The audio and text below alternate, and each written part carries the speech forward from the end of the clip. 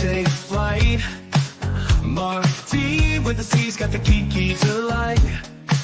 Retro toys and comics we adore. TV and movies, let's explore. Sunday Night Geekery, it's the place to be. With Marc D with the C, let your nerd run free. Old school vibes and stories untold. Tune in. Out, let the magic unfold.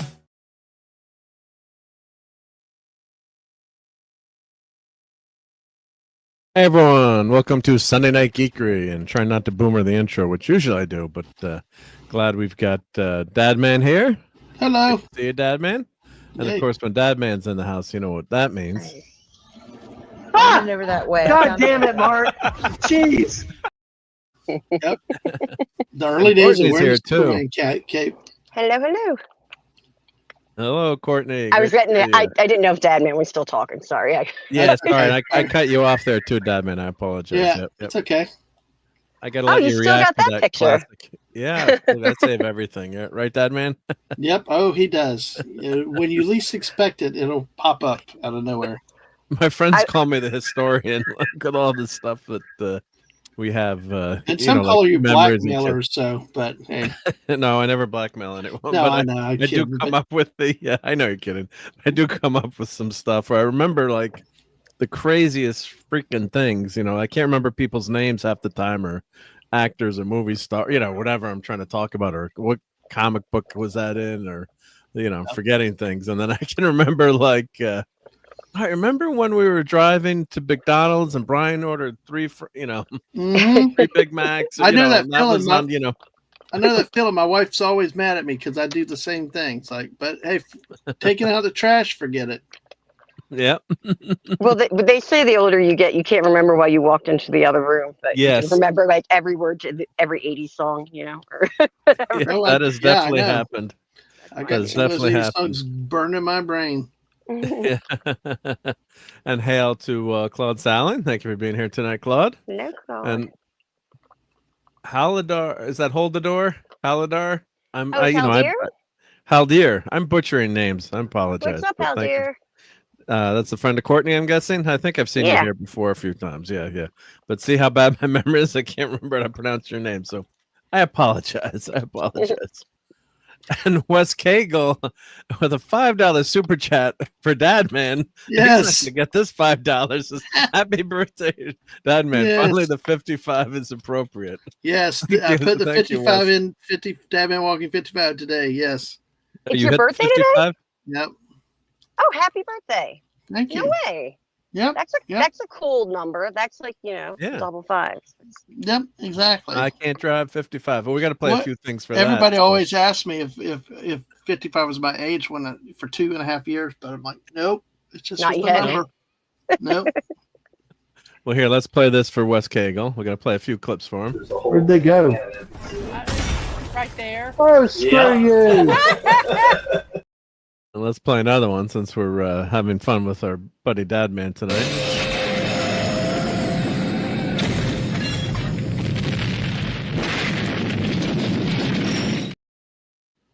And what else should we play? We got to play some. Oh, I alphabetized my clips. Some of my clips. I went through one of them. I'm like, let me alphabetize them. So here we go. Let's. This is a good one. We thought we were tired before. I'll tell you this though, it beats work. Huge. There we go. I'm trying to remember my.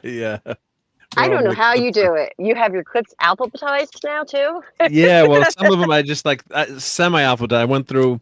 This is behind the scenes on StreamYard. This special tour. But yeah, you have media assets, and you can click through, and you can have different up to 10 brands, quote unquote brands. So like my brands are like Star Trek TOS, Star Trek Wrath of Khan, like movies A through M, movies N through Z. You know, so then I Oh, can please. I've looked at the StreamYard because I plan on streaming again soon, and it's so different, and I don't know anything. you'll get it. We'll help you. And hail to Brian Hepburn, and Lisa's here, and Lisa! she says Maul lives. Oh no. Oh no, there's gonna be a fight here. But as I was explaining the other night with we're doing the Star Wars Fortnite, you don't mind Darth Maul and the Phantom Menace. It's that he's No, he exactly. lived. You know, He's a good character there. He should have just died there and that's it and stayed dead. Never to be raised again. No. Yeah, No. I mean if they'd cut like his legs off or something and done that, then that would have been okay. But just that could have worked and stuff, but no, not this whole resurrection that he did something that powerful Sith Lords could not even do. Yeah, because he was chopped in half. Right? And supposedly his hate made him live, even though powerful Sith Lords could not live in a body. They were trapped in buildings and holocrons and things like that. Even Sidious, Palpatine, his essence needed clone bodies, and even then it deteriorated them so rapidly that they needed new bodies. But well, you're our Star Wars expert. You know a lot more about Star Wars. Brian, than I just do. but a scratch, exactly. Just but a scratch. It's a minor flesh wound. Well, that's another one to to clip. But I agree, Dad, man, because that's and then actually the Darth Vader AI, which we've been having a ton of fun with. I love that Vader. Yes, he was very misogynistic when I had him. He didn't like the positivity of the ladies and stuff. Yeah, and I was asking him about Darth Maul and all kinds of fun stuff. So, and Mark Harkness, and hail to Mark, and he spells his name correctly, thankfully. So, double welcome here. He says hello and welcome to the 55 Club. Thank you. And I was going to put I always forget to put this is Dad Man. This is how Dad Man looks after his facelift now that he turned 55. Yes. Yep. And Lemon Pie says hi there, fruitcakes. Hi back, fruitcake.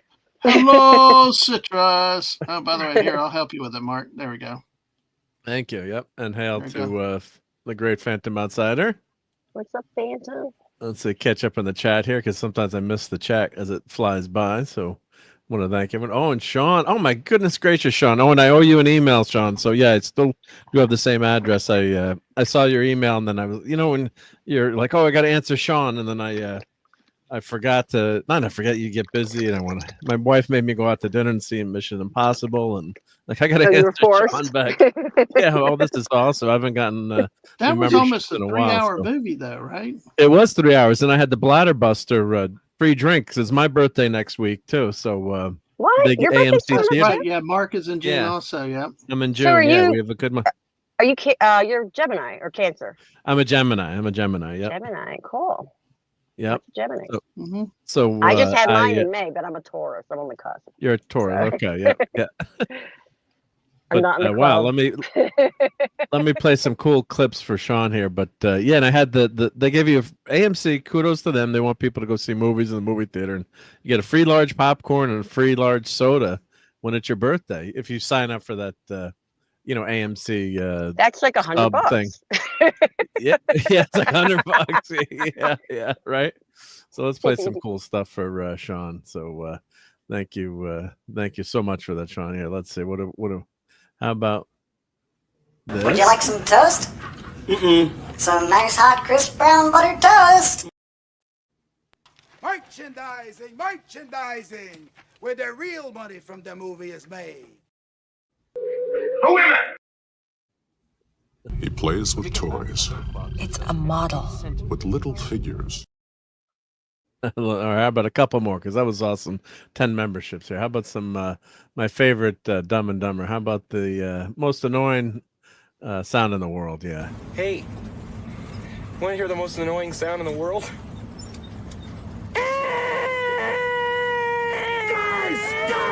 Guys! So you're telling me there's a chance? Yeah! I read you.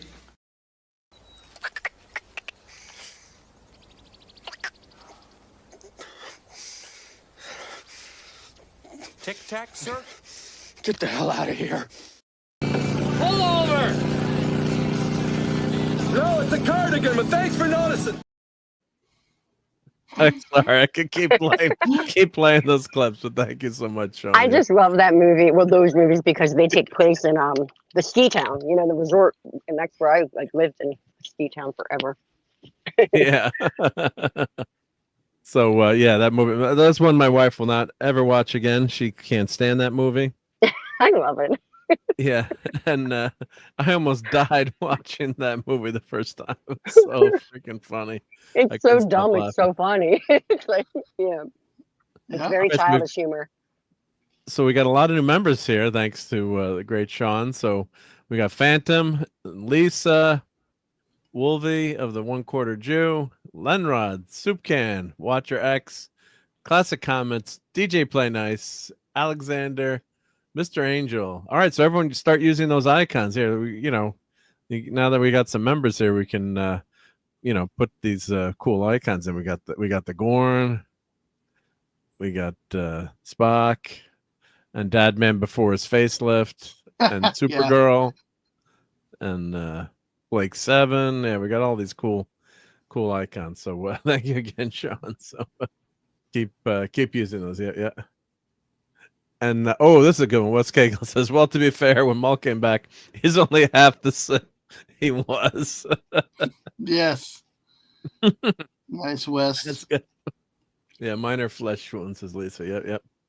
Yeah, we had fun playing with that. Do they have an AI Superman in this new game, or probably not? Right? No. In the new season of Fortnite, you got the dog. You can throw a little dog treat out. You got the crypto. Yeah. They'll pop out doing something, but it's. Yeah, this season we may not play it as much. We may stay more OG this season, at least for a while, because it's different. I actually really enjoyed the Vader AI. I wish they'd have a running AI. Fun. I wish they'd have a running AI all the time, because it really we quit playing the game. I just started running around with Darth Vader, trashing everybody and talking the whole time. It was more fun than playing the game. Yeah. We tried to get. It was tough to get Vader. Like the last night we played, everyone was out. So we only got Vader twice, and then someone killed Vader. But the first time, it was Lisa and me in the doubles mission, and we had some fun. I have to get to clipping that, or maybe I'll just place. I could find some of the clips to play, or asking Vader about Darth Maul. I heard that part. Then he kept mentioning me, and I heard a bit of that. Yeah, that was here. Let's see if I can find a couple of let me find our Fortnite session from last night. Could just play a couple minutes, or just we could have fun with that. That was a hoot. Yep, that was really good. I mean, when I had him one night, he was really torching the ladies. He's like positivity and stuff about these women, and how about the women influences, and is it really, really a good thing and stuff. I mean, he came out pretty misogynistic that night. Oh wow, it was so funny to listen to him. Well, Vader was never very good with the ladies, right? No, I talked to him about what if I took Padme out, and he went crazy with that crap, and talking about not how to use. I trashed him about not knowing how to use his lightsaber properly, and he just was too serious. So it was a lot of fun, I tell you. Yeah. Oh, Aaron Judge just hit another home run. I got the sports ball game on my iPad in the background, so. 2 home runs tonight. The Yankees are going to lose anyway, but it's pretty amazing what he's doing this year. Yeah. So let's see if we can find. It's amazing where we have Vader here. Let's see. Yeah, if you can get pop in in. here. Is this? Do we get Vader now? Let's see. So what is this? Is there like something special? I don't going think on? we had. Let's see. I don't think we got Vader yet. Let's see. Do we have him? Now I have to properly clip this, but. Oh, here we go. I think I was asking him. Vader, I start every day with unicorn flakes. Unicorn flakes? Imposter? A breakfast fit for the rebellion, perhaps?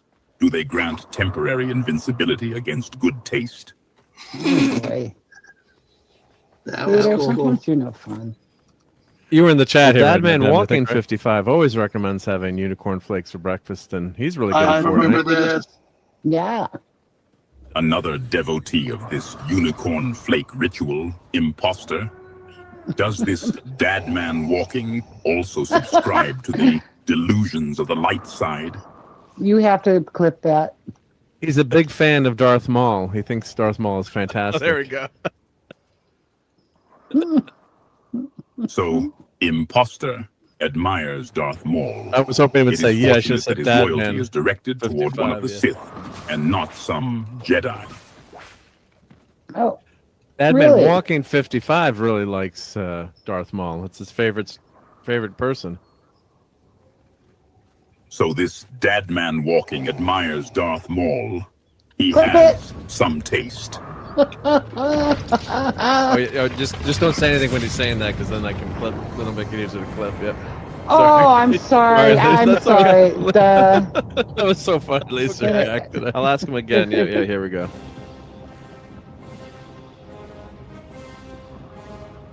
Yeah, so we got Dad Man Walking 55 really loves Darth Maul. Mm-hmm. So Dadman Walking is infatuated with Darth Maul, imposter. A questionable admiration, though perhaps a sign of latent power or poor judgment. Love that. Judgment, there he goes. Dad Man 55 thinks Darth Maul is the best Jedi killer ever. Is this Dadman 55 skilled in combat, imposter, or merely a purveyor of opinions? Purveyor of 55 is pretty good, but I think he knows that Darth Maul is the best.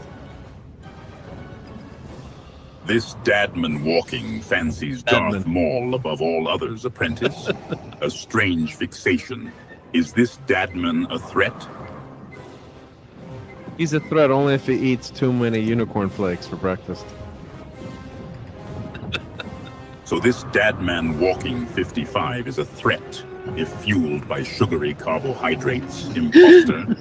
A curious weakness. I gotta clip that for you. Yeah, that's most definitely. He's very scary when he has a proper breakfast.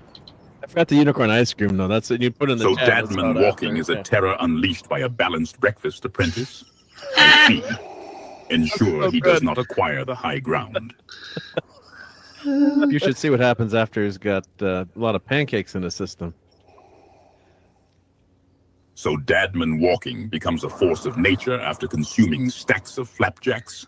Apprentice, a basic ritual. Does he also require syrup? It's like golden here, like just clip after clip for your dad, man. he likes a lot of syrup. Yeah, a lot of butter too. We better run. I had him a This while back. Dadman Walking covers his pancakes in syrup and butter, apprentice. A culinary mortals. Does he add fruit? Does he add fruit? Gosh. This is so funny. He's not a fruity guy. He's not a fruity guy.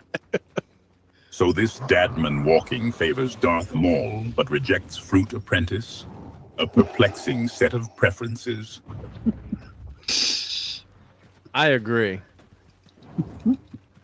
You agree with the assessment of Dadman Walking as a breakfast-fueled menace, apprentice? Such culinary weakness is intriguing.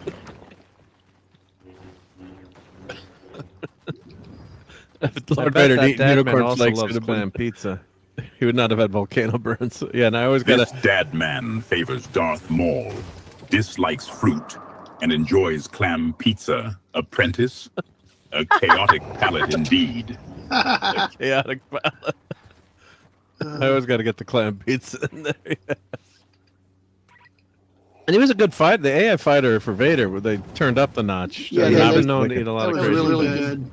Yeah, All he I know fought very is well too. we lost on Monday nights when I do it. That man loves bacon on his pizza and his pancakes. So Dadman adds bacon to both pizza and pancakes, apprentice. A culinary heretic. How? Why? What's wrong with that? I interrupted him before he was going to say something. Yeah, you had to watch you let him talk sometimes. Oh, yeah. What else? What's your other favorite thing to eat, Dad? Man, bacon. Yeah. I forgot to ask him about the unicorn ice cream. Damn it. They're also going to bring pineapple on pizza too. What do you think of that? It was too popular. Yeah. Pineapple on pizza, apprentice. Such culinary abominations are a sign of societal decay.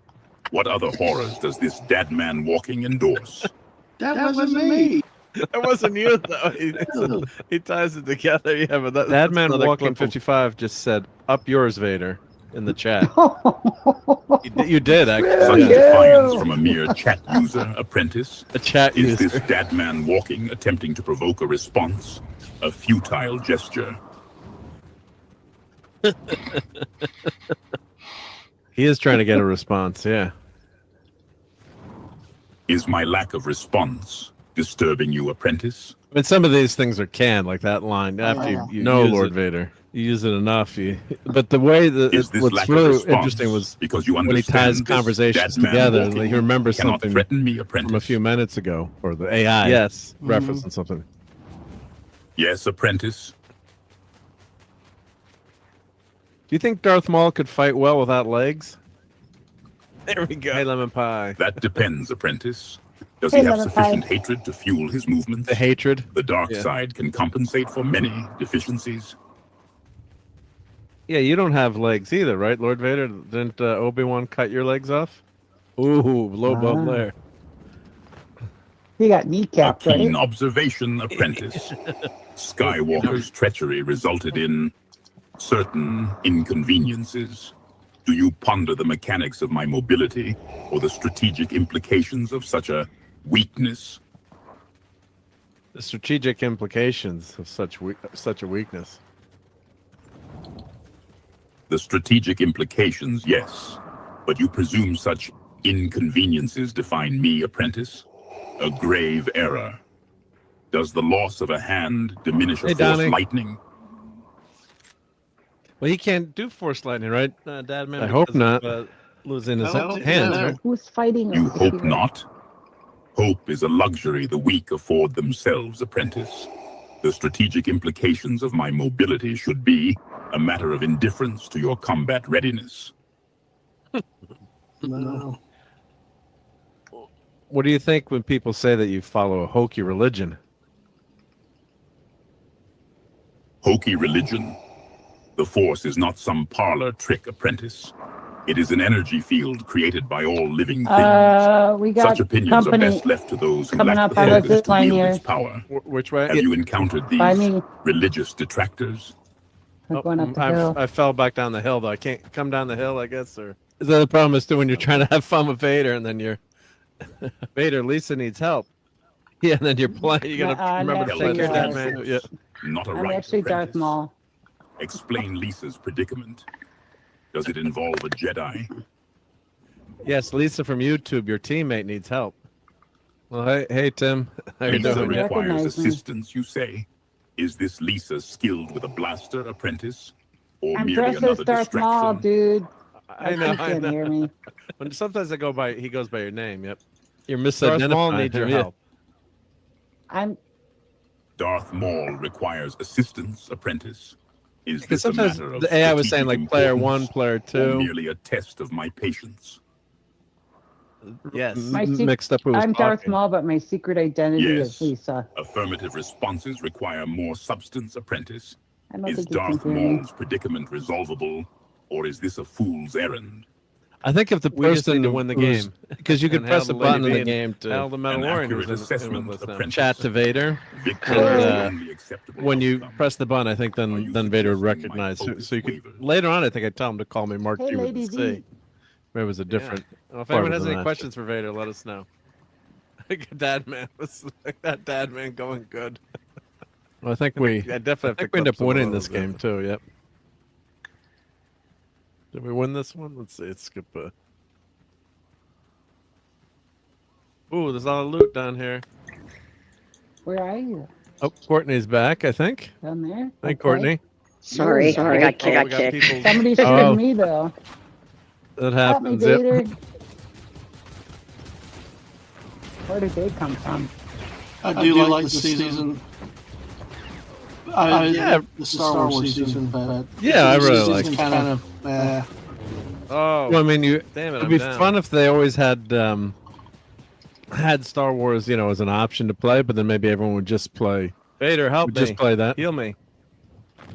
Right now, Well, there's so many bouncers. Supervision requires more in than the a new single season. imposter.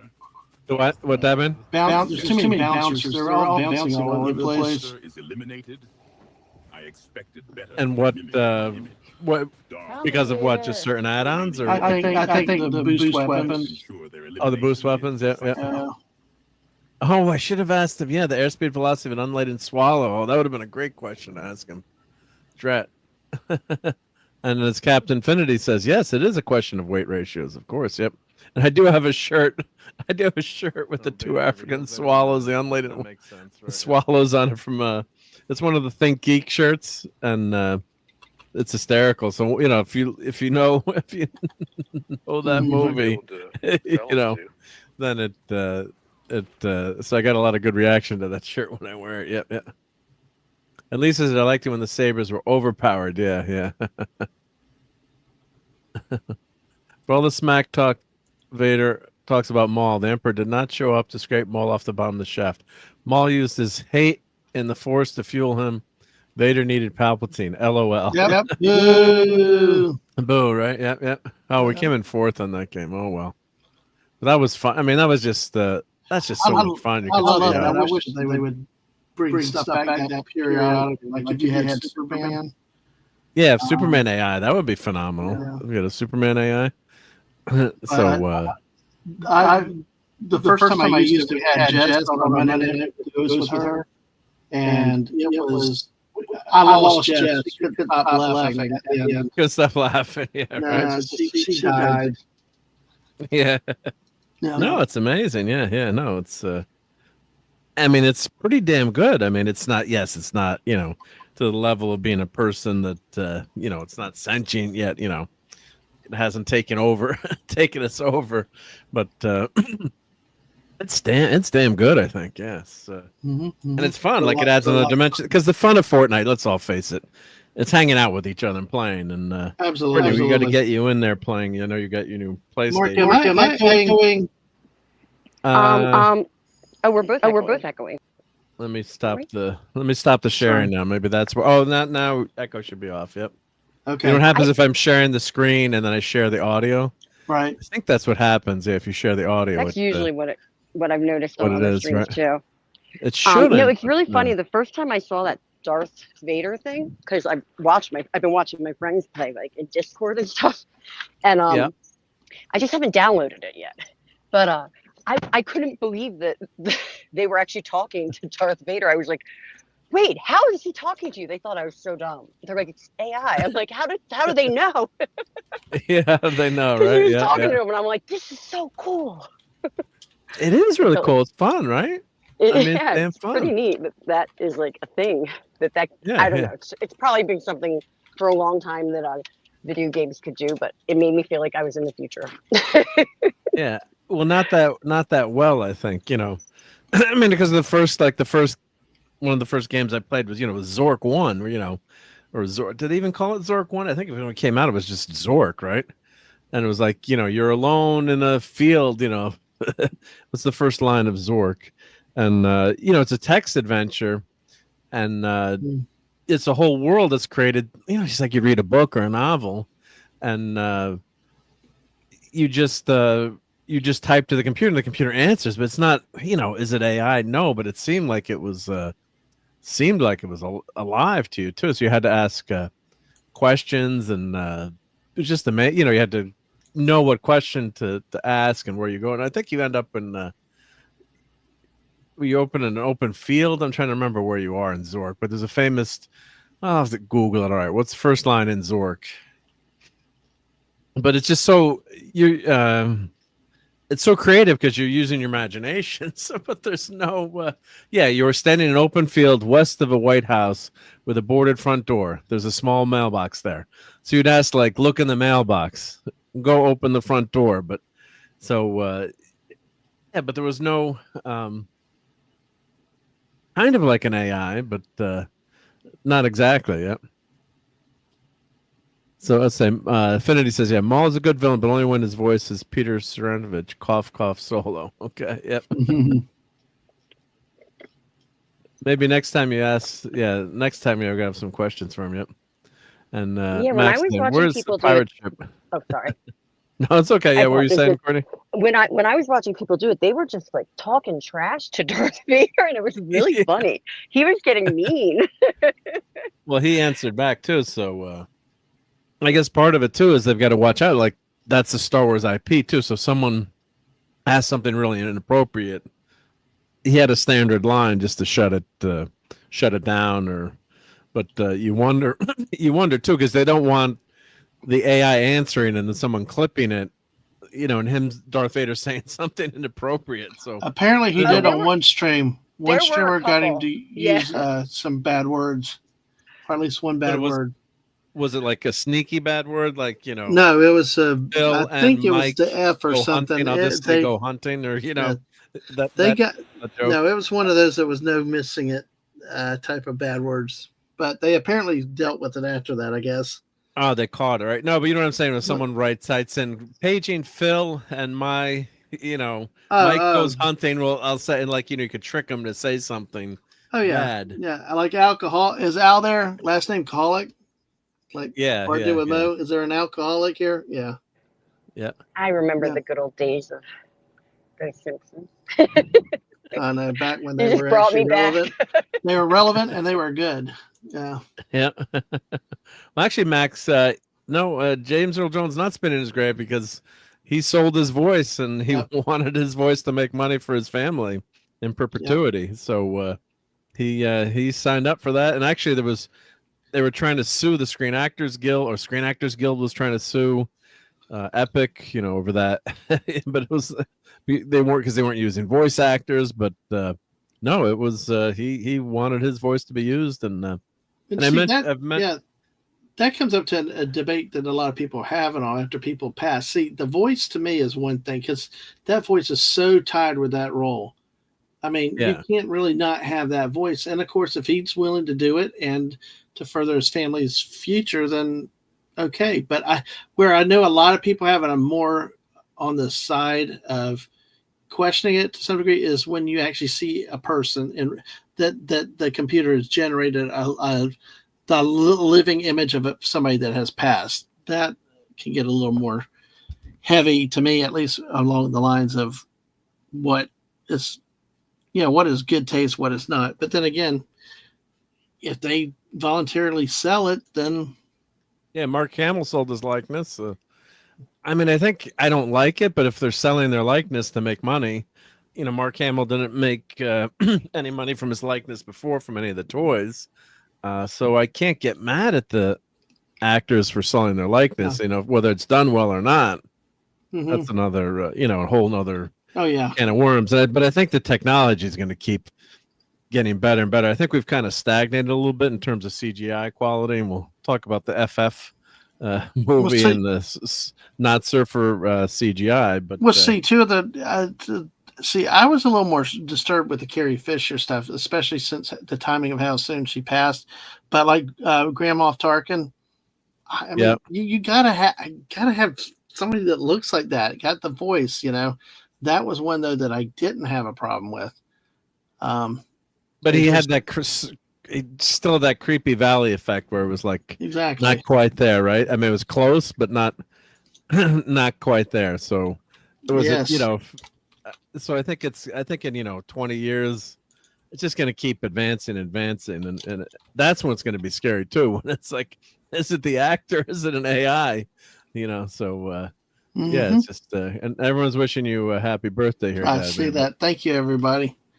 And I know you can't stay too much longer, Dad, but I did want to talk about the new Aliens versus Predator. Well, it's not Aliens versus Predator. It's what's it called? Predator. Killer of Killers. Killer of Killers. So it sounds fascinating. I do have to leave for a little, but I'm going to try and come back. But I'm going to lose service, like I told you. So I'm sorry that we're both going to be leaving. Oh no. But I'll try and come back in a little. Okay. Thank you, Courtney. Bye, everyone. See you in a bit. Yeah, Courtney's going through a. Thanks, Courtney. Like I hate to use the word dead zone. Zone, a zone of no reception. So now Predator is a great franchise, but it's struggled over the years with a lot of the other remakes and stuff like that. and the different yeah. versions of it. And there was one where they were on the islands. I think it was Predators, where it turned out to be a penal colony, or where they just dropped them off. They had to survive. It had Lawrence Fishburne in it. That one was one I thought was pretty interesting. They became. I'm just gonna. I just got to come out right now and say it. I hope no predators are watching, and cover your ears. But I think the predators are a bunch of pussies. There, I said it. All right. So this movie, okay. I did enjoy this, but they're soft. Semi-spoiler alert. No, they're going back. They're one of the clips, right? There's 3 clips in here. One of them, they're fighting Vikings, right? So they got all this high-tech stuff, and they're going back and they're fighting Vikings. I have the Predator gear. I can take out the Vikings. Then they go back and they're fighting in feudal Japan with all kinds of high-tech weapons. I mean, and you can turn invisible, of course, we know, right? I was thinking about it tonight. It's like, they're a bunch of wusses. Why aren't they out there without any tech and then trying to, go hand to hand with these guys? And then they've got a fighter jet and they're fighting a kind of World War II aircraft fighting, and he's got like an X-Wing fighter, say, if you've seen the movie, one of my favorite time travel movies, and normally I, don't like time travel as a crutch, but the World War II movie, oh God, but I'm not forgetting the name of it. When they go back, the Final Countdown. Thank you. Yeah. So I went to see that with my dad and loved that movie. I love the twist at the end. And if you haven't seen the Final Countdown, it's much better than Top Gun. I think the first Top Gun, actually, story wise. Yeah. Top Gun is great. But they go back to, the aircraft carrier, the Nimitz, gets sent back in time before Pearl Harbor. It's like, the guys in the fighter jets and the Zeros, I mean, they're not can't do anything against, the F-14 Tomcat. I mean, Philadelphia Experiment. That's another good movie. But I really love the Final Countdown. Yeah, and the song is good too. Yep. So we'll go getting back. Yeah, West K. Gallagher. Yeah, and we agree. Yeah, Cushing was better. Carrie Fisher was not good. Yeah. Yep. So, why do you describe that these? Okay, so you say because they're using unfair advantages, so they're basically a big bunch of pansies. Let's show the trailer here. Okay. But yeah, I mean, think about it, right? They've got all this high tech, right? They've got the infrared gear. They've got high tech weapons. They've got these chains that they can throw. They can do all kinds of things, and it's just it's they got such especially when they go, they're fighting in feudal Japan. And the other thing that they're doing now too, they're grabbing the people. If the people that kill the predators, and they're bringing them to like this predator homeworld. Mm-hmm. Right. So I won't say. I don't want to spoil this, but there's a character at the end of the movie that shows up that was in something else with Predator, and is in like a stasis chamber there. So it's like now. So, but why is Arnold not there? It's like, so anyone who kills a predator ends up on this world here. So. What? Yeah, so they've got this Viking queen who's seeking revenge, and of course she's the biggest badass fighter there is. I mean, the action is good; it's well done. But the more I think about it, it's like, and it's this is such a crazy thing. So yeah, then they're fighting a World War II guy, a World War II aircraft. It's animated. It's animated. Yeah, the animation is really well done. The animation style is really. I like the style. This picture actually doesn't even look. It's cell shaded, yeah. That's not a good clip there, yeah. But that looks better, yep. And in motion, it's obviously computer animated, not hand drawn. But like, yeah, the Predator's stalking everyone in feudal Japan. It's like, and of course the sword fights are phenomenal. And you would expect the Predator, maybe it would be tough to fight, have a fight. But when he's got all these other weapons, it's just not. The Predators are so big.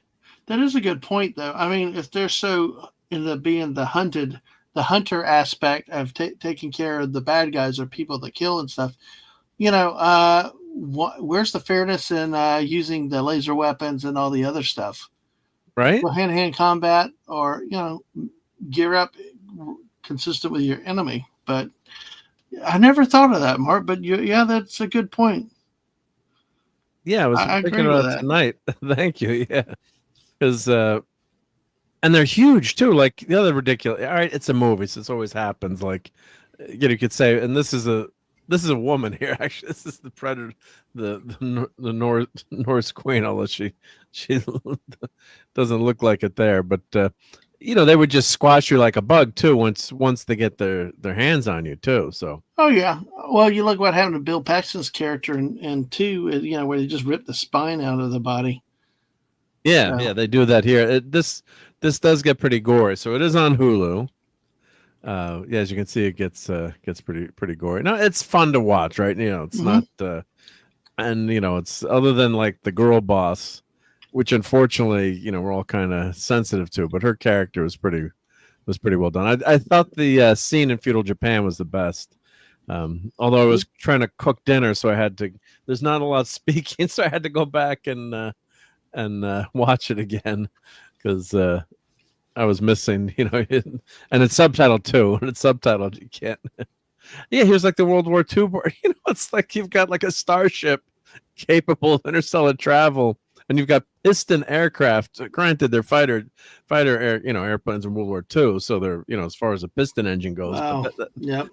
That's like stone knives and bear skins versus someone with a phaser. I mean. Mm-hmm. I mean, the stories had nice points. Like the World War II fighter, the dad was telling him, he wants to be a pilot. He's like, well, you have to learn to be a mechanic. You need to know everything about fighting. So yeah. And, Very interesting. And let's see, we're missing in the chat here. Yep. And Wes says the samurai from the 1600s would kick the predators' pansy asses. Yeah. And Phantom says, the main problem is with the final countdown is that they stop the attack. The U.S. likely does not join in the war, and the Germans get the A-bomb first, but they already got a nuke aircraft carrier. Yes, well, yeah, those are minor plot details. Yeah. So, yeah, that is interesting. But then you don't know what, the ship obviously gets sent back, so you don't know that yet. And Captain Finney, yeah, we are talking about time travel. You're our resident expert. Yeah. So is it really Hi, time Penny. travel in this case, like with the 1600s and the Viking Queen, or they're bringing them into different, or is it that they're taking these things are happening at various periods of time? Now I'm assuming they're happening at various periods of times, and then they're putting the humans in stasis, and they freeze them in carbonite, and they put these collars on. I don't know what these collars. Well, the collars. Can blow your head off like the gamsters at Triskelion. Oh, like Running Man also. Yes, but I don't know why they need it. It's like they want you to fight to the death. So all right, these are minor spoilers. So the three people from this anthology, each kill a predator. They're gonna live, right? And the way they do it, they find out some pretty fun ways. So like the woman who's the Viking Queen figures out like a trick to kill. There's always a trick to take out these predators because 1-to-1 it's not going to happen, although I would have thought that they would have died a lot earlier. But so there's a trick to it, and it is pretty good. So I guess it's killer of killers. So then they're brought back to like this gladiator zone, the Colosseum. Are we entertained to fight these three little tiny humans, and then they're gonna have to fight these massive predators. So that part was kind of it's fun, but it's also hey, it's a little ridiculous too. So wow, it doesn't look too bad. Pictures. It's worth it, but it's fun. It's fun. It's worth a kick on the tires. I mean, usually probably in a show like that, you'll know pretty quickly whether it's of interest or not. It's definitely fun to watch. So it's a good it's a good action romp, and it's the only one I didn't understand. I don't know if anyone in the chat has seen this yet. It just came out a few days ago, so June 6th on Hulu. The two brothers are fighting, and I gotta watch that part again. I don't know why the two brothers hated. Like the dad had them sparring, and one brother cuts the other brother, and then the other brother goes away. I don't know what the brotherly feud was there, but But yeah, it's just you've got a spaceship versus a piston aircraft. Almost like a Wildcat or Hellcat or something. It's like, it's a I think it's off an aircraft carrier, so it's probably could be the Hellcat. Yeah, tough to tell from this picture. I'm trying to remember. Definitely not the Corsair because we got the easy wings to. Yeah, I love the Corsairs, but definitely not something that can keep up with that spaceship. Yeah. Yeah. So I mean, auto targeting. It's like, what's the challenge here? I mean, there's zero challenge. So, and her shield becomes like Captain America's shield, this old Viking shield. But that's what I that's what I assume happened. They they take people, put them in stasis, and 3 at a time they resurrect them to fight in the zone. I guess I not sure yet. But like this Predator. Oh, what the heck? Big. He's like a Hulk Predator. So that's the other thing. It's like they made him this I don't know if they're different races. They all seem pretty big. I'm like, they're too big. It's like the first Predator was Jean-Claude Van Damme, and then he dropped out of filming, and then they got the the 7'6" guy. But it's it has, and Geoff is here. Hey Geoff, he says Banner Nebula said that's not how time travel works. Yep. You got to remember, Abraham Lincoln was killing vampires with an axe long before he was president. That's what he was. Yep. Yeah. Yeah. So this is a problem too when they make the Predator like that. Yeah, it's fun, it's animated, but then it kind of makes it a little bit ridiculous. Like, how was that Viking lady, Queen? Granted, trained as a warrior maybe her whole life, gonna fight that? How are any of them going to fight that? Even the samurai. Right? I mean, what's that sword going to do against this thing? Well, what they do, they like chop him down to size, basically. Strategic attacks. Yeah, but they made him way too big and too powerful. Yeah, he looks like the freaking Hulk there. So that's he's been that Predator's been roiding up illegally, I think. So so the second episode's titled "The Sword," of course. Yeah. Now, are these 3 separate episodes, or is it like one, or is it one movie? It's one movie altogether, but they start with the Viking Queen, then you go to World War II, and then no, Viking Queen, Samurai, then World War II. Okay.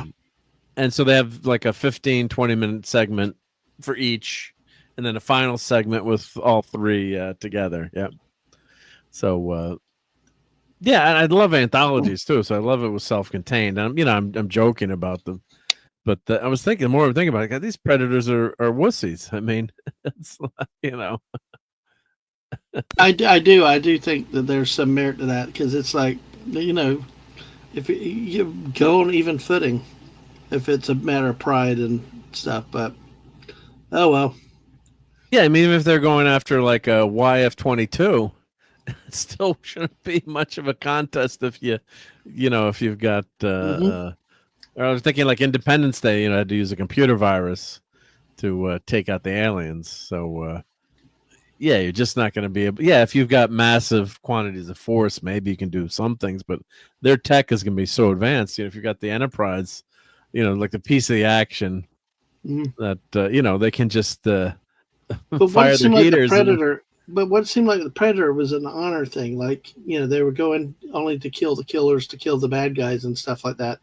And still, it's when you're using laser weapons and invisibility cloaks to people that may have just a gun or a sword, it does seem kind of unfair advantage if you're about honor. So yeah, and they've got they can turn invisible, so the Predators turn invisible, and they're so much bigger. So it's compared to like hunting, like if you're out hunting deer, I mean, if you're deer rifle, you're only supposed to, I think you're supposed to have 3 shots in the rifle, or depends on where you're hunting. But once you get that one shot off, if you miss that deer, the deer is gone at the sound of that shot. So very, very tough to hit from but the Predator's got that targeting system. He's firing, and he just could open up and all that gear that he's got.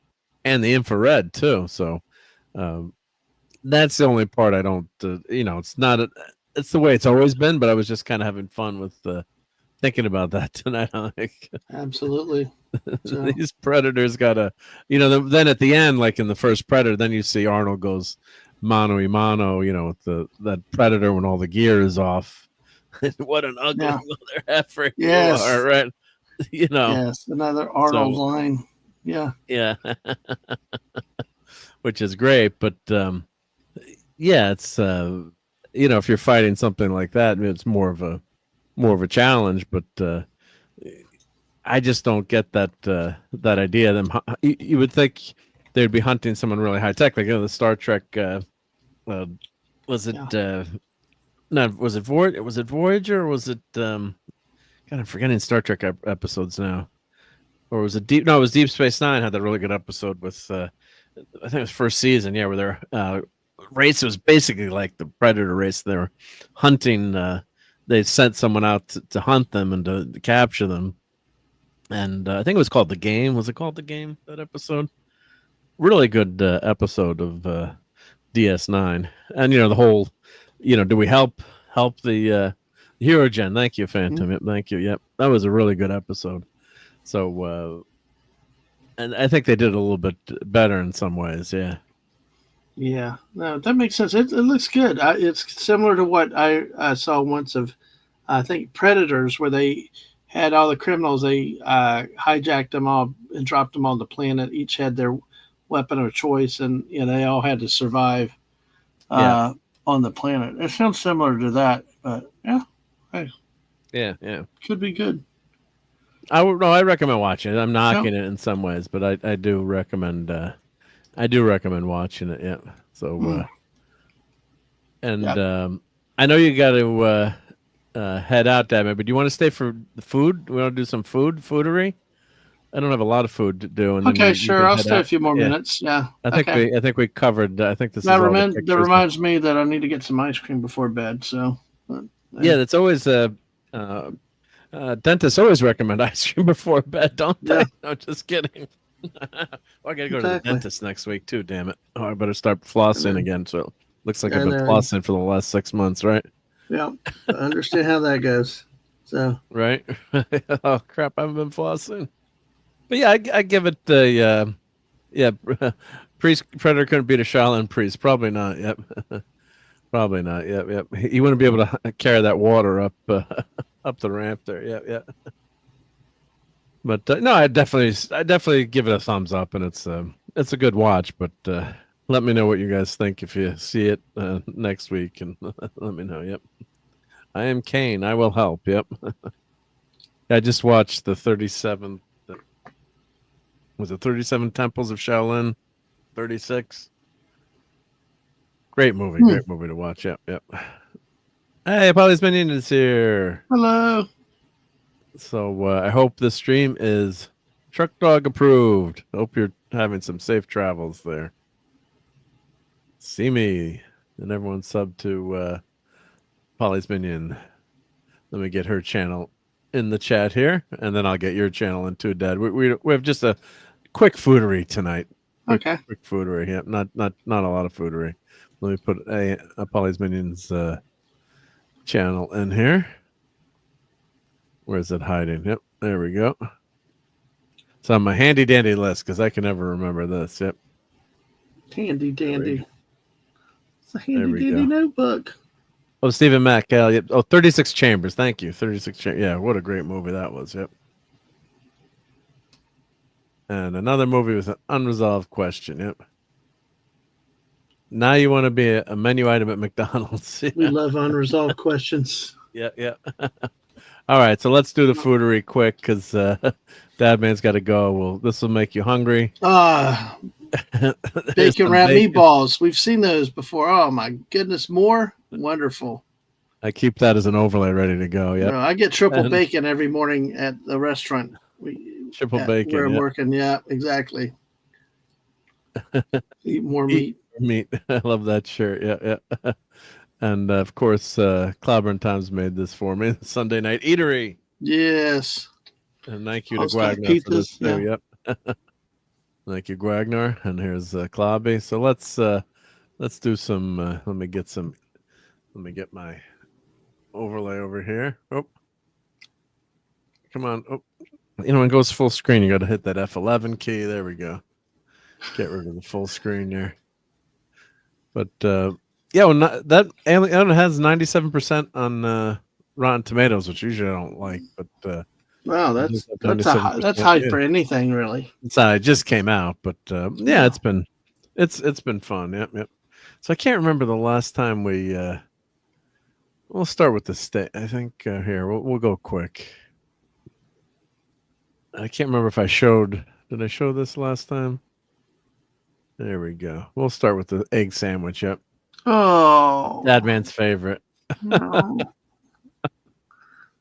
Why? I will. We'll go quick. And you kept me around for that. All right, I'll skip that. But I know you don't like it. Dad Man, that's his nightmare. Is like if you ever end up, God forbid, in the wrong place. That's Satan's going to be serving you eggs all 24/7. I'll starve. So what is that, like hamburger and egg and cheese? No, it's an egg sandwich with cheese and hash browns and chili. Oh, chili! So they call it a hack interesting. Oh, that's a really good. That's gonna be my go-to this year. Oh, that's an interesting combination. That looks good if I did eat eggs. If you did like eggs, right? Yeah. If you did, that's why I showed it, because if you did, if you did eat eggs, then I think you would have. I think you would have liked it. Yeah. I've only said there are 2 people I'd eat eggs if they made it, but yeah, I still no, that's not no. It's a classic sandwich. Yeah. Mm-hmm. And Eric K was doing some barbecue this weekend. Let's see if he sent some pictures. Yep. Let's see. Oh, he didn't send.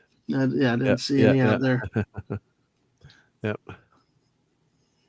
So let's see here. Some more pictures there. And yeah, same thing. Yep. All right. So here's some steaks. Those are cooked perfectly for Mrs. I think I should take them off the grill probably. She likes them a little bit longer than I'm joking. But... I just put them on, but you're explaining to me how she likes her steak. Yeah, she likes it very rare, but very rare, right? Yeah. Yes. No, those look good. Those look better for me. Yeah. Yeah. So now you're just doing it straight on the grill, right? Well, this is sous vide and then throwing it on the grill. Yeah.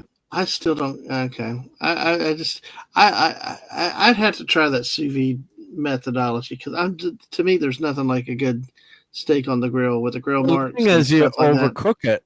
I mean, if you like it well done, but you always get, especially if you like it rare, right? If you like it medium or well, it doesn't matter. But you always get that ring of where the steak is cooked on the outside. It's just got to cook more on the outside versus the inside. So you always get like that tougher section on the outside. And of course, when you do it on this too, you still get it does cook a little bit more, but you can put it on for 60 seconds just to get that flavor. So I think actually these I might have done just straight up on the I did do these sous vide. Yeah. Sometimes I'll do them straight up. Yeah. But what is one fillet and the others? Yeah, these were 2 filet. I'm trying to remember. Yeah, these were 2 filet mignons, as I like to say, filet mignons. Okay. And I think that was another. That was definitely another cut. I'm forgetting what cut that was. Even though that looks like the filet mignon, but I think these 2 were. Okay, gotcha. And then these are my semi-healthy French fries. You baked them.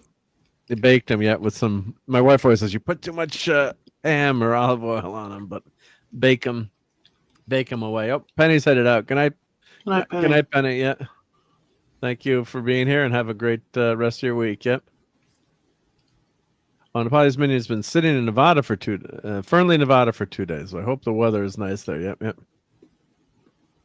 Yep. And we could talk about Total Recall after we do the food. Yep. That's an interesting movie. Yep. And nothing beats the rubber chicken tartare and mini zucchini at the Hyatt. Oh, that was a damn good chicken at the Hyatt. I got a nice award from Scouting. I got the Silver Beaver Award, which is the highest volunteer award you can get in Scouting. Oh, the what? The Silver Beaver Award. No beaver jokes. Go Beavers, Oregon State. Oregon State Beavers. Yep. Yeah. So and then Geoffrey was with me, but that was a pretty damn. You go to these sports dinners or charity dinners. Mm-hmm. Yeah, you're not going to get. Usually, you're going to get good food, but as far as a rubber chicken goes, mine wasn't overcooked. It was good. So yeah. But yep. Yeah, you get a nice crust after you do the sous vide. Yep. Oh, good night, Max Redstone. Hope to see you all later in the week. Yep, take care. Yep. So, have you ever cooked fries in the oven, Dadman, or the air fryer? Yeah. We do usually the air fryer, but we've also done it in the oven also. So both ways. You can do them on the grill too if you put them on that top rack. You can do them on the. I've done them on the grill sometimes. Not a huge amount, but all right. Yeah. So it's and I have one. Do you have one of those French fry cutters? I don't think we do. Yeah, so I have one of those French fry cutters. So you pop the potatoes through the French fry cutter, and it makes the French fries for you automatically. It's really from a regular potato. That's really a good way to do it. So yeah, they're easy to get. Yeah, so they have like one. I have like and have the skin on too. Yeah, and have the skin on too. Yeah, I just leave the skin on. I just leave the skin on. I'm too lazy to peel the damn potatoes. I don't blame you. But if you use, I have like a small one. Sometimes you got to cut the potatoes in half. And my mom has one of the really big ones. I want to steal it from her, with like a metal one where you could put in like a heavy duty potato in there. See there? Yeah. See how you get kind of like it gets a little gray on the top? No, that's a good. That's okay. Probably medium rare because I can see the blood on the plate. So that's probably more my medium style. I actually wouldn't mind it a little bit more than that. Oh, a little more, right. Yeah. You're opposite the missus, then, right? Yeah. Not quite. We're close, but she likes it rare. Yeah, a good vet can bring it back to life. That's what she says. And Lisa says, I knew you won an award, but you left out the point that was the Silver Beaver Award. Yeah, I didn't advertise that. Yep. Mm-hmm. Oh, Phantasm, my nephew's headed to New Mexico at the end of the month. They're going to are they going to Philmont Scout Camp? That's in New Mexico. Yep, that's awesome. Yep. Yeah. That's great. Yep. Great time there. Yep. And Lisa says, homemade. These look great. Yep. Now, this was our pancake breakfast for our swim club. So it started off the year. It doesn't look great, but those were damn fine pancakes. They were damn good. They look okay to you? They look great to me. Yeah, well, Darth Vader thought you should start your day with pancakes too, right? Exactly. And hail to Lenrod. See, I don't want syrup. I want bacon with mine. You want bacon? Mm-hmm. This was for like a lot of people, so they did sausages. I understand that. Easy to do for a lot of people. Yeah. Although I've seen them do trays of bacon too, though, right? So. Yeah, but, I like to roll it up in the. I like to roll it up in the pancakes. Roll the bacon up in the pancakes. Now, are you no syrup or? On your pancakes? No, well, it depends how I eat them. If I eat them wrapped up with sausage or bacon in them, then no. But okay, if I try to eat, if I just am in the mood to eat traditional style pancakes, yeah, of course, you got to have that and plenty of butter. Yes, I'm more of heavy on the butter, as you can tell by looking at me, versus heavy on the syrup. Like I like a little bit of syrup, but if it's too much syrup, I do like syrup on the sausages, though. I do think that a little bit of maple syrup on their sausage just always tastes good. So those were good. But I remember I always tell the story. The first time in Florida going to Disney World, we're driving there, and we Steven says bacon on everything, and we stopped at a first time I've ever been to a pancake waffle house. I don't know what the heck it was, but it was on the road. We're in Florida, getting close to Disneyland or Disney World. And I'm like, Mom, why did they put ice cream on my pancakes? And my mom's looking, they bring them over. And I'm, got these big, huge scoops of white stuff. I'm like, it looks like vanilla ice cream. and I'm like, it tastes like whipped butter. Like, they do the big balls of whipped butter. Yeah, it's not ice cream. I'm like, you can't have all that. I'm like, yes, I can, damn it. Oh my God, those pancakes were so good. Oh, they were so good. Yeah. And Captain Finity says, thank goodness I'm tucking to a nice toasted sandwich right now. Yep, I'm glad you are. Yep. Oh, wow, we got a super chat here from RRTNZ. Says, hail, Mark and Cloudberries. Unfortunately, due to time difference, I'll probably be able to join your for the memorial next Thursday. Yep, I'll talk about that later tonight. Yep, I knew Mike for about a year and a bit. He made a huge impression. Yeah, what a wonderful guy, Mike. Yeah, it's hard to believe it's give him a year, and we're just going to celebrate some fun times. And Jonathan texted me his son. He's actually going to join us that evening too to talk about his dad, which is always nice to have Jonathan there. And I'm sure Maddie's daddy, Steve, and Claude will be there. You know, it's a long time. I hate to say real world friends, but friends that grew up with him or knew him, for decades and decades and decades before before the YouTubes. And then we got to all meet Mike through not virtual reality, but reality. You know what I'm trying to say on the interweb. So and then some of us may have met him only one time. I mean, I know we actually got to meet him in person. You did get to meet him in person one time, right? Well, we did. Yeah, we went to the restaurant there, a great place, and he got the Krispy Kreme bread pudding because of us, and it was a lot of fun. A great honor to get to meet him in real life. Big guy. Yeah. And you went to what restaurant did you go to? Box Seats. Box Seats. It's the one Drew Brees owns. Yeah. Drew Brees' restaurant. Yeah. Mm-hmm. You didn't go to Twin Peaks with the No, we didn't. Although I tell you, when we went, this is would have gone. When we went to the memorial, she really wanted to go to Twin Peaks, but everybody kind of. Well, it was tough. It was a short time. And I know, but she's all good for a good chicken wing restaurant. She always goes to Hooters with me. So. Yeah, and Hooters isn't doing that well right now, actually. No, actually, they closed another one here, another one down south, so they probably won't be around much longer.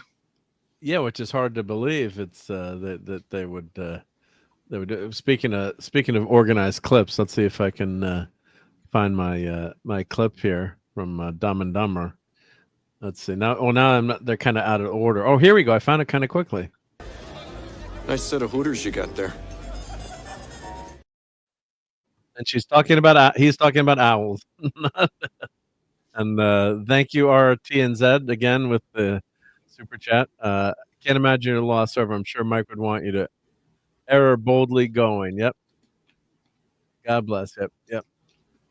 So thank you, RTNZ. Yep. So yeah, we missed our buddy Clobbering Times. Think about him all the time. So certain people you lose in your life, and he's a guy I think about a lot. I think about my dad and my buddy Rob, who passed away, father who not to get too depressing, but if you're really close to like your grandfather, your grandmother, or someone in your family, and then you lose them, tend to lose them unfortunately kind of young, right? Because your grandparents, you typically or when you're younger. So when I was so damn close to him, and my grandfather was handicapped later in life, so and we'd live with my grandparents. So God, they were like second parents. Like, I remember yelling at my grandmother in front of someone. They're like, "How could you yell at your grandmother?" I'm like, "Well, she's like another mom, you grew up in the house, so it was, it's not like you saw grandma once a year. She was at our house every day." So and with my grandfather, I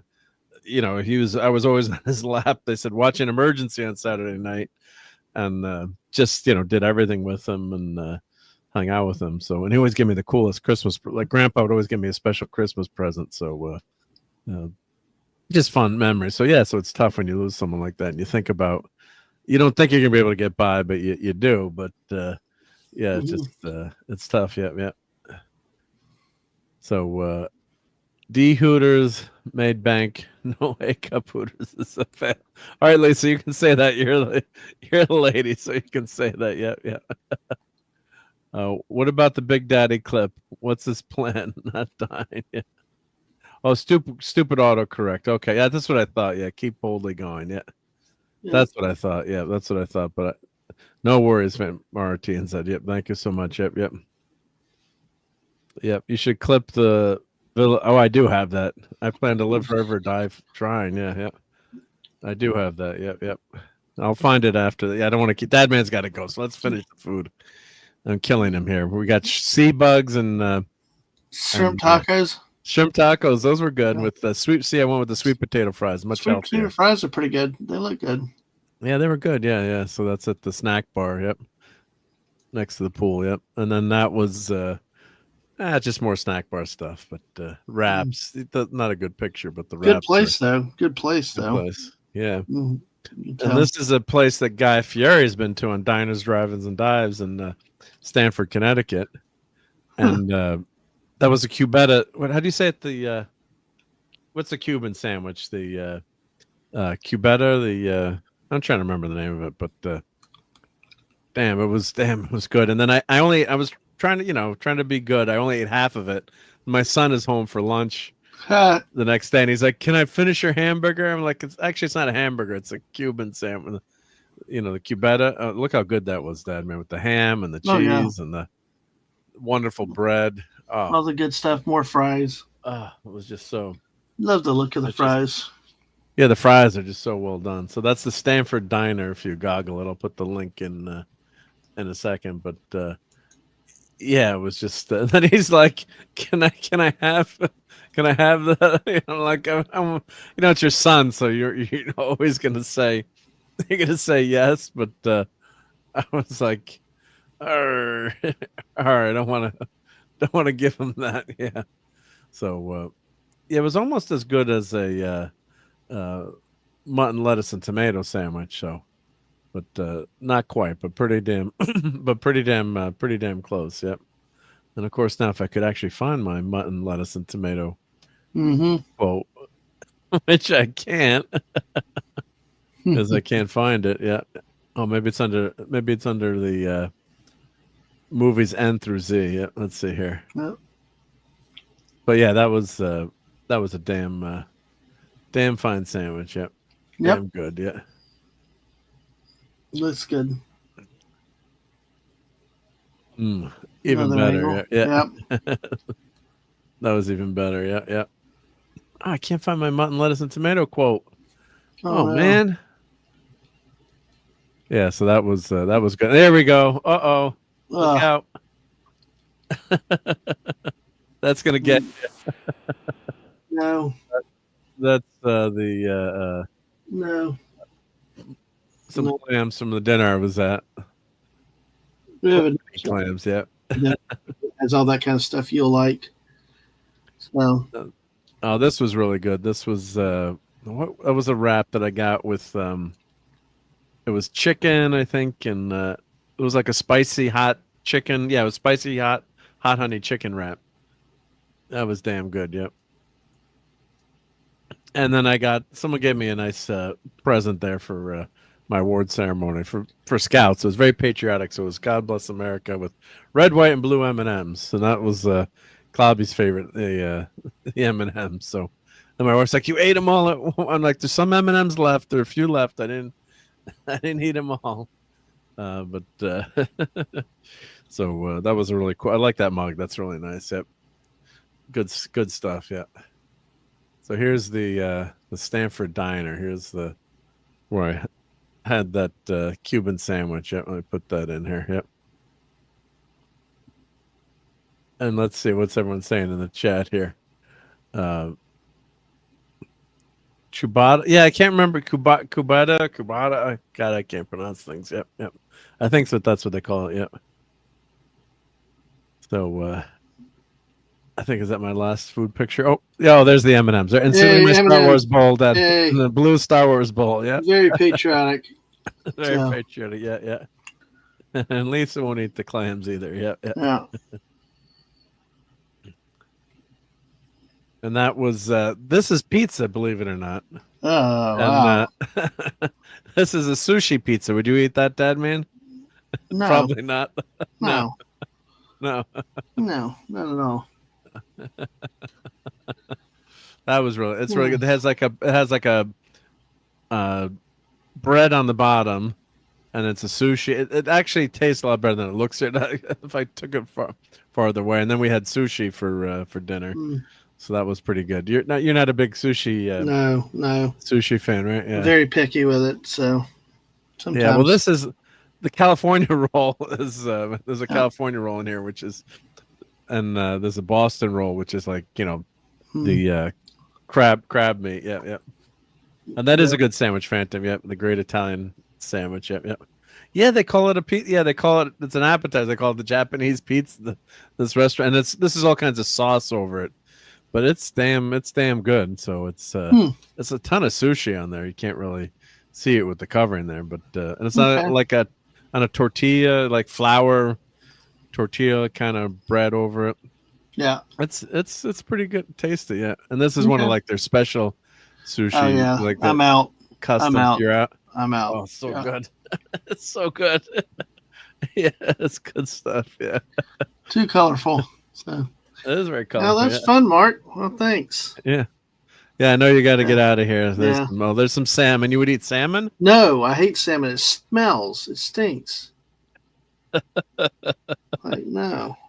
Salmon's the one fish I will not eat.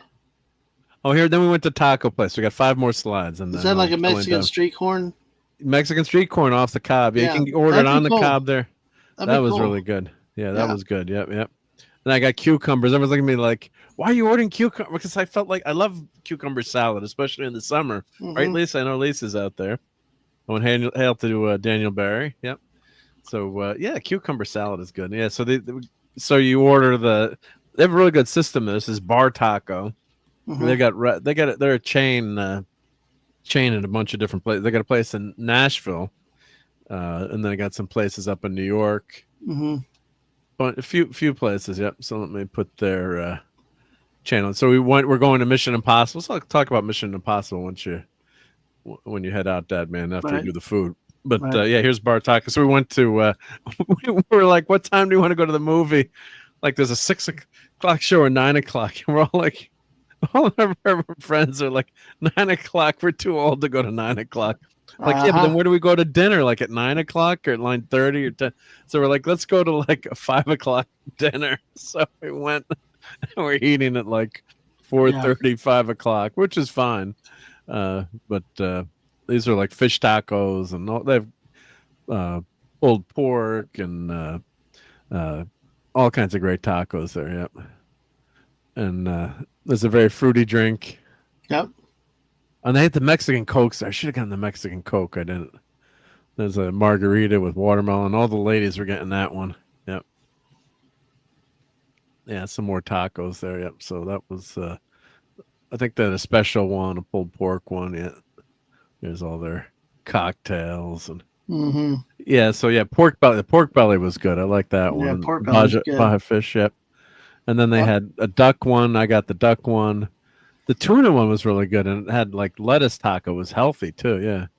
Yep. Those are their tacos. So they're kind of small, but you eat like 4 or 5 of them, and you're good. So, and I also love what is it? Here's the street corn there. We didn't get churros. Then we saw people getting the churros. Like, oh, we should have gotten the churros. They look good. Yep. And then they got ice cream too. Yep. So yep, gotta have the ice cream. Mexican soda. Yeah. Yep. So good stuff. Good stuff. Yep. So nice. The plantains. Yeah, I got plantains. Yeah, I love plantains. Yeah, plantains are good. Yep. Yep. So all right, Dad Man. Well, you got to go. I'm getting tired. It's been a long weekend. I know. Yeah, I'm sorry. I'm trying to get you hungry, so that'll wake you up. Yeah. Well, no, I want to go to the Waffle House at this time of night. So we do go. Let me put Mrs. Lincoln first. Please, yes. She's been doing really well on her streaming. Absolutely. You're doing okay. She's been doing really well. Yeah, I've had to really. A lot of what I do is random and stuff these days. It's just. No, you're good, great too. I'm being. I know. Yeah. I'm not standardly consistent these days because I'm just having to try to fit things in. Yeah.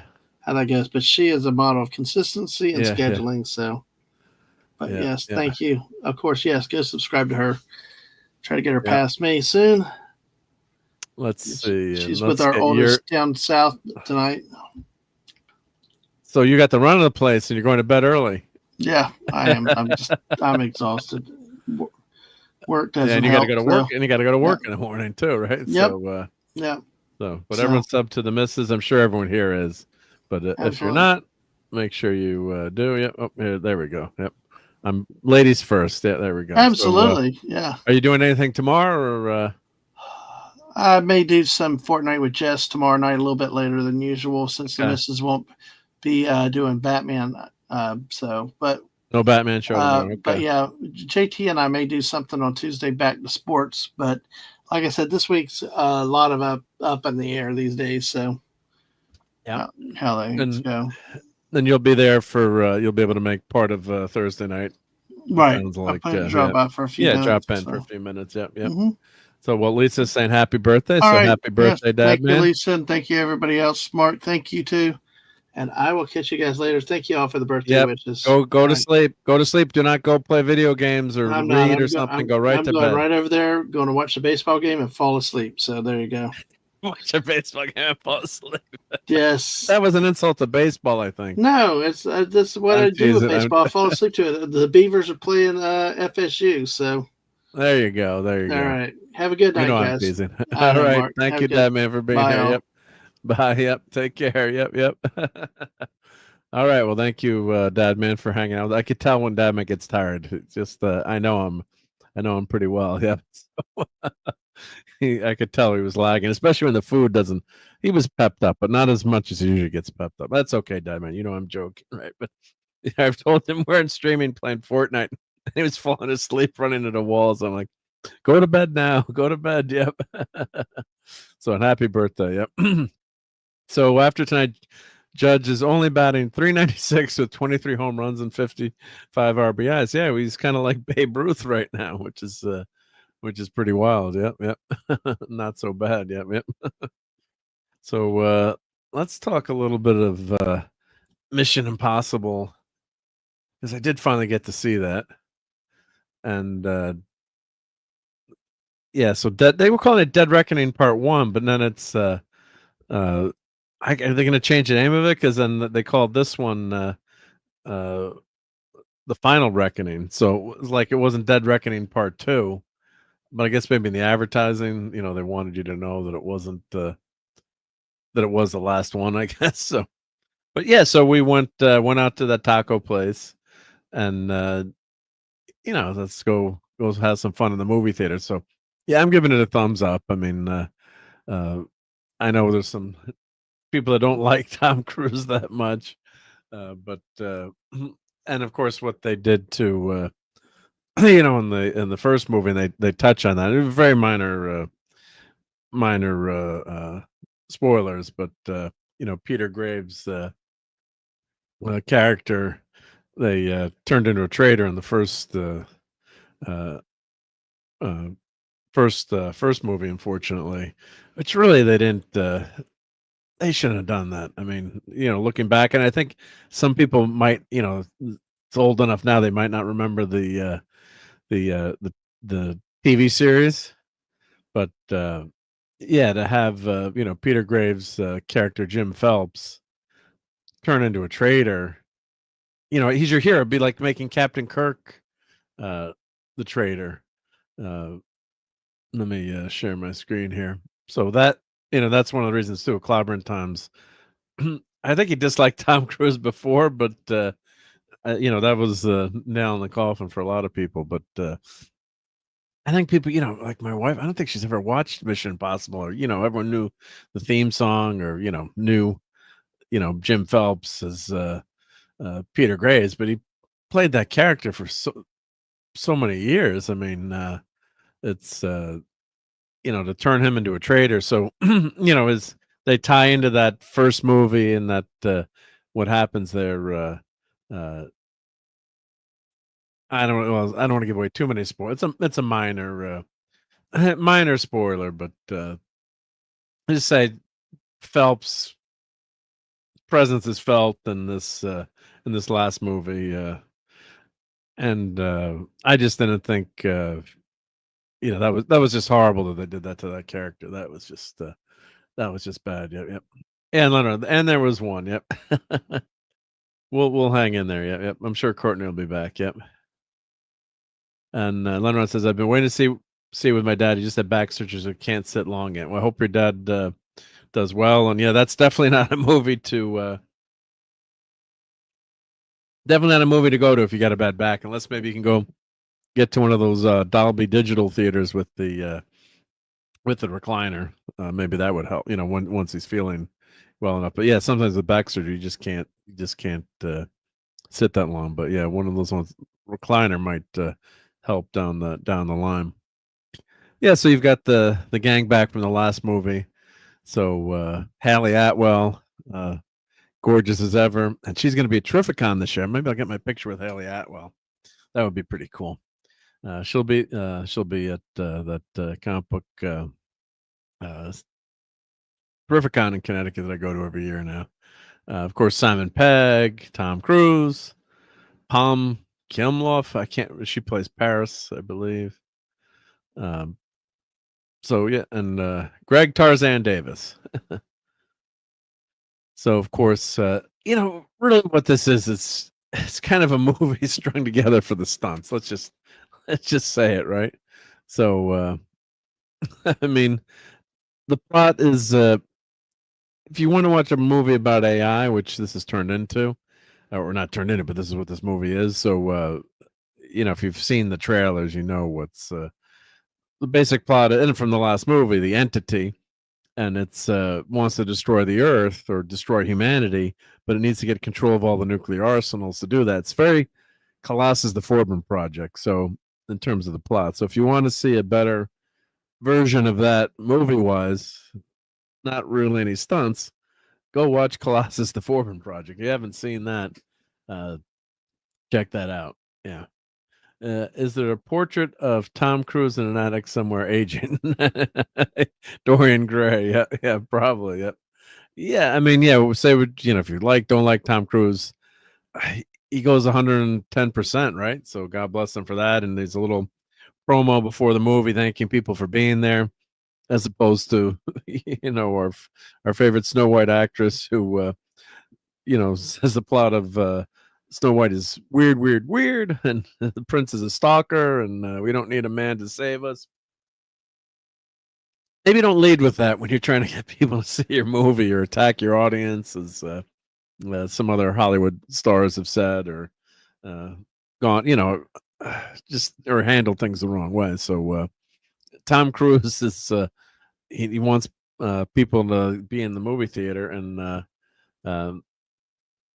as of leaving this, talking to my wife, this was so much better in the movie theater too, because you can have a great big screen and a good home theater, if you got Tom Cruise money, probably have your own movie theater in your house. But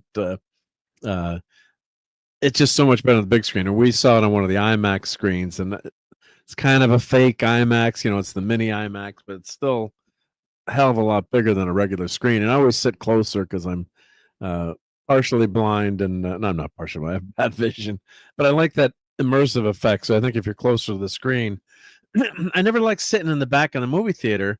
I guess unless you got a girl to make out with. All right, I'm not saying how well I did in high school, but I always like being in the front of the. I don't want to look down the whole valley of people chewing on their popcorn. If I was in the third row or second row, and there was no one in front of us. It was great. So. Yeah, and Mark said if they called these movies anything other than Mission Impossible, I might have watched them. Yeah, they didn't really need, other than the theme. I think Jim Phelps is the only character they used from Mission Impossible, or just don't use Jim Phelps' character, right? Don't just make it another MI, someone who took over for Jim Phelps, right?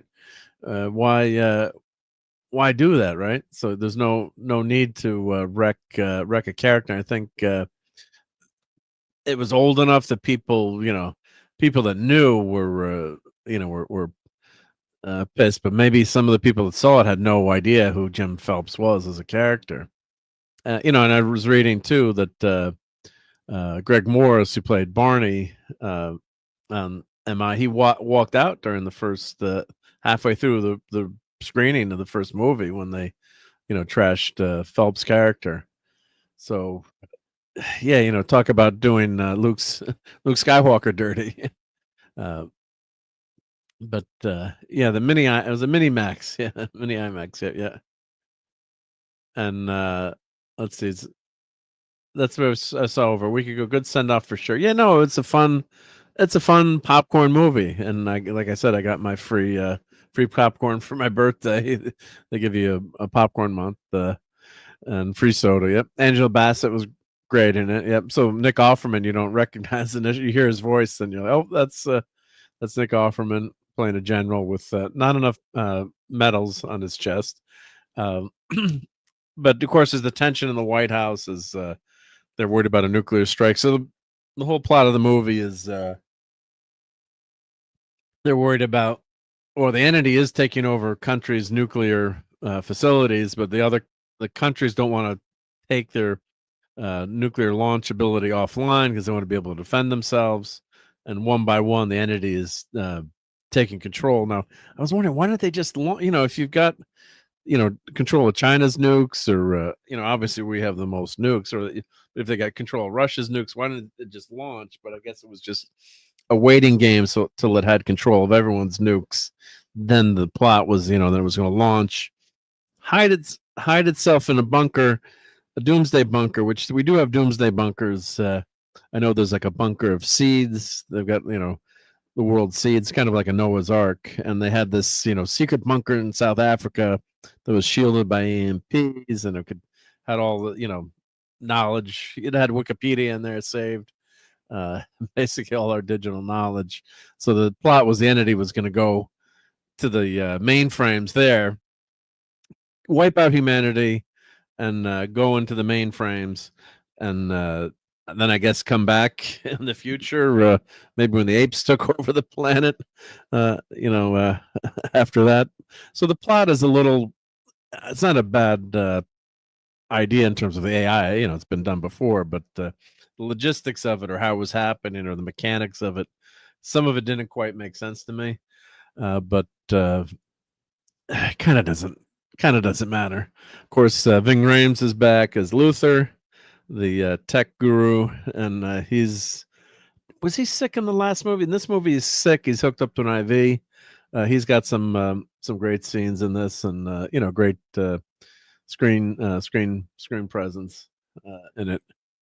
There's a callback, if you remember, the knife from the when Tom Cruise robs the vault. It was in the second movie, MI2, when he robs the vault at the CIA. So there's a callback to that, what happens there, and that was really well done. And probably the part I liked, we'll get when we see the characters here.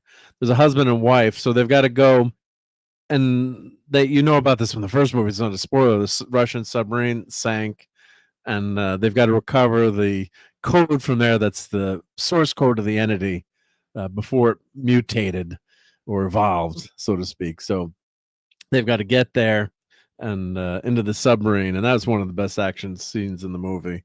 And but first, of course, all these things are connected. First, they've got to go to this listening station and find out what the coordinates are of the submarine.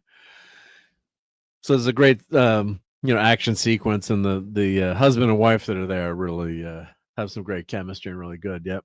So and Phineas and Ferb is season 5 is out on D-. Oh, cool. Yep.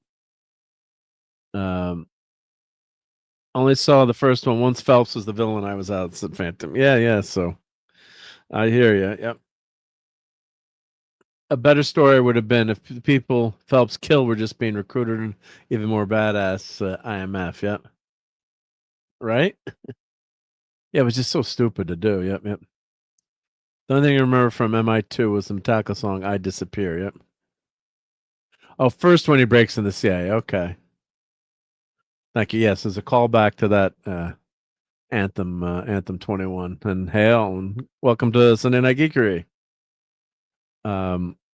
And Mark says the pilot for the 88 relaunch helped me convince my wife to try MI. She's a fan of John Delancey, who was the greatest villain in the 1988 premiere. Okay, yeah, I wouldn't say reboot. It's just a continuation, right? Peter Graves is back in those episodes. And I think they had a few guest stars of some of the originals. But as Jim Phelps. So yeah, so people should know the Jim Phelps character, but I can understand maybe if some people don't. And, I was watching, I finally finished, aside here, finally finished watching Emergency. My rewatch, I started a few years ago to watch all 7 seasons. Well, there's really 6 seasons of Emergency. And the seventh season is 6 made-for-TV movies, 6 or 7 made-for-TV movies. But unfortunately, only the first 2 are really dealing with Rampart and the cast of Emergency. And then they go to San Francisco. And I just got a book on Emergency because I'm an emergency nut now. And well, I've always loved it. But so they were backdoor pilots, basically. So they made these movies about, crew in San Francisco and crew in, where was the other crew? It was in Seattle. They did some, and they were trying to sell them as pilots, but that didn't work out. Unfortunately, it wasn't picked up. But I don't know if they would have had Gage and DeSoto. They probably wouldn't have, or maybe they would have guest starred once in a while. So the last 4 episodes, it's just Gage and DeSoto, which you love. But John Delancey, get to my point.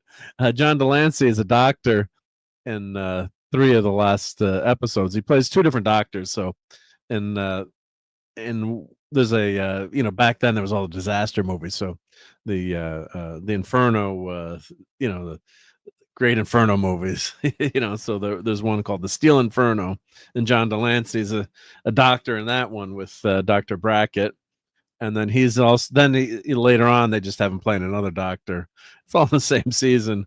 As in San Francisco, he's playing an ER doctor. Great presence, even then, he's so young, but yeah, he was really good. He was really good. I'm like, what are you doing in Emergency, Q?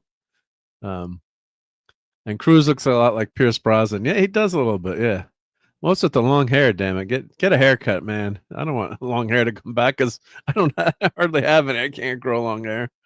Yeah. So there's the pictures of the lady, and this is the she's an admiral. What's Palm? Is that Palm? What's is that Palm? I keep forgetting the names. Who's who here? I think that's Hannah. Yep, she's I've just been watching. What's the? She's on the series with the football series. My God, I'm just trying to blank on the coach. Been watching that. See, your memory goes. Yep. So she's the owner of the football team. Yep, and the Apple TV. Yeah, Ted Lasso. Jesus, God, my brain sometimes you just can't lasso in the facts there. But she's on Ted Lasso. Haley Atwell, of course. She's pretty tall too. Yeah, so usually they've got ladies that aren't too tall with Tom Cruise, but she's playing an admiral, so she got more to do than Admiral Holdo, which is good. Yeah. And if Cruise wasn't the tiny egomaniacs as Phantom, hey, I hope he doesn't hear this, Phantom. He's gonna drop his channel membership now. They could have had it while he was doing his missions. Phelps and his group are doing other missions that would finally work out together, but nope. Or just have Jim Phelps as retired, right? Just do another character. It doesn't have to be. Why does it have to be Jim Phelps? You don't use the other characters. It was dumb. Yeah. Peter Graves, along with the son of Greg Morris, Phil Morris, also Jane Balder. Phelps returns as a successor is killed by John Delancey's Scorpio. Let's see here. Yeah, but you don't get to kill Peter Graves' character. The guy survives the killer carrot and then conquered the world and food poisoning in an airplane. Yeah, you could kill off his character. I shouldn't say you can't. You'd rather have him killed off than become a traitor. That's what I was trying to say. Yep. So, but yeah, she's great on Ted Lasso. Yep. Hannah Waddington. Yep. Waddington, is that how you say her name? Yep. Ted Lasso's been a great, a lot of good fun. Yep. What a good character. Yeah, we're just through the first season, and everyone kept saying you got to watch Ted Lasso. But the nice thing about it is how nice of a guy he is. Yeah. And her character is Paris. Yeah, I thought she was. She's pretty good, and she's not overpowered like some of these movies. You're like totally overpowered, and the female fighters. They're invincible. In this movie, she's not. And Angela Bassett's playing the president.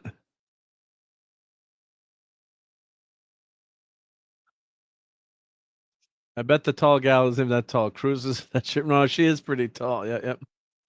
Oh, Mead Raid, awesome. Yeah, they were doing Friday the 13th movies. Or no, what were they doing tonight? Friday the 13th? Yeah, Friday the 13th. Yeah, my family and Tom, of course, graciously invited me to be on for a bit, but unfortunately, kids were in town this weekend, so hanging out with the youngins. Yep. Alvin Belamonte's here. Says greetings to all in attendance. Hey, you can see an awful lot through that dress. Tom Cruise is not wearing a dress here. What are you talking? Oh, you mean this dress? Maybe. Gee, come on. Eyes up. Eyes up. Look at the eyes. Yep. There we go.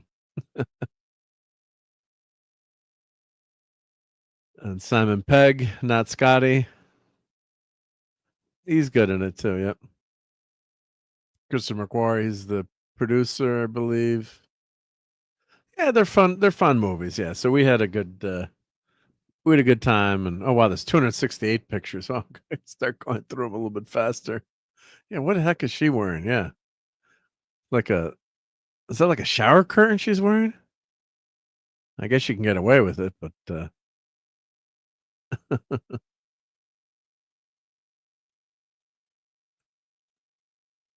I guess it's all just publicity.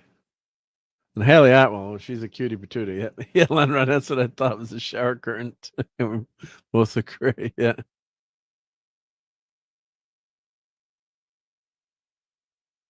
And Tom is aging a little bit, so right.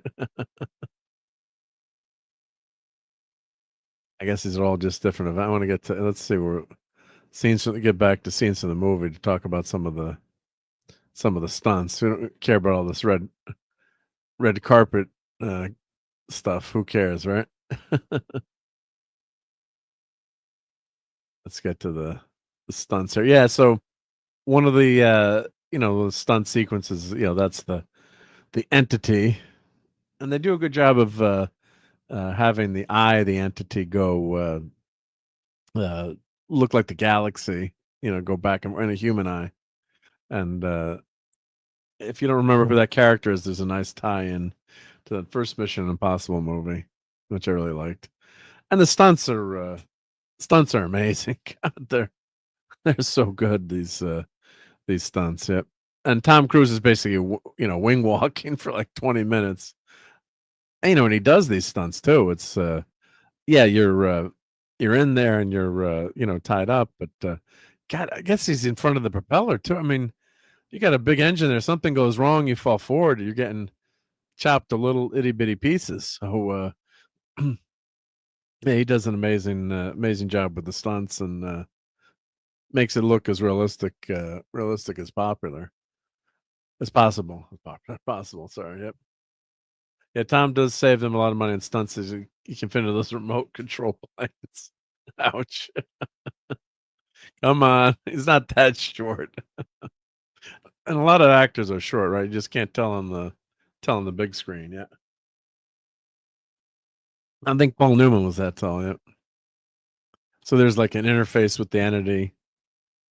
But yeah, this was the last scene, is the crazy scene in the airplane where he's the biplane where he keeps changing scenes. Yep. And part of it too is the entity is taking control of all social media, and spreading misinformation, and no one knows what's real and not real, and of course the entity's trying to have knows what he's doing, so he's trying to have Cruise killed. Yeah, but he's in great shape for his age, so sure it works out a lot. Yeah, and then there's this underwater scene was really well done, so it's kind of not the best picture, but he's got to go into the submarine, and they've got a special suit that he wears, and he's got to go in a hyperbaric chamber, because you got the bends, right? So if you travel too deep, so he's got to go in the sub. And the scene in the sub was amazing. I don't know if this is done all on blue screen or if Tom Cruise actually was in the Arctic ice. Knowing him, maybe he was, but or probably they did in a pool somewhere, I'm assuming. But yeah, really great action scene. These scenes were fun. Of course, when the plane is like the bad guys chasing Tom Cruise in the plane, and of course he stays, like just above him, just long enough so Tom Cruise can jump out of a perfect good aircraft into another one without a parachute, right? To try to take the bad guy out. But yeah, it was a great scene. Yeah, like that was crazy. One of the scenes I wanted to mention, the alien, the Predator show tonight. They've got a pilot. He goes wing walking, and he's like, you can't see. Like at least in this movie, like Tom Cruise is showing like his face is getting distorted by the wind, and I mean you go on a motorcycle 60 miles an hour. It's tough to see without, and you're not supposed to do it without glasses because something can hit you in the eye, and then you can't see. So at least they dealt with that in the Predator thing. They were Predator movie. The guy's like wing walking, and it's not affecting him at all. Well, they got a lot of pictures in this movie, but yeah, some nice callbacks. Tom Cruise can still run. He's got the good the Tom Cruise run there going.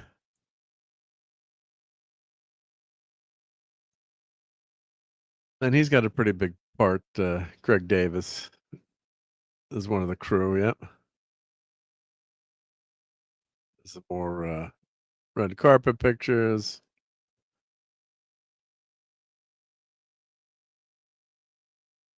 Yeah, so they do a lot of work on these movies to make them look good. And yeah, that was an amazing scene too. So he's underwater doing this stuff. It's yeah, it's dangerous to be underwater there too. So yeah, the AI entity from MI finally looks like almost looks like HAL 9000 from 2001 Space Odyssey. Yeah, there were got a few similarities or got that vibe too. Yeah. And they spent a lot of time filming this this underwater sequence. and it shows how well that they did it. And I guess there's all kinds of safety precautions they have to do too. I mean, Tom Cruise is part of the segment too. He loses his breathing apparatus, so I'm sure they had stunt people and a lot of training he had to do. Scuba is not easy. And these stunts too, hanging on to a perfectly good aircraft, they're upside down. Yeah, you're strapped in, but would you want to do that, right? I mean, you're one of the top movie stars in the world, and something could go wrong, right? I mean, you're doing this stunt. Most guys says, "I'll just CGI my face over the stunt guy," but yeah, it's impressive that he does this stuff. I don't like roller coasters, so yeah, I'm gonna go on, hang outside an aircraft and spin around. I mean, he's got the guts to do it. So some of the posters there, yeah. So I think it's a good. I think most people think that. Am I Fallout? I think most people consider that the best movie. I would say, right? Overall, it's consensus is probably Mission Impossible Fallout.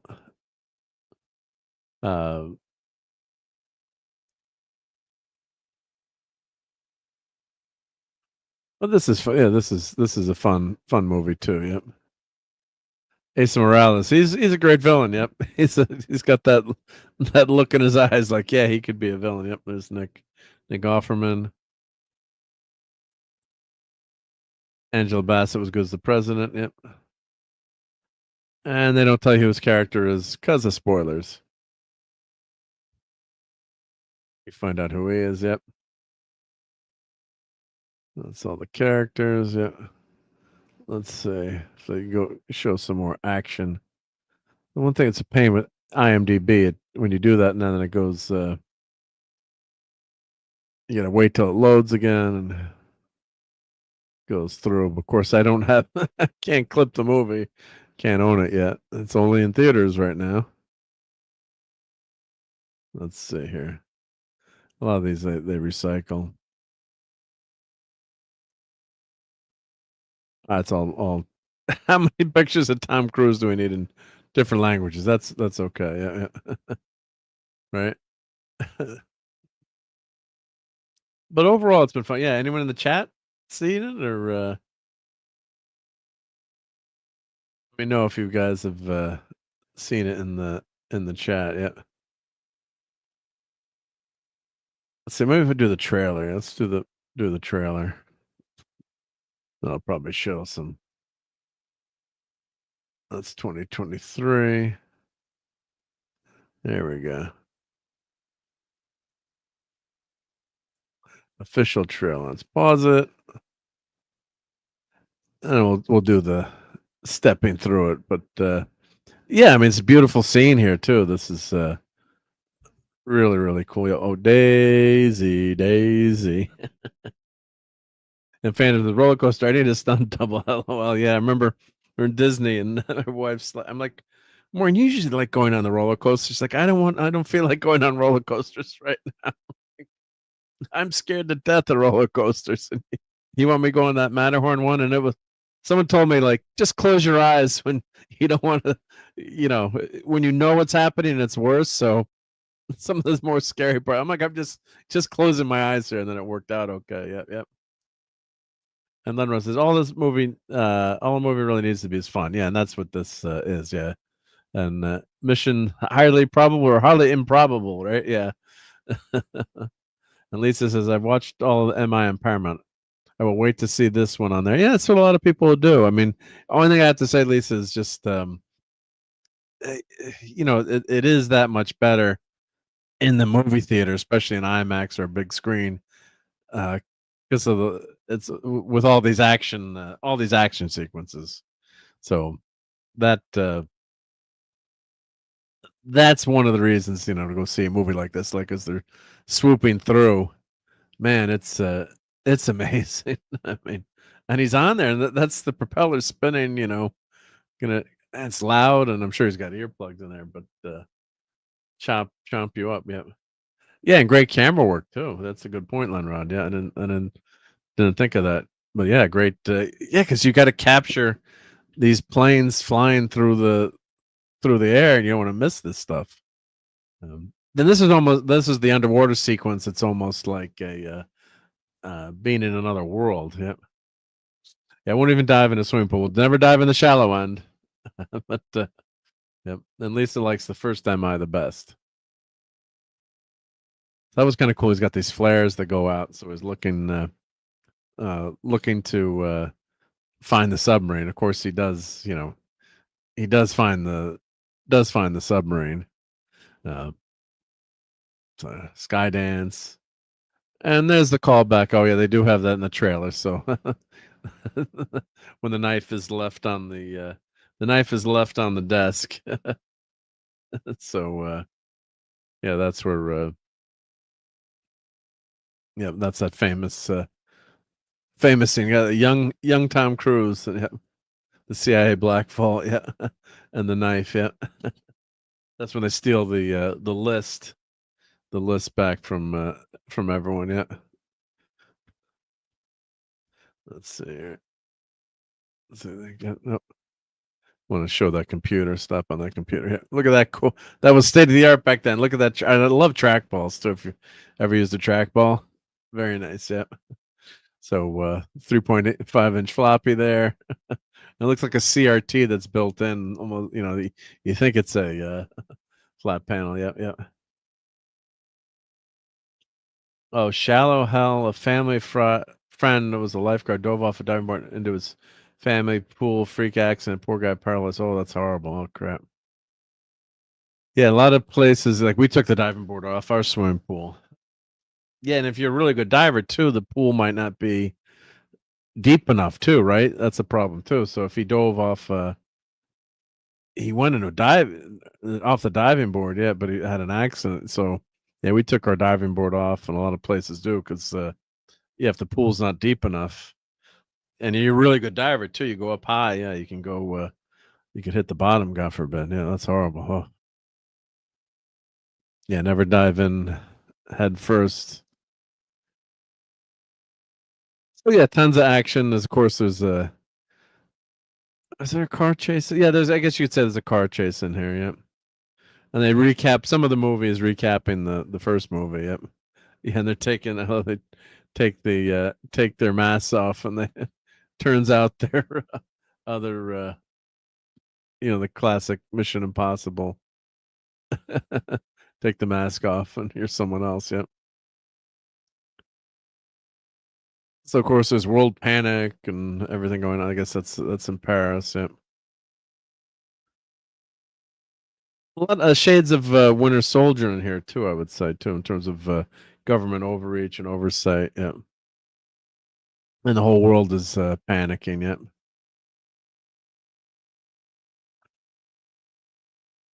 I believe that's the president's son in the movie. Or no, that's one of the best.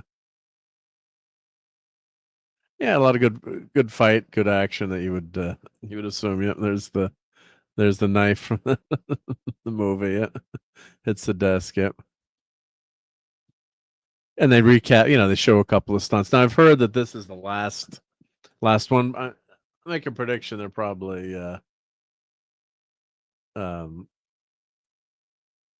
make a movie probably like 5 to 10 years. I'm guessing they'll do something.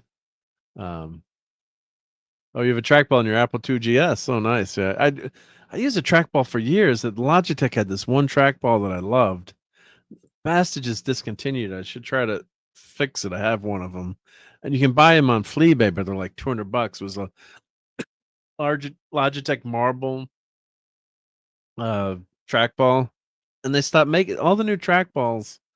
Are like just on your thumb. I liked it was with the finger, and I don't know what. There's no other trackball like it. I bought a couple since then, and was it TrackMan? Was it called the TrackMan? Let me see. Was it called the TrackMan? No, it wasn't the TrackMan.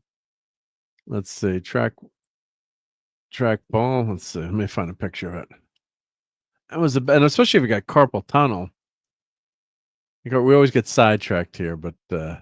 Let me pull this over because we had trackballs there. I had this one, the TrackMan. This TrackMan, not as good, just on your thumb. This one, not good. It's too much on the thumb. This one's I've had just not as good. Tried this. The Marble Plus, it's okay, not great. Now, where was the one that I had? Come on, where was the one that I had? Let's see. Here it is. Yeah, the Marble FX. This was the world's greatest trackball. Don't get me started. Oh, $100. It's still working. I might buy it. That's a lot of smackrels, but yeah, this trackball was, no one can argue with me on this one. This was just so because you had it on your hand there. Oh, it was so good. Not good for gaming. Not good if you're playing games, but damn, that was a good trackball. So that was my favorite trackball. Yep. Yeah. See, it was great. Yep. But you can't get it. You can't get them anymore. So and they don't make them. It's like it was a PS2 one. It's like, come on, yeah, just bring it back out again. Yep. Yeah, that was a shame. Yep. So all right. Anywho, get back to Mission Impossible. So close the trackball stuff out here. Let's keep going with the trailer here. Mr. Cruise. Yeah, so they did like this stunt. They did this stunt first. They said if God forbid Tom Cruise dies, then the movie's finished, right? God forbid, gallows humor. Yeah. Well, Fanti says pool was deep enough. He somehow hit his head and boom, wheelchair. Yeah. So he was diving into the deep end, but he's it was maybe like a shallow or deep end, and if he's a really good diver, you can get up high. And oh god, that's horrible. Yeah. Oliver says the real reason Phelps betrays the IMF is because the higher ups in IMF treated Jim like a disposable, expendable asset while being overworked and underpaid, even though Jim was loyal to the cause. Yeah, but he would never crack though, and and break though. Like they would never go bad though. It's like Kirk would not go bad, right? You know, Kirk from the Enemy Within, yeah, that split in half would, but yeah. And Lenron says the impossible mission to find a TrackMan that costs less than a C note. Yeah, because there's a part in it that's fragile and it just breaks. It like physically, damn thing physically broke on me. I took it apart and maybe could use parts from another one and try to fix it. It's one of those projects like you start it and then you don't finish and might have to solder some pieces on it. So of course there's aircraft carriers involved and some fun scenes like getting picked up in the water,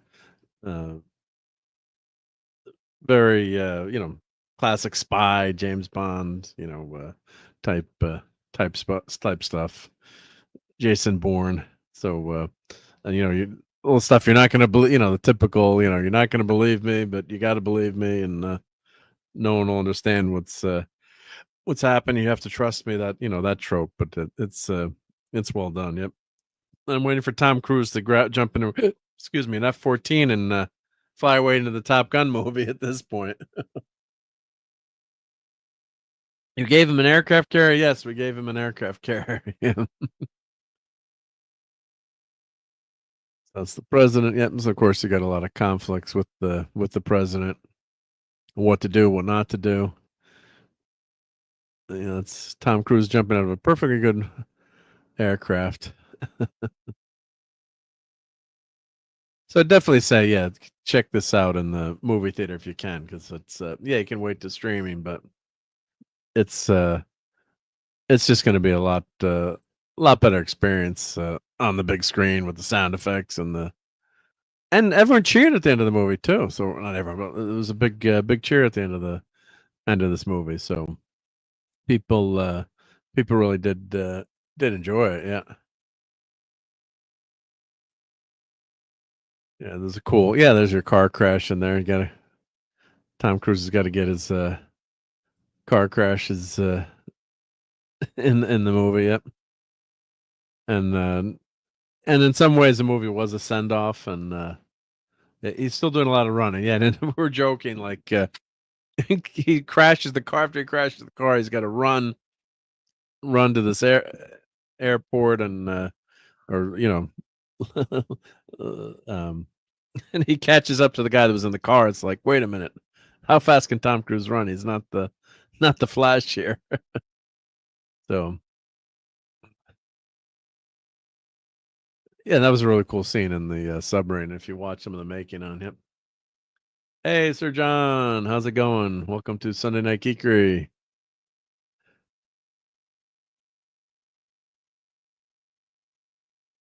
And that stuff in the movie theater was just amazing. Yeah, just really well done. Yeah. Yeah, so as you can see how he's kind of got like the Guy Gardner look. That is Guy Gardner, right? Yeah, but that's just the effect of the wind on you, right? And he's actually doing that. And maybe he's acting a little bit, with his facial expressions there, but yeah, that's what going that fast does. Yeah. Rocket's going to Zenu. Oh, 3 hours potty break. What did he miss? Yeah. Yeah, well, there's not a lot of. Well, there's actually an app I think that tells you when to go to the when to go on a potty break in a movie. I can't remember the name of the app, but it's it's tells you the best time to leave for that. Yep. So yeah. His hair looks very very Mo there. It does. Yep. Yeah, what is that app that tells you like the movie theater potty break app? Yeah, let's see.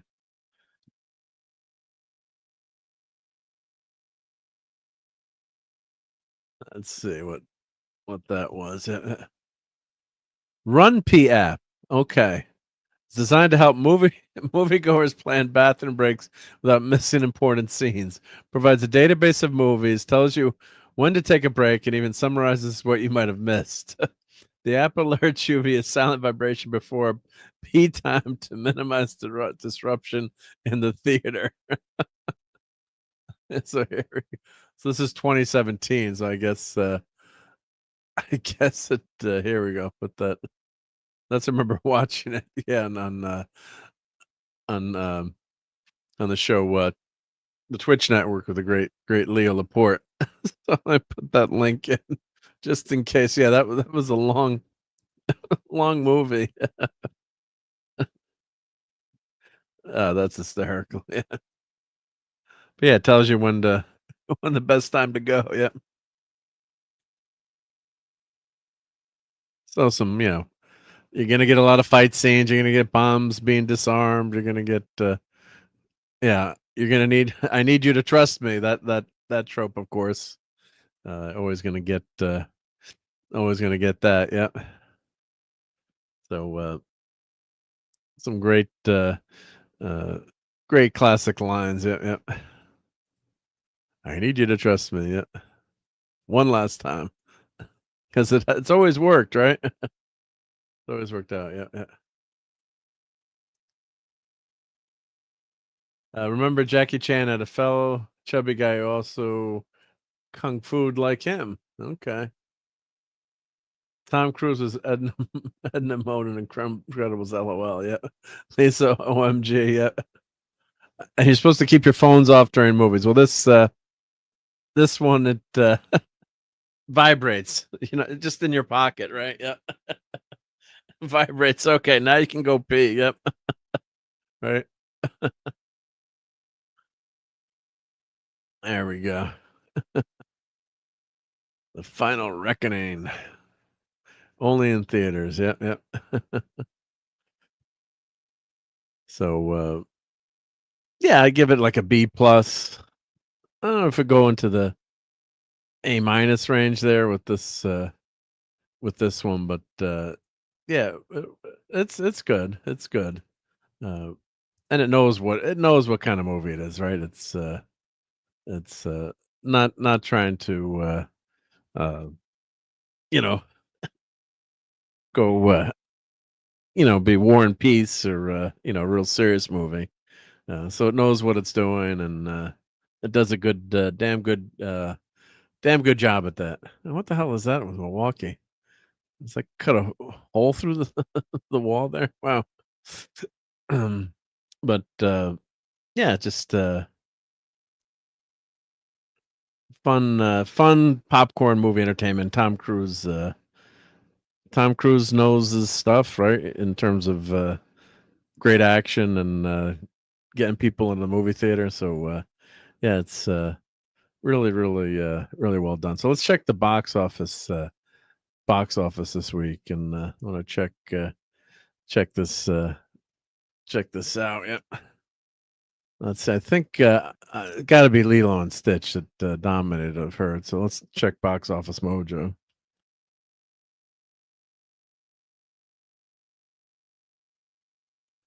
Let's see. Box Office Mojo home. Let's see. Let's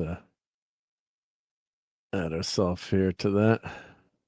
Where I'll just make that full screen.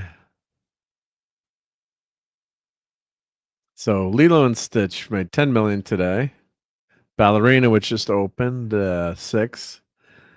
Almost 5 million for Mission Impossible. Karate Kids Legends, that's going to fade fast. Almost 3 million. I don't know why they didn't make that movie a Cobra Kai sequel, and maybe tied in with Jackie Chan somehow, but just have Ralph Macchio. And I think they had Johnny as an end credit scene, but I think they really missed the boat on that one. I think they really should have done something with Cobra Kai, although the series just ended on Cobra Kai. They should have more of a tie-in with Cobra Kai, or done something with all those great characters. So let's see what the weekend. This weekend,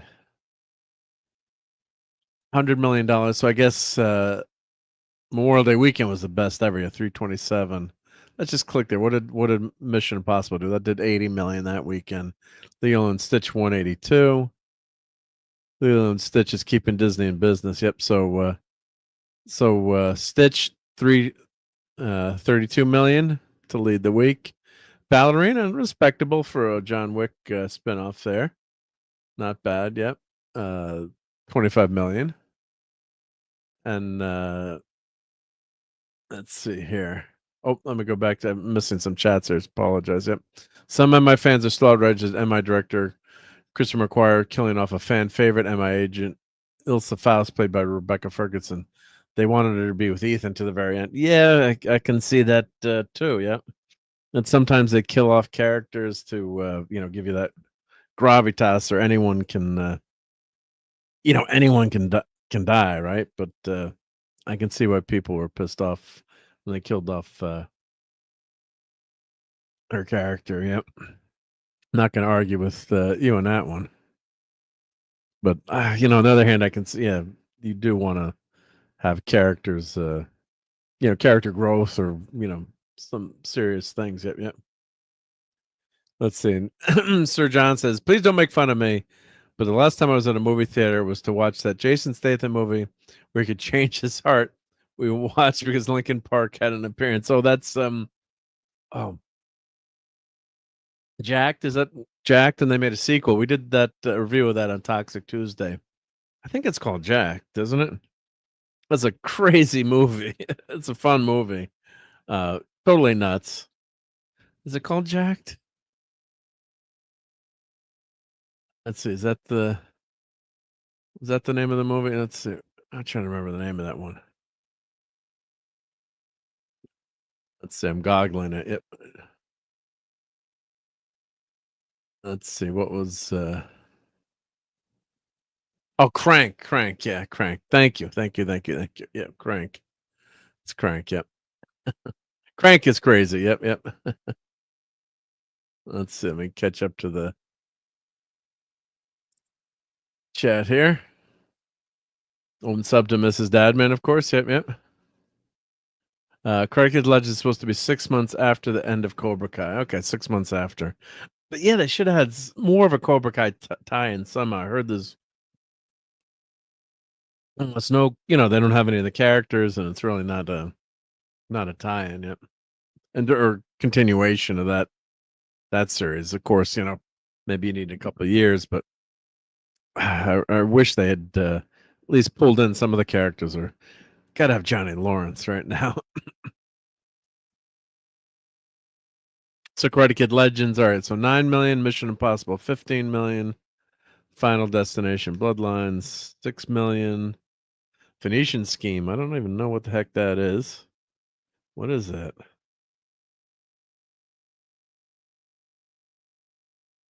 Do not know what that is. Yep. Businessman appoints his daughter Anan as sole heir to his estate. They've become the target of scheming tycoons, foreign terrorists, and determined assassins. Okay. Bring Her Back. So the Sinners, of course, was really good. Oh, Courtney's back. Awesome. Hey, Courtney. Hey. Has it just been you this whole time? Just for a few minutes. Okay. No, it's okay. Come on. Hey. We're talking talking box office. You probably can't see your screen. Just talking box office results for the weekend, just to see how everything settled out. But the Thunderdolts, 2.5 million. So I think they're out of the movie theater now too. 6 weeks. So yeah, Lilo and Stitch is just killing it. So let's see worldwide total numbers. So Lilo and Stitch only been out. How long has Lilo and Stitch been out? 3 weeks? When did it come out? May. Weeks, I feel like May I didn't 23rd. Yeah. I don't know. Yeah, so like, if I go back to domestic, I think it tells you how many days. Let's see here. Not weekend. Let's see here. Lilo and Stitch was about 3 weeks. Okay, so 21 days. So if you go to worldwide, after 3 weeks, Lilo and Stitch is at $750 million. So holy moly! Yeah, so that's one popular little alien there. Yep. I've never actually seen it. That's where you would like it. Yeah, it's think pretty damn good. No, I think you would. I heard the story I about can't it. assume. Yeah, it's a fun, and the alien is like this. It's a Frankenstein monster story. This alien is created. It's very cartoon, like original cartoon. I haven't seen the live action yet, but they create this evil doctor creates this, supposed to be this horrible creature in a lab to use, that's virtually indestructible, so it can, wreak havoc, and Stitch, escapes, and he changes his appearance to try to look more like a dog so he can get adopted by Lilo so he can hide out, from the aliens trying to track him down. It's kind of like an E.T., story in that way. Instead of hiding from the government, he's hiding from the aliens on his world that are trying to track him down because they want to destroy the experiment gone wrong, basically. So, or the scientist wasn't supposed to be experimenting. But it's very cute, and there's a lot of great relationship. But there's a great relationship between Lilo and her Nani, her sister, and her sister. Yeah, I hear a lot about the sister. It's a nice. Someone had a friend that looked like the sister or something. That's the only reason I knew about Lilo Stitch. It's kind of funny. But there's a lot of good heart to the movie. Yeah, that's a cool storyline, like the whole story behind it. Yeah, it's really well done. So yeah, if you have a chance to watch the animated one, I'd say go for it. And you should see Should you see the animated? Well, I haven't seen the live action, but I always like watching the original first. But there's a lot of charm in that original movie, and I think they followed it pretty closely, except for some stuff about the ending that was controversial. So, yeah. So, Phantom says, yeah, Jackie Chan was related by Mr. Miyagi by marriage, and I think they added that to this movie, didn't they? I don't think when they did that original Karate Kid sequel with what's his name?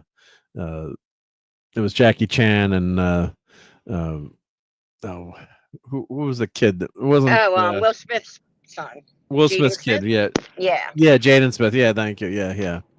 So he was in that movie, and I think I was reading last week they retconned it so that it was to tie them in together. So was sent to China, back to Okinawa with a Chinese wife and 2 kids. Mr. Han is part of the wife's family. Yeah, so I think that was all retcon to try to give him a connection, because that original remake of the Karate Kid, my understanding was just supposed to be like a new beginning for the Karate Kid, or a reboot. So they retcon that, but they should have had more of a tie-in, I think. Yeah. I'm still one of those people. I'm a little anti-remake. Yeah. Especially if they're like 80s classics that, I don't know. Yeah, and this was just a reboot.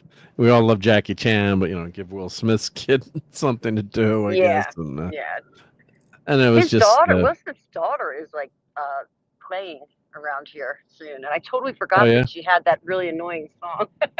She's got an annoying song out. Yeah. Do you remember that? No, it was like years ago. It was like, I whip my hair back and forth. I whip my hair back and forth. Do you remember that song? I do not remember that song, no. Yeah, it was like Willow Smith, I think is her name. Oh, Willow, yeah. But yeah, I just saw that she's like touring, and I was like, how old is she now? Wow. Be interesting. Yeah. Oh yeah, remember they said since they came back from China with secrets of Miyagi-Do karate, and looks like part of the secret was kung fu. Yeah, they did have. I remember in the Cobra Kai they did do that, but I think all of this has been kind of retconned, which is fine into the new movie. So anywho, here we got Ninja 2, which is a Chinese movie, made $20 million here. So that's the big. See, this is why American movie studios have always been going after they want that Chinese market, but they've had to compromise what's in the movies and be censored, and it's just just ridiculous in terms of what you're not going to see any movies about Tibet anymore, right? So but that's why this movie that we haven't heard of, or maybe if you're into foreign films. Oh, hey, great. Tom is here. Hey, Tom. Hey. Right. Awesome. How you doing? I thought I'd stop by for a few minutes, even though I'm just dying because I've been working all day. But you were talking about Karate Kid. I seen that. You saw it, yeah. What did you? And thanks for the invite. My kids were in town this weekend. I knew you probably weren't a big Friday. Yeah, I was hanging out with the kids. So. The kids, yeah, Sunday night and Grandma. Yep. I'm like, no, I've got to be on Midnight's Edge and be in the doghouse, even though I love being on the show. No worries. I wasn't even sure if you were a big Friday the 13th fan, anyway. So, but next week I might need your help because I'm trying to do TV dads. I'm trying to figure out how to do it. If I should do like 60s, 70s, 80s, 90s, and then do brackets from there, and then like do like a whole thing, or should we find like a top 50 list somebody already put together and just kind of add and subtract from there to try and do it, or just pick one decade and decades. Yeah, I'm not sure if we'll be able to do like one decade or get all of them in, or because it gets long sometimes if you do more than a couple. Right. Well, that's the most obvious one, but there's some great ones in the 70s and 90s too. Yeah. Yeah, Mr. Brady, right? You got Mr. Brady on that list, right? Or you go back to the Leave It to Beaver, right? You go back way back. You could even go back to the 50s, but I mean, Leave It to Beaver. I don't know. Was that really the 50s, or did that start in like 1960? It must be 60s, I'm guessing. Yeah, I'm not sure. That's the thing is I'd have to look. I mean, you could always make some exceptions if the show crossed over from one era into another, I suppose, too. But because like even though the Simpsons, Homer, the Simpsons technically started in the 80s, but Homer I would consider more of a 90s dad, right? Yep. So Al Bundy's got to be the top of the list. Tracy Ullman. Tracy Ullman was the 80s. Yeah, it did. Yeah, at 86 or whatever. And then 89 is when. Yeah, and then 89 is when the actual pilot or first episode aired, the Christmas special. But yeah, then they started proper in the spring of 1990. But I remember seeing the short. I love the Tracy Ullman show. Yeah, and I remember watching the shorts. I'm like, this is hysterical. And then they had the Simpsons were in a movie theater. They had a short in a movie theater. I remember seeing, which was hysterical. But it was the old, the original design of the characters. I'm wondering, I just remember seeing it, and I think then they came out later. One hail to the great creator, maker Andy Masterson. Great to see you, Andy. Hi. So you saw the Simpsons in a short, like at a movie theater, like one of those like film festival kind of things, or like? No, it was just before the movie. Oh, gotcha. Was it the one? I think I might have even seen it myself. Where was it the one with the jungle thing? Where it's kind Jungle of Sleeps Tonight. Well, it was like where the Simpsons are in the jungle and like they're like naked and shit. It's actually where they're camping or whatever. I'm trying to remember. It's like a short. So long. I think that might have been the one, but like I can't remember. But you're right. Like I can't remember what movie it showed before. But it was like it wasn't. Okay, Die Hard. The same before Die Hard. None of. So it was. Was it Die Hard? Die Hard 2. They're saying, but I don't know. That makes sense. Really... I could believe it, and I think it is.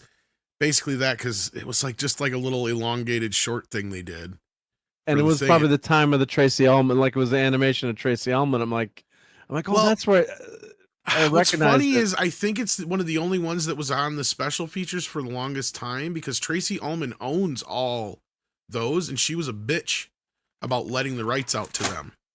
Oh wow! So, and the reason why I think it's that one is because I think that's the one they did have on the earlier special features.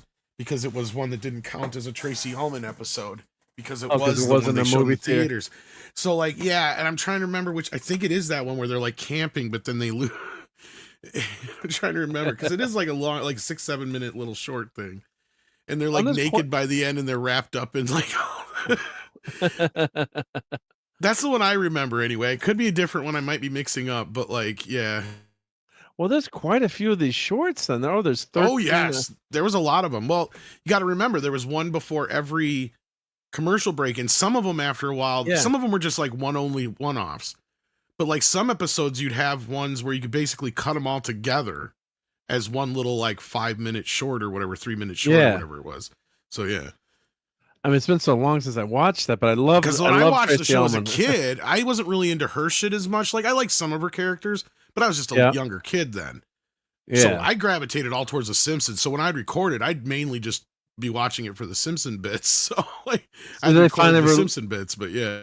Did they finally release these on DVD then, or she I think she did relinquish the rights to some of them, but not all of them. So like there is a special feature on one of the seasons. I can't remember if it was season 3 or 4, somewhere in there. Somebody in the chat probably knows on the DVDs where they did have a nice collection of them, but I don't think it's all of them. I don't think they've all ever been released to my knowledge. Because I would think if they would do that, they would just do it as its own release, like as the Tracy Ullman. And I can't believe they haven't done that yet. Yeah, just to kind of be able to pay her off and be like, look, we'll do it as a separate release as the Tracy Ullman Show shorts. That way you get a piece of the pie, and then Yes, I'm reading here that the Simpsons were featured in every episode of the second and third season. The first season the shorts were shown irregularly, and it was a short season. Yep. By the fourth and last season of the Ullman Show, the first half hour of the Simpson shows was on the air. In the first 2 seasons, the shorts were divided into 3 or 4 parts.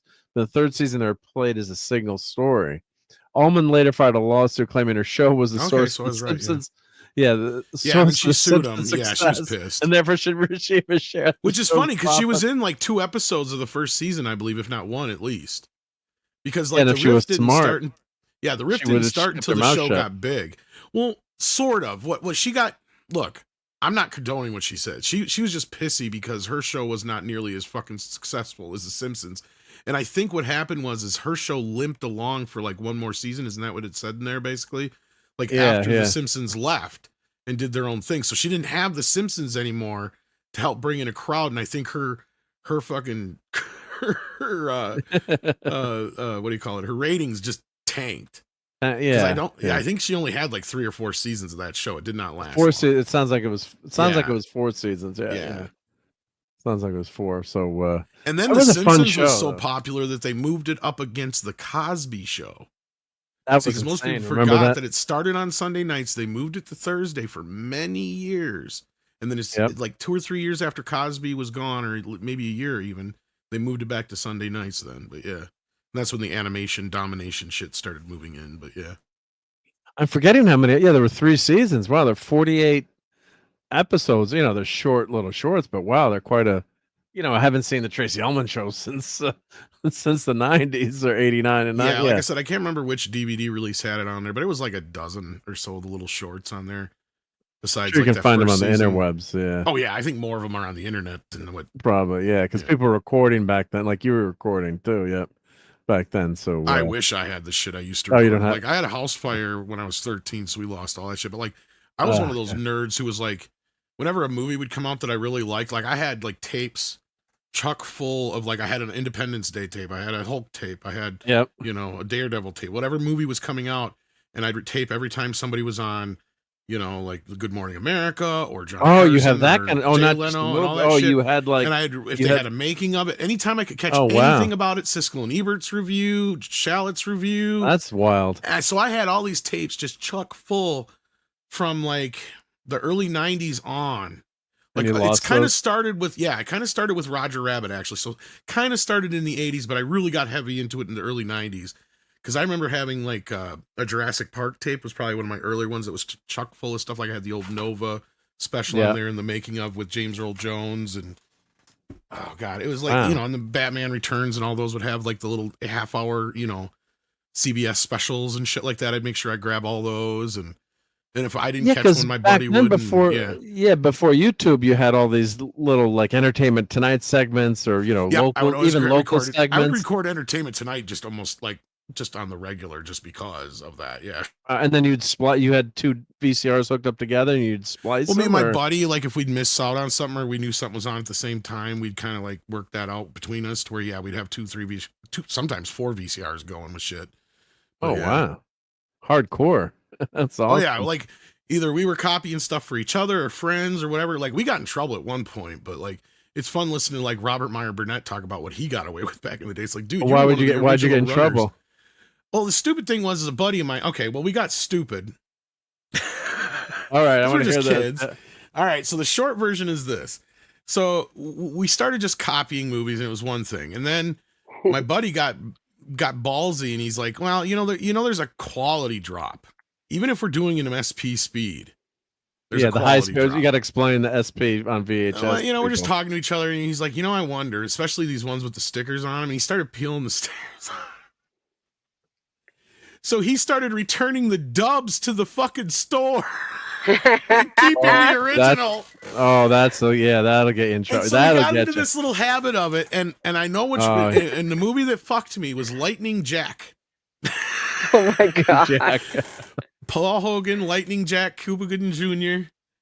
And he did it for me. Oh, so he'd peel the sticker off. What he did is he did a shit job, and then the dumb fucker used a tape, and I didn't realize this because the tape he had used. Because he didn't even go and do a full SP speed recording. He had some tape sitting there, and I don't even know why. I can't remember why, because maybe I was going to just swap him out a tape or whatever in exchange for it, probably. He ended up using, like, Shaolin Ninjas of the Stupid Temple something or other from some Video Treasures tape movie that he didn't like. Yeah, and it was like an EP speed, so he went and recorded it in this crappy speed. He put the sticker on without doing a good job with the glue and everything like he normally would. And got sloppy. And so he got sloppy, and when I brought it back, it didn't take long before the next person rented it and noticed that something was off, and they started peeling back the label and saw, Shaolin Ninjas of the whatever temple thing. God. Oh, God. And so the next thing I know, I got the cops showing up at my fucking door. No, the cops showed up? Oh, yeah. The cops showed up and everything. Instead of calling your parents? Oh, yeah. They came right to the cops showed up and everything. He's sitting here threatening me with the whole $10,000 fine, FBI involved shit. He's going off on me about it. So I came up with the bullshit. Shit, I was like, what year did that come out?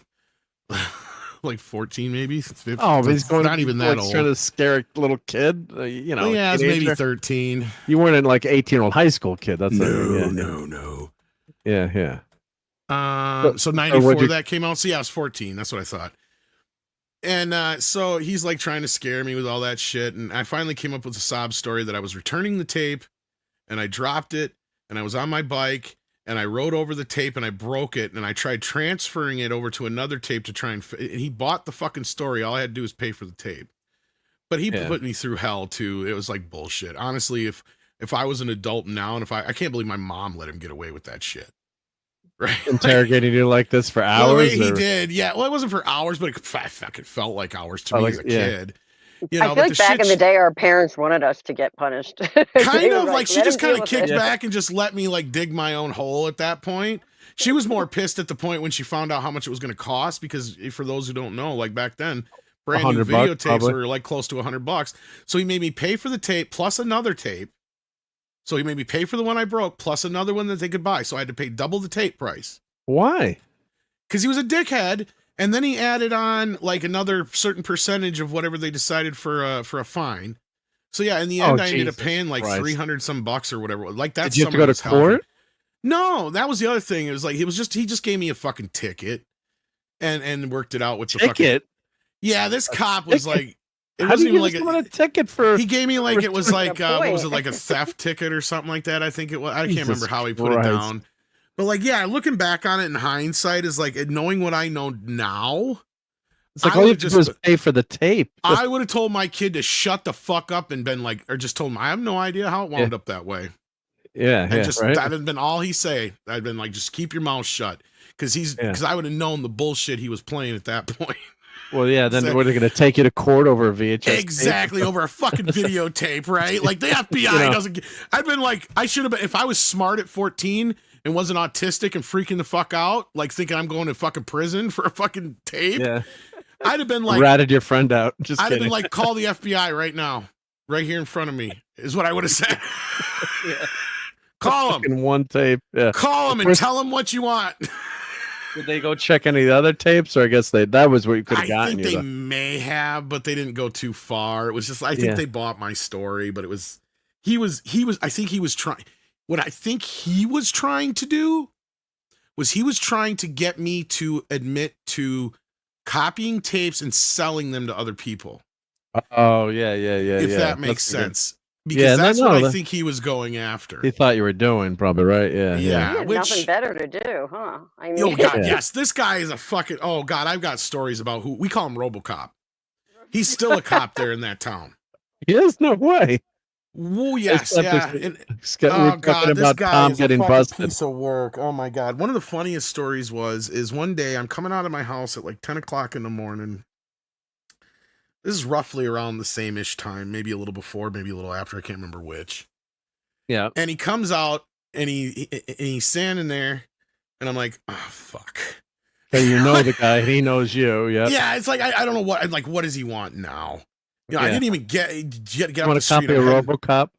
Yeah, I'm sitting here heading up the street to my buddy Ryan's, and he goes, Tom, I need to talk to you. And I'm like, what? Oh no. He's like, Can I where have were some you donuts? this morning? I'm like, you're seeing it. And by this point, I started getting a little fucking. So this had to be Attitude. after that, I think, because I started getting an attitude with him after a while. Because even my parents were starting to have enough. Because there's another incident too besides this. That's there's more to later. it. Oh, Yeah, this is an ongoing saga. My dad God. even eventually got into it with him at one point. That was the funniest one ever because my dad's standing out there because he was something about he was going to give my dad a ticket for driving a snowmobile where he wasn't supposed to. My dad's like, look, I'm freezing my balls off. If you're going to give me a ticket, give me a ticket. Otherwise, I'm sick of hearing you bitch at me. I'm going inside where it's warm. And he just walked away from him. He was all bark and no bite, really, is kind of what it was. Yeah. But like, so anyhow, I come out and this is the strangest one because he goes, where were you this morning, Tom? And I said, you're looking at it. I said, I just fucking woke up and I just walked out the door. I'm heading up to Ryan's. He goes, good, because I want to talk to him too. And I'm like, great. I'm like, I'm heading out. Okay. You give me a ride? No, I was like literally, like my buddy and I lived literally like 3-4 houses away from each other. Okay. And it's like across the street and 3 houses down. And so he literally comes around the corner and follows me slowly in the cop car. And I'm just sitting there walking my way up, just kind of walking, going, what the fuck, man? You know, just kind of going, what the hell could this be? Because I couldn't even think of what the fuck. You know, I'm like, I ain't done shit in the longest time. What the fuck's he bugging me for now? You know, like, and he gets out and he comes up to the door behind me as I'm going up to Ryan's house. And I just kind of walk in like I normally do because Ryan was expecting me. Ryan. And I said, fucking cops outside. Shut down the toilet. Just kidding. And I said, cops outside. And he goes, what? What do you mean? He goes, yeah, he wants to talk to both of us. And his grandma comes up and she goes, I loved his grandma for this. She goes, what the fuck does he want? and we're like, I don't know. He won't tell us. So she comes out there with us and she's kind of standing on the porch listening. And so we're like, well, what's this all about? He's like, well, where were you guys this morning? And we're like, well, we were here. Like, where were you? Like Ryan's like, yeah, he's been, and his grandma said, yeah, he's been here the whole morning. I've been here since whatever time, blah, blah, blah, blah, blah. And he's like, well, I need to take your pictures. And grandma's like, what for? And he's like, well, we have an incident that happened this morning and we have somebody who needs to identify whether or not you were the individuals who assaulted this lady. And we're like, what the fuck are you talking about? Like, what the hell? Like, Jesus, good. And it took him for, like, he kept dancing around shit. Dancing. So I'm like, I'm shortening it up as much as I can here. Yeah. And finally he tells us, okay, so what happened was I guess, and this is the funny thing, is it happened right on the same block as his other grandmother, is that some 2 kids were riding on a bike, supposedly. Yeah. One on the handlebars and one on the seat, and kicked and knocked some old lady off the sidewalk when they were riding down the sidewalk. Which is pretty bad. I agree. Which is pretty bad. I agree. Yeah. Okay. So we go, so, okay, so we were doing this. I'm like, well, first of all, why would we when we both have our own bikes? Like, we've never, ever done anything like that ever in our lives. Why would we? And then he goes, well, I have it on a good authority that he was riding the bike, and he points at my buddy Ryan, and you were the one on the handlebars, and he points at my chubby fucking ass. And we start busting out laughing. And he goes, this isn't funny. We're like, are you fucking serious? And I said this word for word. I said, do you think my fat ass was on the fucking handlebars and he could control it? And like, we're like, are you fucking serious? And at that moment, finally, his grandmother goes, I've heard enough. She goes, you're not taking any fucking pictures of anything. She goes, you can wait till these kids folks get home. We'll talk to you later, sir. He never came back. And then we come to find out the 2 kids that was supposedly did it look absolutely nothing fucking like us. One guy was real one skinny. of the kid is a scrawny, yeah, exactly. A scrawny little 4-foot-nothing kid. And then the other kid is like a tall, like 6-foot kid. It was like anything like me and Ryan, because Ryan's like the most average guy there was at that point in our age. And I'm a chubby motherfucker like Chris Farley, right? Like, are you serious right now? Like, not getting on any handlebars, yeah. No fucking way. Not happening, yeah. No, So but did his they finally parents almost catch the eventually kids? tried suing him because years later, at another point, like, because this is after several other run-ins with that bastard, we were at a house party one night. Oh, this is a day after the house party, actually. So this was another story altogether. So the next, this is good. I love it's this along the kind of same thing. lines, but it was like because he showed up twice that weekend, and then he showed up the next day when everybody was kind of clearing out and shit, and nobody was doing anything wrong. This was like after this interrogation. This was years later, yeah. So what had years happened, later, your high school stuff. So what had happened was earlier in that afternoon. This is what's funny about this. Oh, we still have pictures, I think, somewhere. My dad's best friend growing up had a kid that was the same age as my younger brother, so they hung out all the time. Okay. And he was a little smart ass, right? He had a little mouth like his dad. And we all knew it. He knew it. And it was one of those things we would keep telling him, one of these days you keep your shit up, we're gonna fucking duct tape you to the telephone pole. Oh, I love that. And he's like, you won't do it. You won't fucking do it. Yeah. He kept playing that game. Till one of these days, when there's enough of us around after that party, this is why it was important. He was there with my brother, and he was mouthing off again. And we're like, all right, motherfucker, go get the duct tape. He's like, you guys ain't going to do it. Sure as shit. 2 or 3 of us fucking hold him up there, and the other 2 were out ripping the duct tape around him, and we're all taking pictures and having fun. Oh, He's that's laughing brutal. away. We were all having fun. We left him up there for a few minutes, and then we took him down. Yeah, Nothing to it. Nothing to it. Not a goddamn thing. Nobody was hurt. Whatever. Everybody had a good time. We even took pictures. And, it was finally we even made a big deal. We called, made a phone call. We finally did it. We duct taped him to the pole. Well, you guys warned him. Yeah. We warned you. We warned you. Yeah, we'll send you pictures. Oh, can't wait to see. It was a whole big thing. And then like hours later, we're talking like so far in the future, that day, as Ryan's leaving, all of a sudden my buddy comes in and he goes, Tom, you better get outside. There's something shit going down with the cops. I'm like, what the fuck? What the hell? Yeah. And I come out to fucking Pat slamming Ryan on the fucking hood of the car. Whoa. And I'm like, what the fuck? I said, what the fuck is going on? I said that so loud, and I couldn't believe it. Pat actually let him up when I said that. And thinking about it at the time, I didn't think nothing of it. But in hindsight, I was like, holy shit, why was he even listening to me unless he knew he got caught doing something he probably shouldn't have been? Then there's no cameras back then, too. No, of course, no body cams, nothing. But he was being rough with him. Like, he slammed him on. Like, I come out to him slamming him on the fucking. And this is like a 16, 17-year-old kid at this time. Yeah. So this is like a couple High years school from kid. the last one. Young like, high school. Yeah. So Young I'm like, what the high school fuck kid, is going on here? And he goes, you just stay over there and you stay over there and blah, blah, blah. He's like, he's under arrest. I'm like, he's 17 goddamn years old. What the fuck did he do? He just left my house. He's like, you just shut the fuck up and you stay over there till I talk to you. Blah, blah. He did the whole fucking thing, and he had Ryan in cuffs and everything. I think he even put him in the back of the car. Wow. And we're like, what the hell is going on? He goes, I'll talk to you in a moment, and blah, blah, blah. And he went and talked to Ryan for a few minutes, and he come out to us. He goes, I have reports that you guys were assaulting a child and taped him to the telephone pole. And I want to speak to that kid right now, blah, blah, blah, blah, blah. And so we brought him out, and we're like, here he is right here. And my brother was right with him, Yeah. And he took him aside and he started talking to him. We couldn't hear everything at first, but then we could eventually tell that because he's got a little smart mouth. He's like, you're a fucking idiot. He's like, I didn't care. He's like, it's fine. Get him out of the fucking squad. He's just going off on the cop. This is a little fucking 11-year-old kid just fucking, or no, he was probably like 12 at that time, but he's just going off on Pat. He's like, what the fuck are you doing? He's like, he didn't hurt me. He's like, I asked for it. And I'm like, thank God the kid isn't being a little dick. It was, he's being a dick to Pat. He's like, what the fuck are you doing? Like, was he watching your neighborhood or someone somebody called, I guess, that drove by and saw it. And I don't know why it took him so long to get to it.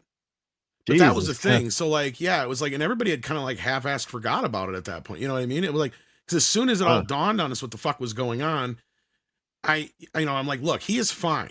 He's like, well, and he took him aside. And he's like, yeah, I get it. Well, he's like, I don't understand what's going on here, but this is just silly. It's like, yeah, it's what it was, a fucking joke, and you're making it into something it's not. Yeah, so then kids, right? Yeah. Yeah, so then his fucking parents got all pissed about the way he was treated and shit. And I'm like, I wished I'd had a camera back then, man. You're right. They would have been total like fucking all over the internet shit.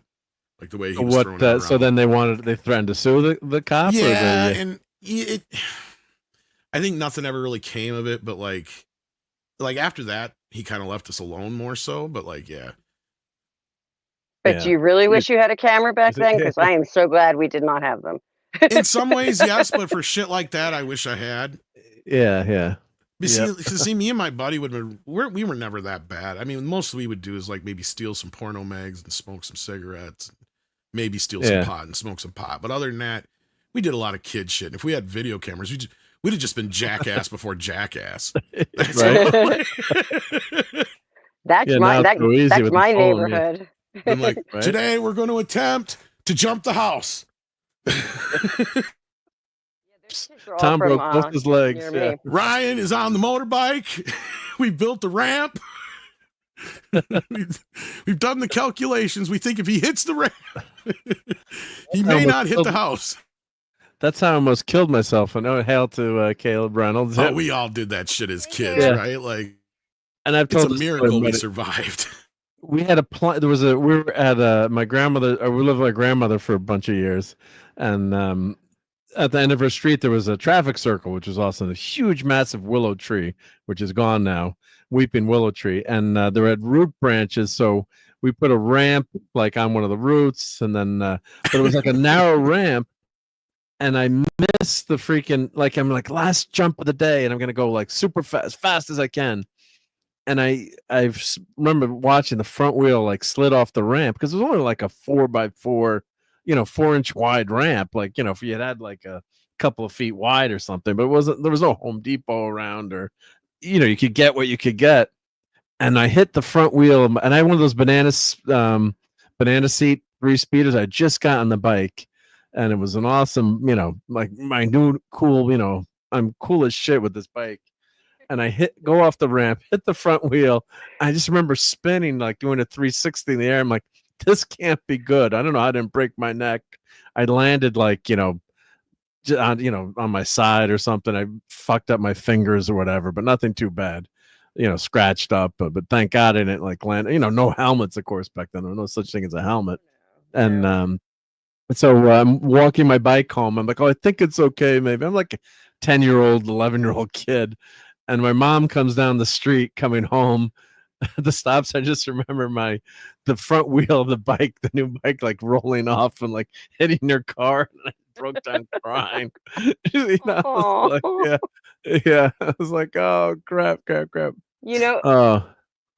have one of those stories, but it's a skateboard and a bike. I thought it was a genius idea to tie the front wheels of my skateboard to the back of my friend's bike, because we couldn't get enough speed going downhill. Like, not even thinking that the second the bike took off, I'm starting at the top of this hill. Get jerked. Yeah. Oh my God. I had like my entire, like from my hip down, like to my knee. And I was like 8. Road rash. Maybe even 7. It was like, yeah, it's totally.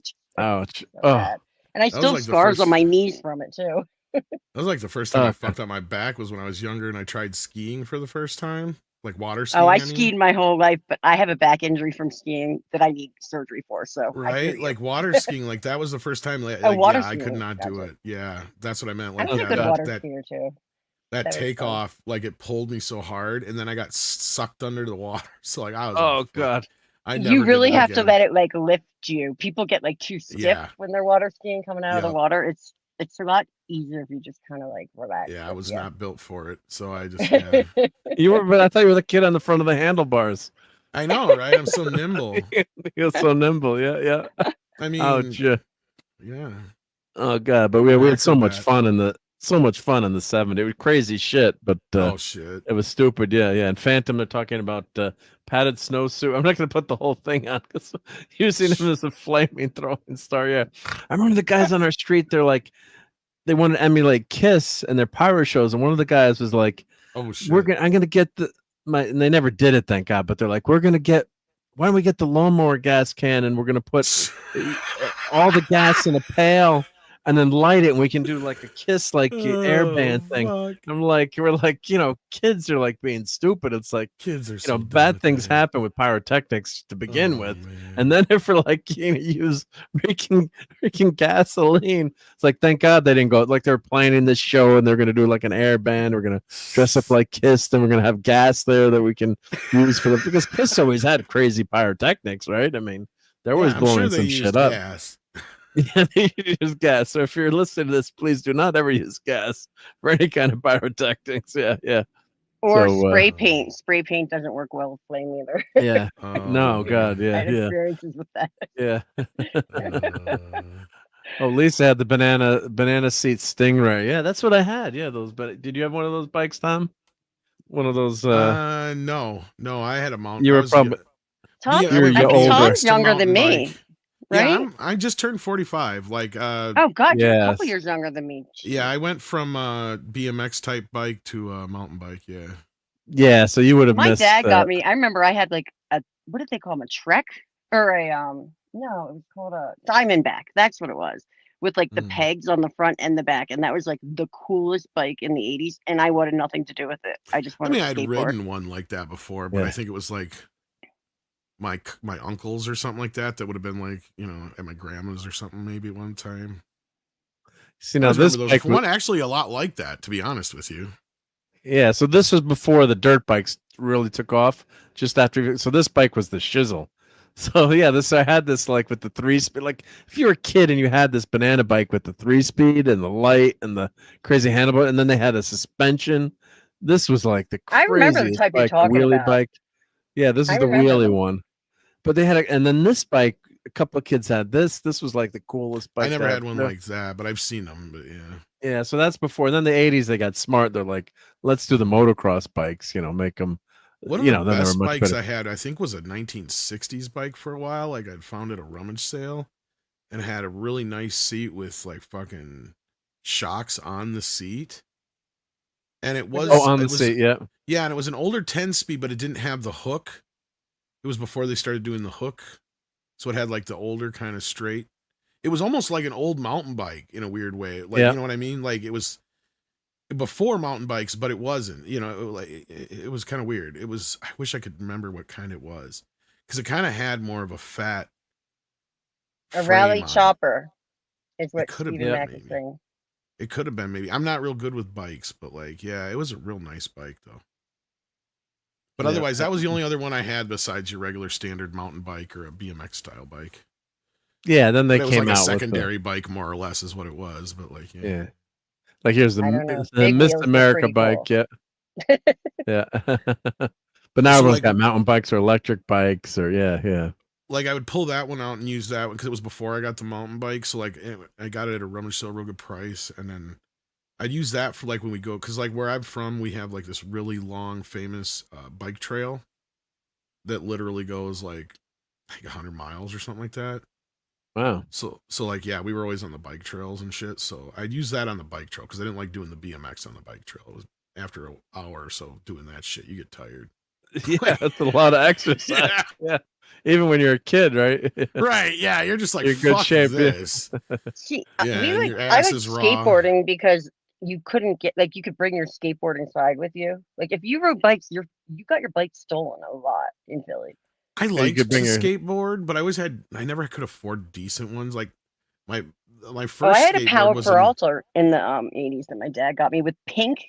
It was like neon pink, and then in the top, in the like grip tape in the front part of it, it had the Bones Brigade, like skull and crossbones that glowed in the dark. Not that I ever skateboarded at night, but like that thing was so cool, and I had it until high school, I went to college, and I was in high school, and my little brother and his friends, we all used to skate together, but his one friend was a little like, he was a little brat.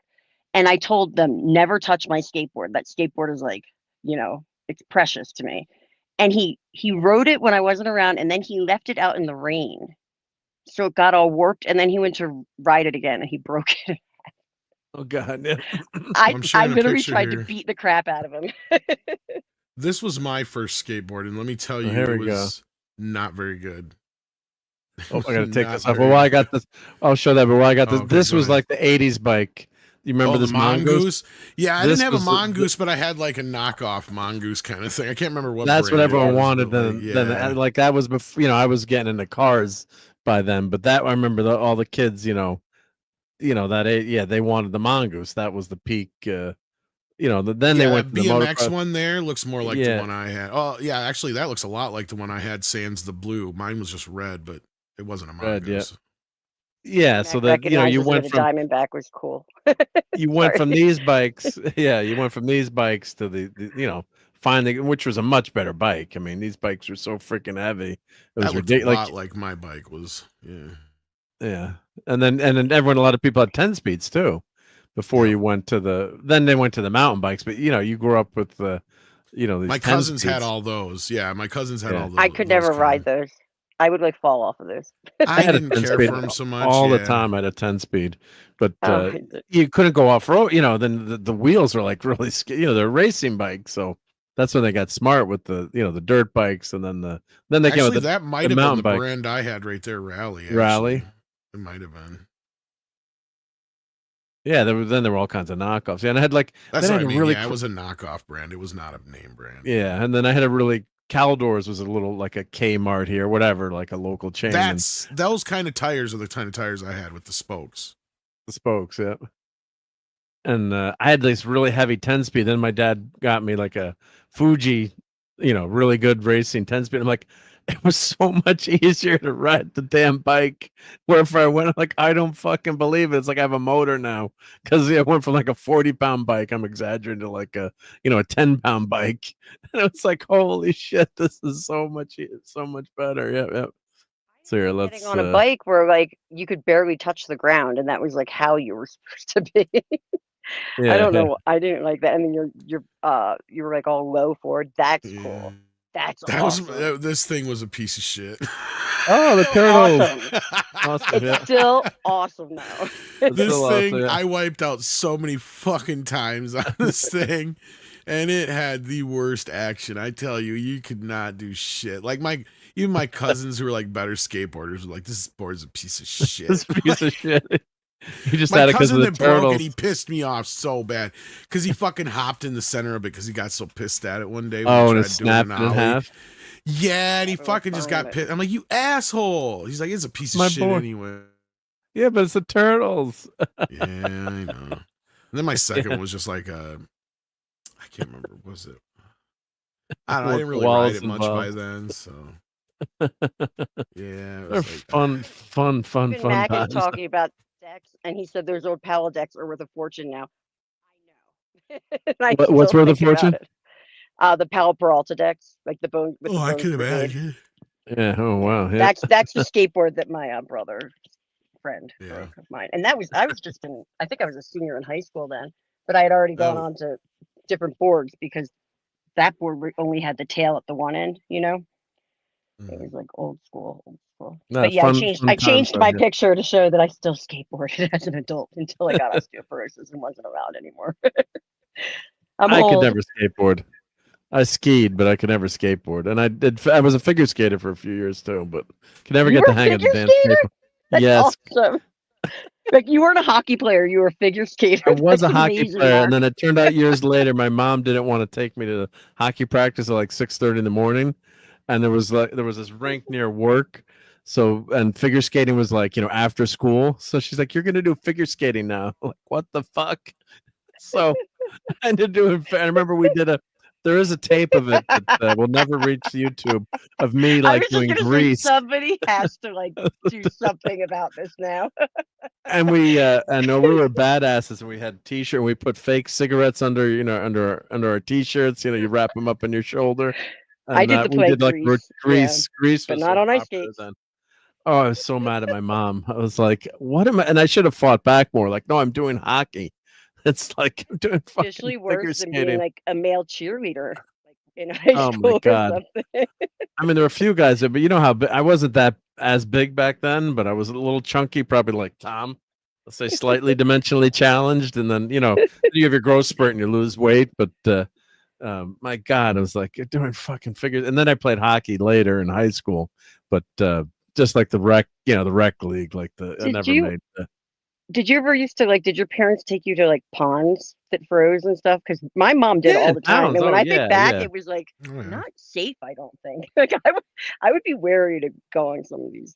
Well, in now, the but- 70s, it was pretty safe because it was pretty frozen the whole winter. I say they would just go and they would clear off a fucking area for you to fucking ice skate, and you just go. To Yeah. town.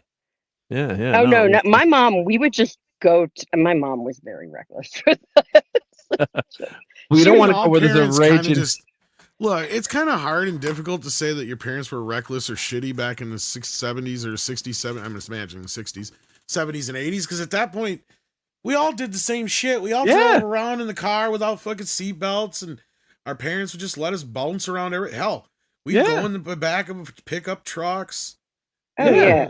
We were talking about this before. Your seatbelt was your mom's arm going across to catch you. Basically, stop too quick. Or my mom still does that. Flood right in the back of fucking the seat. Yeah. Yeah. Well, now if you're in the back of a pickup truck, the cops will pull you over if you're, not supposed to. But back then, no one cared. Like in the 70s, you're in the back of a pickup truck. And hail to Davina Duckworth. Oh, hey, Davina.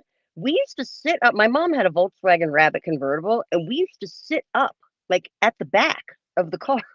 And I remember she got pulled over one day. And the cop was like, the kid, she needs to be in a seatbelt and he needs to be in a car seat. And I went right down and got up front and put my seatbelt on, which we never wore seatbelts. And I remember my mom saying, "You try and get him in a car seat," challenging the cop because my little when brother. The hell was this? Little shit in the 80s. Wow. The 80s, probably, right? Yeah. I don't remember maybe it was like, I'm sure it went state by state, but I was going to say around here in Wisconsin, I don't remember the seatbelts being like a mandatory thing until at least, I swear it was like early 90s.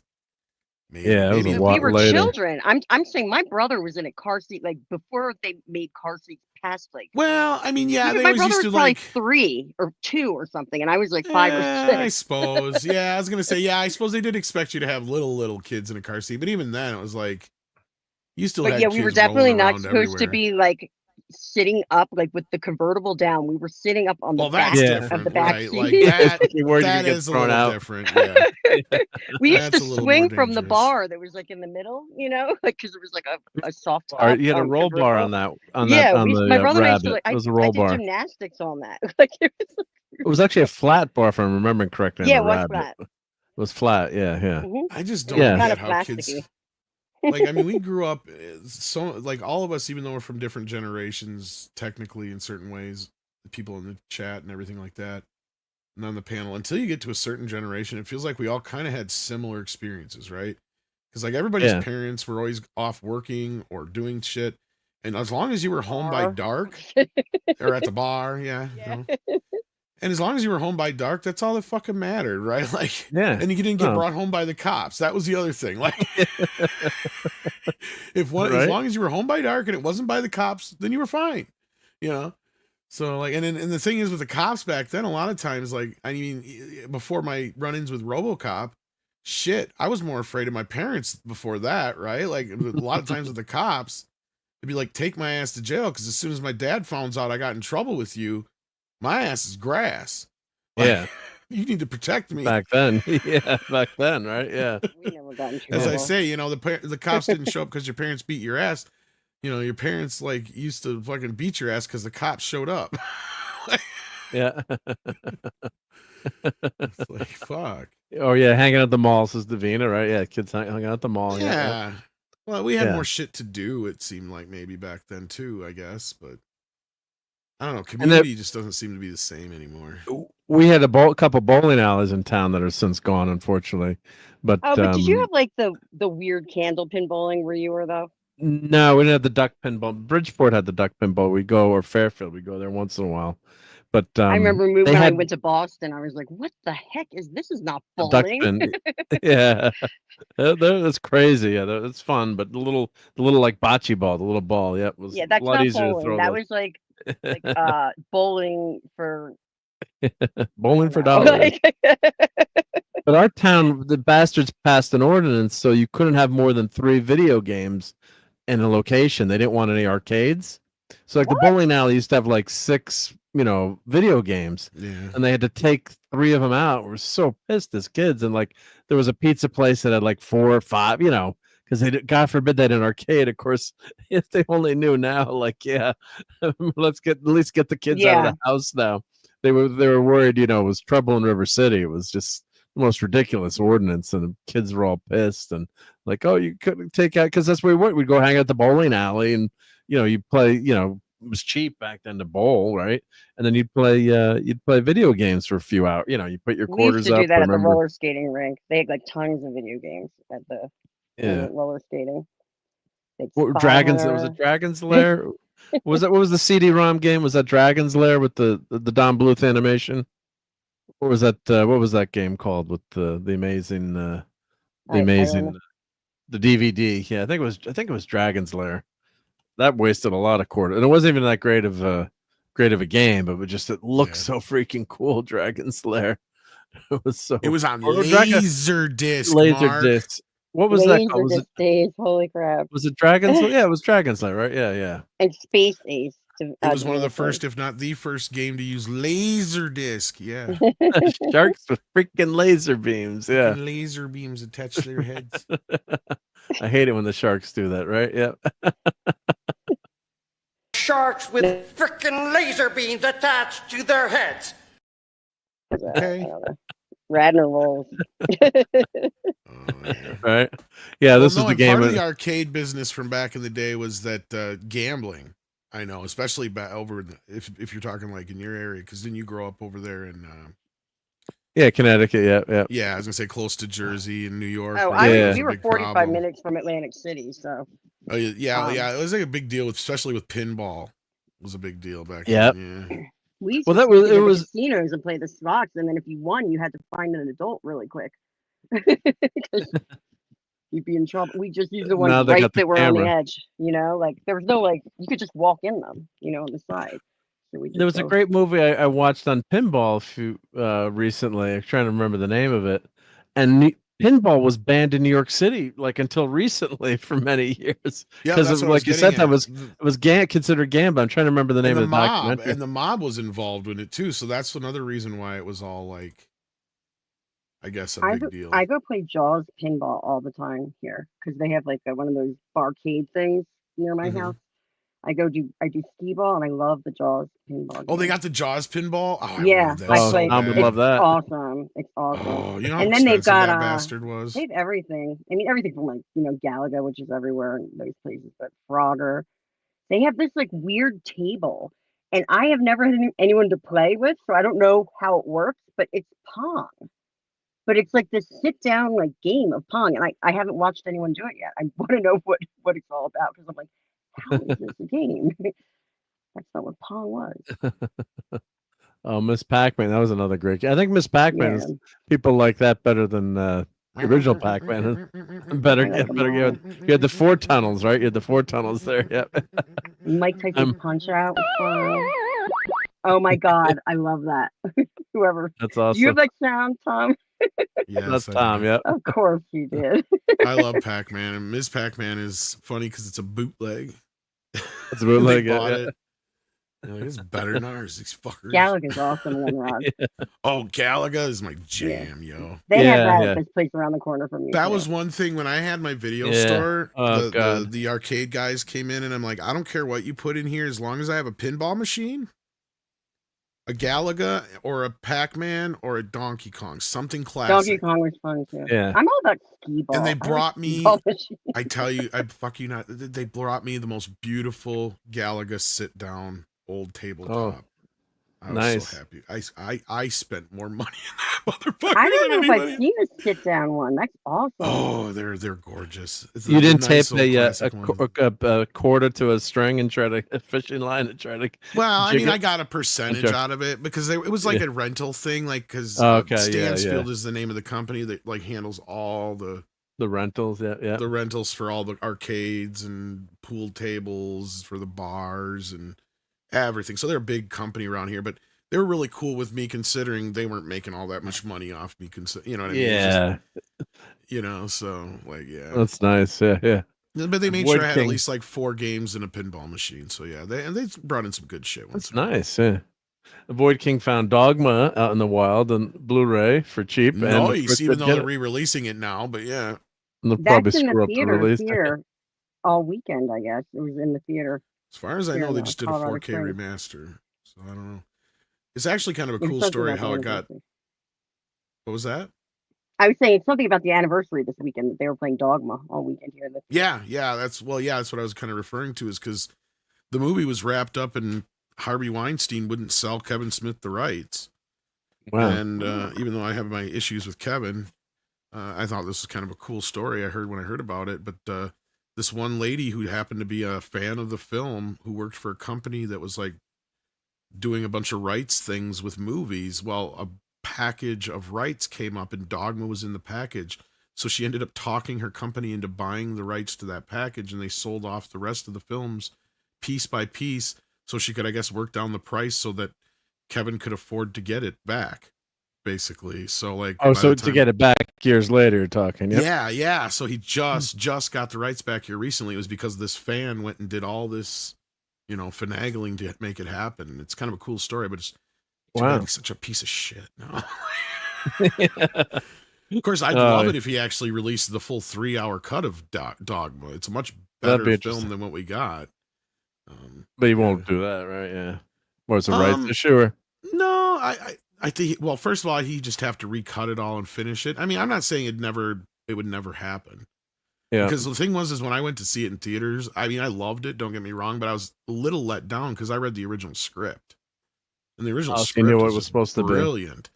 And then you see the DVD, they have the hour of deleted scenes on there, and like, oh man, I wish this shit was in the movie. Oh, you can kind of piece it together. Yep. Yeah, you could put your own version together if you wanted. And I think he said that before, like if fans want to do it, go for it. He just doesn't want to or isn't going to. So I don't, and he now was his chance to, so I don't know why he didn't, but yeah. Interesting. Yeah, he's because since his heart attack, God bless him for that, but he's kind of become a crier since then. Oh, and Davina's mentioning Zaxxon. Oh, I love Zaxxon, the 3D. That was one of the first, I don't know if it's the first, not the first 3D games, but one of the original, really popular 3D games. It was an isometric game. So, God damn it, you'd crash that ship into that wall all the time. And where you judged the height was with the shadow. That's how you knew how high you were on that game. And oh man, that game was a games were brutal back then. Yeah, and then she's talking about Spy Hunter that I brought up. Yeah, we had that at the Rolling Range. Spy Hunter, yeah. Spy Hunter was great. I love that game. Yeah, I don't know shit about new games, but you start talking old games, and I'm like, yeah, that was a classic. Yeah, Spy Hunter was a great one. Yep. Yeah, I was gonna say, what the fuck is The Rock doing in this? yeah. I remember it looking more like fucking Knight Rider than that. What the hell is this shit? Spy Hunter, yeah, and of course I have emulators, but Galaxian and Galaxian, the two game, which was the wasn't it more like a trilogy? Because isn't there another one? Galaga is the sequel, right? Because there's Galaxia, then Galaga, and then I think there's another one after that. And I can't remember what it's called, but yeah. So one of the all-time great games, and there's a my birthday's coming up. I should ask for that Galaga. I'm never going to get it from my wife, but they have a Galaga. It makes Space Invaders look like shit. Oh yeah, so much better. And the that when they had the scene when the dive bombing ships, and you could destroy one, and then I can hear that shit. Have two of them. Oh, good. Love that game. So here's a combo. What the one up? They have Galaga now. I saw that, but I already have it in my Pac-Man one, so I'm like, oh, you had the Pac-Man one. I got the Pac-Man anniversary one that has Galaga and God, they're showing it before, together, right? Game in it. I can't remember what the other one is, but I think you can build your own game or do it with an emulator if you it's nice to have that. But well, it's like the whole reason they can't have Miss Pac-Man and Pac-Man together is because of that whole license issue deal. But so those one-up games are pretty damn cool. Or that's the name of the barcade in Denver. It's the barcade is called One Up. There's the One Up and the Two Up. Mm-hmm. Yeah, it's One Up. One Up. I've been seeing a lot of those in a lot of places. Like we even got a bar downtown that has a bunch of little One Up games that you can. The One Ups, right? Yeah. So the place around the corner from me is called the Control Room.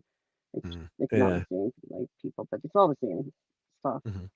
They've Yeah, got the so whole this is wall of pretty. like pinball and Yeah, 1 up, 513. Oh, that's expensive. Wow. But they had some really cool stuff. I've got a couple of Tons of those I still games in got to it. get put together. In the box, yeah. Yeah, I hope they work. I've never bought on it. Which one? Just the other games, or well, I have already put together, and upstairs I have the Ninja Turtle one. I have the Pac-Man Anniversary one that had Galaga, and I can't remember what the other game is that came with it. And I can't remember if it's Dig Dug or if it's something else. I love Dig Dug. Yeah. And then I have the Marvel versus Capcom one. Yeah. I think that's that a classic. one. Yeah. Yeah, and then with the 4 sticks, is it 4 sticks on that or 2? No, I think it's only 2. I think it's only 2 because I think it's just the verses. Oh, yeah, they didn't do the they didn't do the because it'd be it's just huge like too, a Mortal right? Kombat. Yeah, it's just like a Mortal Kombat. And speaking of more, I have the Mortal Kombat Anniversary one. That's one I have to get to put together yet. I got the Simpsons one I got to get to put together yet, and I got Terminator 2 I got to get put together yet. Party at I had the NBA Jam tabletop one, but it didn't work, so I sent it back. Oh, here it is. Yeah. I had the tabletop version though. I didn't have tabletop version. Yeah. See, and that's why I'm worried about my other one because I had another Mortal Kombat that I ended up giving my kid that I didn't know didn't. Oh, I want that one too. Rampage. I want Frogger too. Oh my god. Frogger. Yeah. They have Frogger at the control room around the corner. Yeah. Mm-hmm. And the games are so much better too with the actual controls. Like, I hate playing on these pads. Like, you have to have a joystick for some of these. I love it. Some of these games. It adds so much more to the fun of There's the Mortal Kombat. Yeah, because I can't play games on those freaking. That's not the one I have. I have the Anniversary one because I ended up giving my kid one that I didn't realize had issues. It had a leg issue in it. I guess the first Mortal Kombat 2 system one did. Mortal Kombat 2, I could beat anybody. All my brothers. That one right there, the Mortal Kombat 2 machine. That's the one I gave my kid. But I guess the one I had problems, and I only gave it to him because I wanted the Anniversary one because it was so early. It only had the mono speaker, and he didn't give a shit anyway. He just wanted one. So I want that Wheel of Fortune one too. I want to be on Wheel of Fortune. I used to be able to guess the answers before there were any letters up. I have a few times. One time, well, with just like one letter and stuff like that, I have gotten a couple, but never have. And I was almost going to be on Jeopardy. I lost on Jeopardy. Yeah, it takes like 2 years for the whole process. It's a long time. Partycade. Oh wow, that's pretty cool. You know, it's a cool name. Yeah, that's what the NBA Jam one was I bought. That's cool. It didn't work. So now I'm kind of been really thin. Like wow. Yeah, they're not very big, and the screen's smaller too. Oh, does it on these? Yeah. Sit on a table? Is that what I'm looking at? Yes, but that's still pretty fun. You can either hang them on a wall or set them on a table, but yeah, my experience with them so far has not been good, so I'm kind of leery on them. If you could build your own too, but I'm kind of want to get this Galaga one because they got that'd be nice. They got all these games on it. Yeah, they got 14 games too. Yeah, they used to have like something like that, like the Pizza Huts around. Damn, look at all those with all the multiple games. Not a ton. Yeah. Because they got Dig Dug. I could play Dig Dug for hours, and we played on the computer. So you. I mean, of course, you do an emulate. I don't remember Dig Dug 2. Yeah, me neither. But with an emulator, you can do all this. But it's just having this arcade cabinet. But you had problems with some. That'd almost be worth rebuying it, even though I got Galaga already, because it has Galaxia on it. Plus, it has all those other games. Even though I got Pac-Man as well, but. Yeah, so one of those other Pac-Man games I think might be the one that's on there now that I think about it. It's just not Miss Pac-Man. That's the thing. It can't be Miss Pac-Mania, Pac-Land, Super Pac-Man. It's one of those, I think. I can't remember which one. It doesn't have misses, like you said. Yeah. Did you guys ever play games on the Commodore 64 when you were kids? I never played on it, but I'm not the Commodore. My buddy had a different computer. I can't remember what it was, like the Atari one or whatever it was. But yeah, the Atari 800. All I know is we had a Commodore 64. Nobody knew how to use a computer. There was a little sticky note with like the little DOS thing that you had to type into it. And my brother and I just played like Skate or Die, Summer and Winter Games, Maniac Mansion. Yeah. And I think there was one more. Like, I mean, my other cousins put in. My other cousins had like an Apple something or other, because I remember playing like Jeopardy and like Wheel of Fortune and Win, Lose, or Draw or something like that on one of them. My friend had, my one friend from school had all those types of games on her computer. It might have been an Amiga too. I'm not 100%. Oh, and Davina, yeah, Ready Player One. I read the book last summer. My God, that book is so good. It blows the movie away. It's like the movie. I've never is read the dumbed down book version. Oh, the book is so good. I couldn't, especially if you're into, like the '80s arcade and all that stuff. Tom, read the book if you get a chance. I've heard that. Oh, my understanding, so though, much just better. at least from the cursory knowledge of the book compared to the movie, from what I understand, my take is this: is that Spielberg was the wrong guy to get for the project. He's too close to it. Yeah, you needed to get somebody like I hate to say this, J.J. Abrams would have been perfect for that movie. Why, you ask? Because he's inspired by those guys. That's why. Or a Brett Ratner or somebody like that who grew up watching Spielberg and Zemeckis and all those movies that are in there. You can't have Steven Spielberg because he's the guy that invented the shit. Yeah. He's too close to it.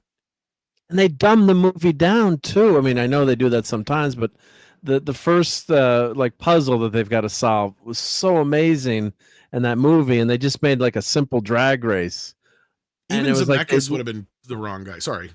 Yeah, no, I was just gonna say, but they dumbed it down so much when you read the book, and I know, you never get the exact thing, and you gotta, make it easier to translate the screen, but they dumbed down so much of the puzzle work that was going on in the background and the problem solving and how smart your hero was you're following, because everyone is on the trail of this this key, right? And to become the heir to the multiverse, the virtual reality world. And this kid is able to figure it out, and it's so smart. I won't give it away, but it's just so well done, and you miss all that nuance, in the movie, and it's just kind of like this drag race in the beginning, and they're just losing out on so many details, like The Martian. I really didn't like the movie that much because unfortunately I read the book first, and I couldn't sleep. I had to keep reading that effing book. I started at like 8 a.m. and I read the whole book until like 8 in the next morning. I had to go to work. I could not put the book down. It was that good. So when you see the movie, the movie's not bad, but you just miss extended cut? I feel that way about American Psycho. I haven't seen the extended cut. Yeah, I'm curious if that's because I love The Martian. I've never read the book either on that one, so like I'm curious because the extended cut I think is like it's like 15-20 minutes longer. I think I'll have to see. Yeah, because they leave out some missions. And they leave out some, and I understand that, I'm not like, oh, you guys are F-ups. It's just, and also the internal dialogue that the character, the Martian, it's only 10 minutes longer, but 10 minutes longer, but there's a lot of stuff that they had to leave out. And I'm not saying it's a bad movie, but it's it was an expanded scene of Mark Whitney's initial struggle on Mars, additional moments during communications with NASA, a scene after Whitney patches a hole in the habitat, scenes showing calculations for the slingshot maneuver, a scene where Whitney completes the soil analysis, additional scenes after NASA press conference and stuff like that. So just a little bit more, yeah. Yeah, I remember because I watched because I have the theatrical cut and I remember liking it a lot. But then I watched the director's cut and I'm like, of course, Ridley Scott, typical. Usually his longer versions are the version he should have put out to begin with, but, right? Yes. And the science. I got very excited by that comment. up, down, down, left, right. I am the code for the game. We all know that one. The science, explaining everything is just, and you can't really do that in a movie too, I understand, but the details that they go into were just wild, like how he, works the Morse code to like message using the rotation of Mars and all the different things. He's got to science the shit out of everything. So yeah. Well, and the other thing that bothers me about the movie, and I can't believe Spielberg, and this is where he's a failure in this respect, because this was the guy that got Who Framed Roger Rabbit made, in the sense that he got Disney and Warner Brothers to agree to work together, right? To allow Warner Brothers all the IPs, right? Yeah. Use their characters, right? And he was a big part of that, because if it wasn't for him, it would have never happened. And yet you come to this movie in Ready Player One, a lot of the characters like Freddy and Ninja Turtles, for example, and the Transformers and stuff are like the 90s versions or the aughts versions. It's like, wait a minute here. It was the original. Yeah, this movie's supposed to be paying homage to the 80s versions or the original versions. Why isn't it those?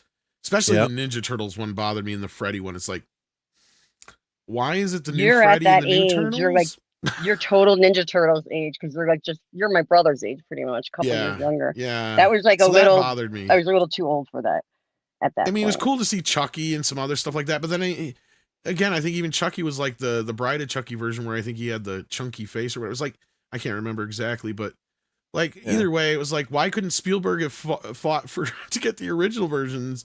Because Paramount were just jerks. They're like, well, we want these versions because these are the ones that the movies the out new right ones, now. Yeah.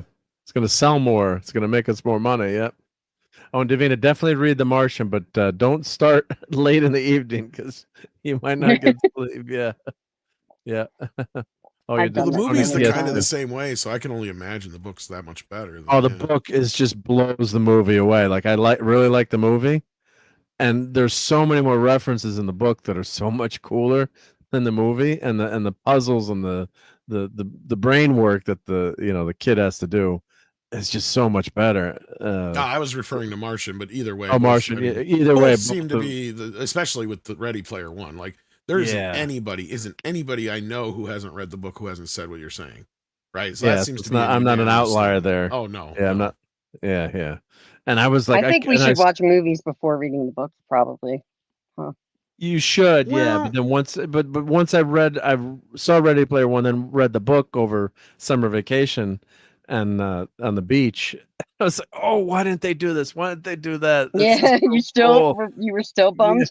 So you're probably right in the sense that you're able to go into a movie a little more fresher. Like I was able to enjoy The Martian for what it was, and I could probably read the book now and still enjoy the movie, as opposed to Mark, who can't. I can see that. Like, I mean, there's only a few movies that are better than the book anyway. So yeah. And I guess it depends on how you. Like, I mean, the few that I always go to are obviously Jaws, which is the obvious one. People like, there's a book. Yeah, right. And I got to lean into The Godfather a little bit because he knew what to leave out of that and what belonged in the first film and what didn't. He moved to the second film, and and then there's Jurassic Park is one that I know some people get pissy with me about, but it's like, that whole book is so chock full of shit that does not need to be in a movie. Like Spielberg knew then how to. I never read it. Oh, it's good, and there's a lot of stuff that I wish was in the movie that's in the book, but there's a lot of it where it just gets bogged down in some of the science.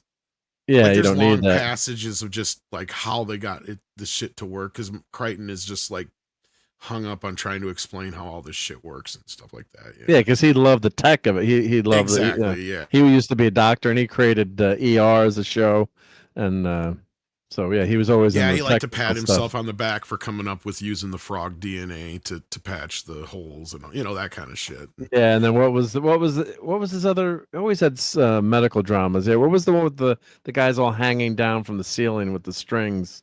What was that book or that movie? Oh, it was so scary that Andromeda Strain. It was a Andromeda Strain. Yeah, it was something. Yeah, it was just like a really creepy cover. But Crichton is just known for. And I always loved Westworld as well. Yeah, Westworld is great. Yeah, so just great medical drama. Phantom. Coma. Thank you, Phantom. Yeah, Coma. That freaked me out as a kid. Just that cover. Yep. And just Davina mentions Chuck. Yeah, if you haven't watched the Chuck TV show, now Zachary Levi has been outed as a conservative, so I even like the show even better. And Adam Baldwin, his character, he's playing like an FBI agent, and he loves Ronald Reagan on the movie, and he drives that Ford LTD. Oh, I love Chuck. Have you watched Chuck at all, Tom? Or I'm familiar with it, but I haven't really watched it. Yeah, I think that was a fun show. That was a fun show, yeah. And now especially Zach, how he's getting attacked now, yeah. So, fun. Those are fun times, yeah. And Davina, the Jaws novel, he changed it around for the better, yeah. Yeah, well, the whole Hooper. First of all, the Hooper love story or affair with Brody's wife needs to go. The Hooper versus Brody shit needs to go. It's better works with Hooper versus the old salty sound. Robert Shaw's character. Robert Shaw's character. Yeah, we need a bigger boat. Yeah. We're gonna need a bigger boat. That movie terrified me as a child. Quint, but then, Jesus. Then my mom took us to Disneyland, and we went to Universal Studios and went on that ride. And I don't know why they should have known back then not to put a small child right in the spot where you're crossing the water, right where Jaws comes out of the water. Which is I why was they sitting do right it. there. I was traumatized. I thought. Oh, your Jaws mic was is going in and out, swim- Courtney, Oh, for sorry. some reason. Yeah. I was traumatized. I thought Jaws was in like the swimming pool, the bathtub. I thought it was like We all did. It didn't everywhere. matter if we went to the ride or not. that Yeah. thing came right at me. Wanted to eat you. Yeah, I yeah. was hysterical. If I'd have been the guy to put you in that seat. See, like, Right? I'm like, let's. No, I don't know why my mom well, my mom had no clue. She was probably drunk. Yeah, That was my mom. Well, I did want to ask you, Tom, and we're not going to go too much longer here because Yeah. it's getting late. And I appreciate it. Did you? Well, real quick, I did see Mission Impossible. I did enjoy it. So have you seen it yet? No, I didn't. I heard some of your thoughts on it.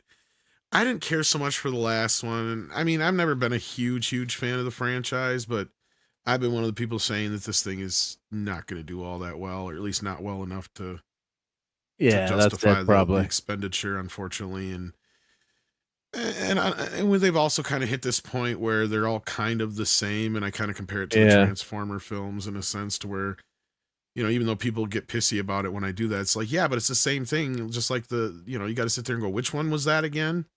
Yep. You know, nobody remembers which one's which anymore. It's just like the Henry Cavill one. Oh, okay, yeah. You know, or the Jeremy Renner one. Which one? You know, it's like, yeah, Right. that's where we're at with this franchise. Because I remind people, they're on the 8th one, kids. This franchise giving Jason a run for its money, and I ain't talking about Jason Bourne. Yeah, I'm right? talking about Jason Voorhees, because they were on fucking And that's Takes what I thought you were Manhattan at talking this about. point. Exactly. Yeah. Like, I mean, There's so And many you can Friday do the that with 13th and Jesus. a campy movie like that. You can kind of get away with it. Of course, The Outlier is like a James Bond movie where they've got, but a where lot they of those. recast it, and they could have done Yeah. that. See, maybe that's the problem with this franchise, is Tom should have let it go a few years ago when he was going to. Because I don't know if you guys remember, that's why they introduced Jeremy Renner into the mix, is he was going to be like the de facto takeover for the franchise when Tom was going to slip out for a few and then make a triumphant return. But he stuck with it, and I think it was because, what was it, Edge of Tomorrow and one of his other movies underperformed around that time period. So instead of going away, he went and he leaned into it again. So, like, yeah, but I think it's hit its stride. I think they kind of knew it was going to be done for a while, and I think what Tom's been getting at is he doesn't want people to think it's the last one so much as he's just gonna sit dormant for a little bit, because he doesn't die in this one, from my understanding. I haven't seen it, He doesn't. Yeah, no. I know one character that does, and it's already been spoiled. So, Oh, that was which I'm not spoiled. I'm against, assuming it because was. that's the other thing I've been griping about the last few films, is like, okay, here's the issue with this franchise from part 2 onward, is that part 1 is his big thing was he lost his entire crew, right? They got killed. Yeah. So since then, he's had this big stigma about not losing any members of his crew. Like, that even becomes a point by, like, what, the 3rd, 4th, 5th film. They mention it in this movie too. Yeah, yeah. And yeah. I'm sure it does, because it's become Yeah. like the mantra for the last 2 or 3 films, right? And that's the thing, is like, okay, it's time to get rid of one of these people, especially Simon Pegg, because I'm sick and tired of Simon Pegg. Not Scotty. Yeah, because I'm like, and they kind of set it up in the one before this one, or the last, maybe it was the last one, where he was going to be the one, and then they twisted. Yeah, it was the last one, because then they, see, I can't even remember anymore, where he ended up killing the one girl instead. Yes, that was his. Was that his wife that gets killed, or is that his the agent that he was on? It was the one that was. She's only been in like a couple films, but what was it? The one that's in the Dune movies, I think, wasn't it? Someone had mentioned before, way back in the chat. I'm trying to forget who mentioned her name. Yeah, got killed. Yep. But no, it's just kind of like one of those things where it's like, yeah, we've gotten this far with this franchise, and I'm not surprised to see it kind of fall this way. It's just silly for them to spend this kind of money. And then the other problem with it this is the biggest complaint I hear from most people. Too long. Well, not just the too long, which that's another thing I've said. That's been mainly the problem for the last 2 anyway. But the other problem is they always give away the big stunt in the trailers all the time. Yeah. Which is unfortunate. Oh, great. Yeah, there's 2 of you. Let's see. There was for a second, but now there's 3. Now there's 1 where you got cloned. Or now there's 1. I mean, there's only 3 of us, I meant. Yeah. like Iron Man. Why are there 4 people? Iron Man, I got so pissed they gave away the scene where he shrugs when the tank shell goes by. I'm like, oh, it was so cool to be surprised the first time in the movie theater. And I saw Iron Man in a drive-in. I miss drive-in theaters. Those were fun. Yep. I think there's one probably around here somewhere, but I'm trying to remember what the second feature was because we left. But what else came out around that time? I'm trying to remember. Iron Man, yeah. It was something I wasn't interested in watching. That's all I remember. It was just like, yeah, we're done here. Let's go. We're gone. Yep. And the third set of Iron Man wasn't that third act I didn't think was that good either, but I still love the movie. But I love the beginning of that movie. It's phenomenal. But yeah, Mission Impossible, it was fun. We went out taco place and had, ton of tacos, and then we get the movie, and it's my birthday next week, so I got my free popcorn and free soda. I never get the soda; it's so damn expensive. So I had actually, I said your $100 worth of $100 worth of food, yeah. And I put Reese's Pieces in the popcorn, and everyone agreed that was a pretty good way to go. And of course, they always fall to the bottom and they escape you with popcorn. But yeah, this is a popcorn movie. Like, yeah, the plot's kind of convoluted and crazy and doesn't always make sense, but it's basically there for the stunts. And like you said, Tom, when they give away the stunts, it's kind of a bummer. But look at, all right, so it's up to $450 million. So what do you think they need to break? Is that break even for this movie, or No, the movie cost $400 million, unfortunately, and the last one lost God. money. So they're at a place where they're already kind of starting at a negative now, and then yeah, this is the best the franchise has ever done, but you've also spent 4 times what you should have on this movie. That's the problem. $400 million. So the movie basically has to make $1 billion. Holy shit. And they're trying to cope and make a bunch of excuses for it, but I just don't. No, people get fatigue. Cruise is probably one of the last big movie stars, but not though he drives a gazillion people into the seats, I think. I have to take over for Clobby on this one. I can't stand Tom Cruise. Yeah. It took me years to warm up to him, so I understand and that's the thing is he's a movie star, but he's not infallible, right? In some ways, Will Smith's still a better bet than him in some cases. I don't care what people say, but that's the Philly. Even after the slap, he had one of the biggest hits of last year. I was all about DJ Jazzy Jeff and the Fresh Prince. Like that was. Yeah, and he's also still one of the highest paid actors. So it's like, look, say what you will about him, he's still a sure bet, more so than some others. And you've got your Jason Statham's, who's the only other one I would willing to bet any money on. But again, you got to you can't make a fucking $100 million movie with Jason Statham though, and expect it outside of the Meg and expect it to make any money. Even the Meg is a hard shot because I think the last one did like what 300 or 400 million, maybe a little more. And the first one did I think 3. But again, they keep making those because they're huge in other countries. But that's the thing. Statham is one of those few guys who's like Stallone and Schwarzenegger was back in the day, where any movie they do can open anywhere because they're a well-known actor. Yeah, Rocky. But look at so Mission Impossible at 450. So normally you'd say that's good, but the money they spent, like that underwater scene, was so phenomenal. It's just the stunt pieces are incredible. And even if they kept this movie in the theaters longer, I don't think it would help. And that's where I don't think the running time is even as big of a deal as it should be, because it's already fallen off a cliff here. Yeah, and you're also not going to get the DVD sales like you used to either, right? So that's the problem. In the old days you could count on, we're going to make, especially Tom Cruise, a star like this, a big movie. Oh, we're going to get, make a ton of money from our DVD sales. Yeah, so the first weekend 20, 24, 18. But yeah, now it's this weekend you're only at 4 or 5 million. Yeah, so it's domestically. So I appreciate what Tom Cruise is doing, and one of the reasons Clobby didn't like Cruise too was when they Phelps, making Jim Phelps a traitor in this series pissed a lot of people off. So that didn't help at all either. Thunderbolts is a flop now. They're ending with they're not even going to bust 400 million. It looks like, right? Isn't that out of theaters now? So Thunderbolts is not going to hit 400 million, and Lilo and Stitch is going to dominate. Oh the yeah, box that's going to office. hit the billion at least. Yeah, it's doing well. The only thing it's got now is some insane to me. competition to come up with it. What was that? That's insane. Those numbers, like, it just blows my mind. For like Lilo, something like Lilo and Stitch. I'm not like, surprised. I've been predicting for a while, and I know that it's one of those rare kind of movies where, like, you have. First of all, it was one of the last 2D animated Disney films, and that's one of the reasons why I think I didn't know that. Will accept the CGI version, live action / version, as opposed to some of the other Disney remakes. Mm-hmm. Also, you have the situation that's hurting Mission Impossible more than anything is they decided to go up against this movie when they thought they would get all the guys. Well, the only guys that are going to see it is basically like Mark's age, and none of the women are showing up for this movie. Like the first he's not the weekend big. was like. Are you calling Mark old? Yeah, that's okay. But no, it's literally that demographic and up is the only ones going to see it. And he's not the sexy sex symbol that he was back when, and for some reason, the wives aren't going along. And this is my point, is the guys that are kind of younger than Mark and myself in that 20 to 35 age range, they've got young kids. They're going to see Lilo and Stitch because they grew up with Lilo and Stitch. Yep. Gosh, you're making me feel so old. Well, and the women were already predestined to go see this movie regardless, but yeah.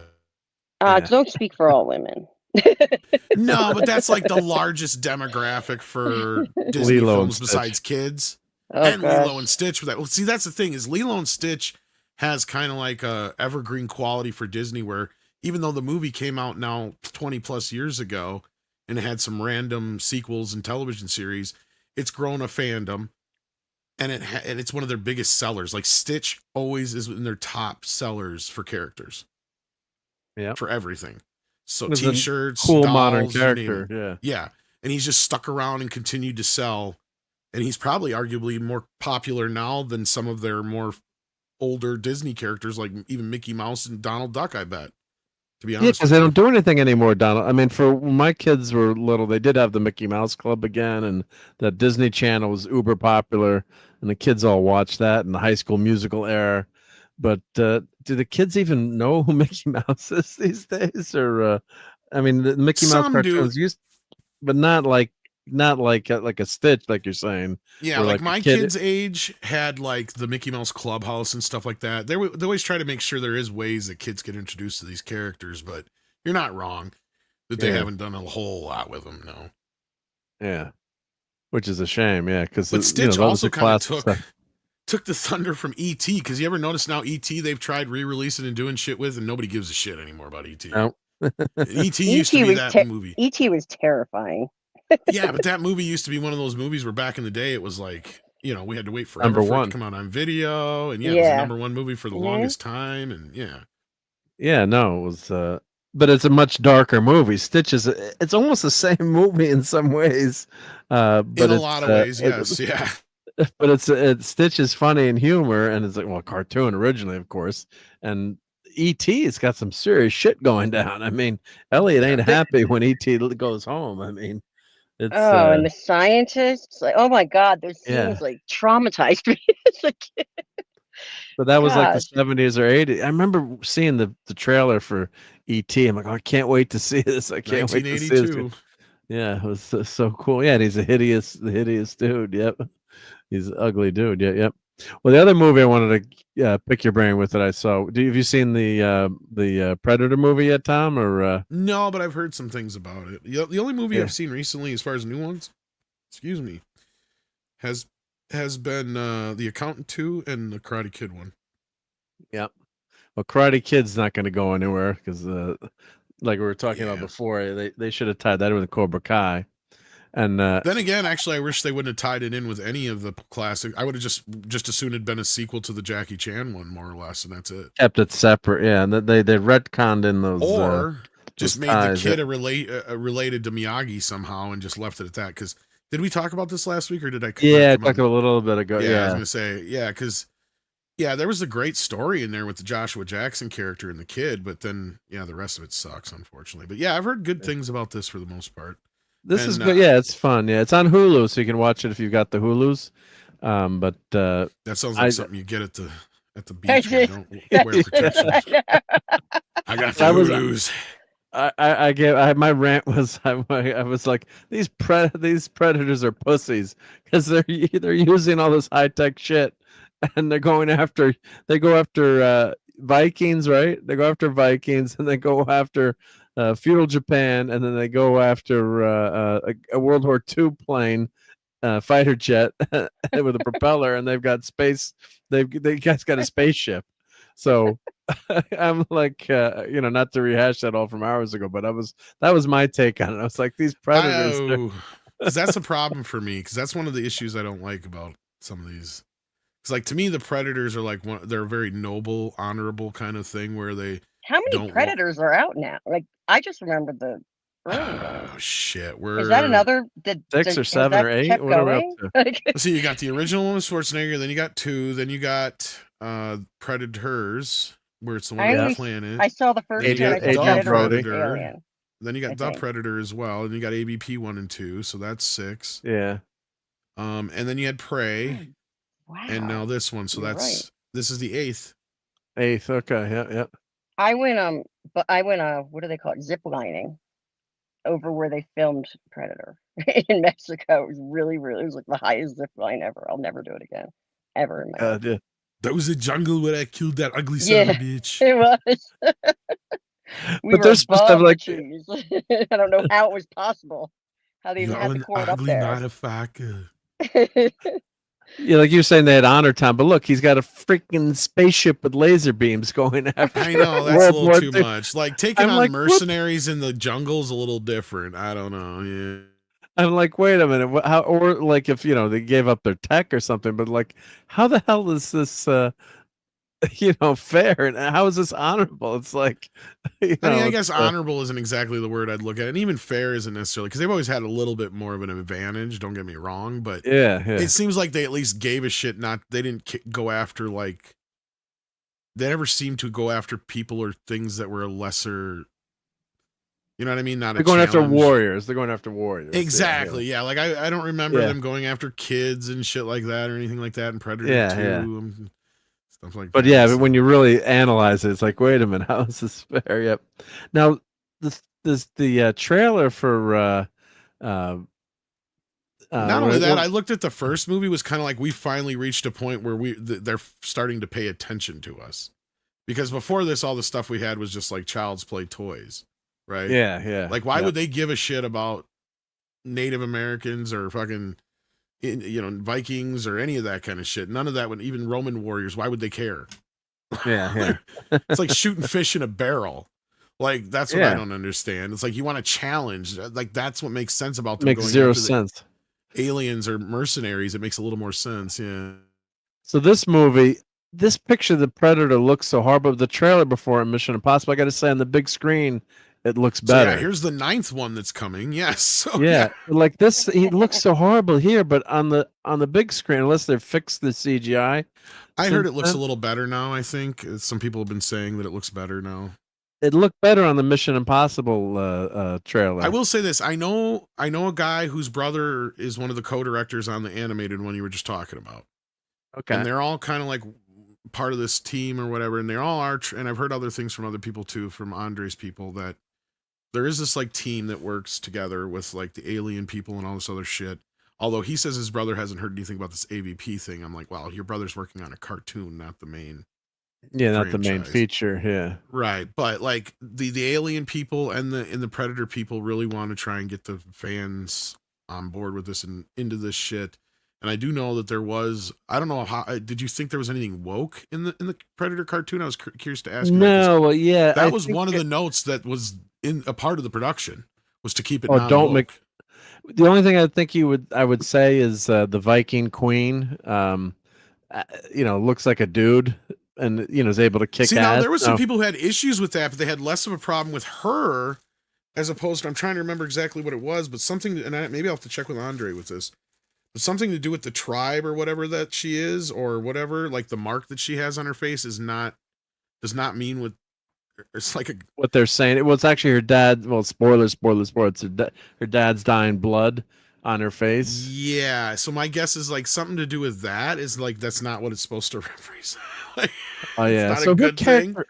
Her character was no, it's not. It was terrible. Yeah. So her character. Yeah, but I mean, in actuality, I guess like this tribe that used to do that is like they would do that with their victims or something. I can't remember. Like, I can't remember. Okay. I see what Somebody you're saying. correct me in the chat if I'm wrong. But that was the extent, because it was like a week ago or two that I read this, and I don't remember all of it. But like, yeah. So there was somebody saying something about it, but like, yeah. So we're kind of sensitive to the the agenda and the messages they're putting in. So like, I think like 20 years ago wouldn't have even thought anything about it. But the Viking warrior, and of course there's been all the controversy with the race of Vikings now and how to train your dragon and all kinds of issues. But I think her character was pretty well written, and she's out for revenge to avenge her dad's death, and she's not really written. And these are short segments too, so there's like 3 20-minute 25-minute segments that are pieced together in the end. And so she wasn't bad. If anything, the fighter pilot in that segment, he came across as more of like an idiot than some of his actions than woke but there was nothing. There was no obvious agenda, and that's interesting. Yeah, they know they're losing money on this stuff when they throw in the message. So, and they made you must forget that this is a woman half the time because of the way the character design. I wouldn't have thought that was a woman unless you would have told me, pretty much. Yeah. Right. So, I mean, or at least it wouldn't have been my first thought anyway. Yeah. Yeah. So there's also the controversy of they're finding skeletons, like were there Viking warrior women, what women were were fighters back in time, but this wasn't written in any way that I said, oh, that's a red flag, or that really bugged me. What does bug me is when you've got a predator that's freaking like the Hulk, who's been roiding up here, and then they're fighting him, and it's like, how the hell do you even stay alive if you get hit by something like that, right? I mean, so they made these predators in this animated movie way too freaking big. I mean, just they really made the characters big. Yeah, it's a cartoon, you can do that, but I think that's when you overpower these guys too much, then it kind of loses some of it in terms of it becomes totally unbelievable, like not even a realm of a chance of possibility, and it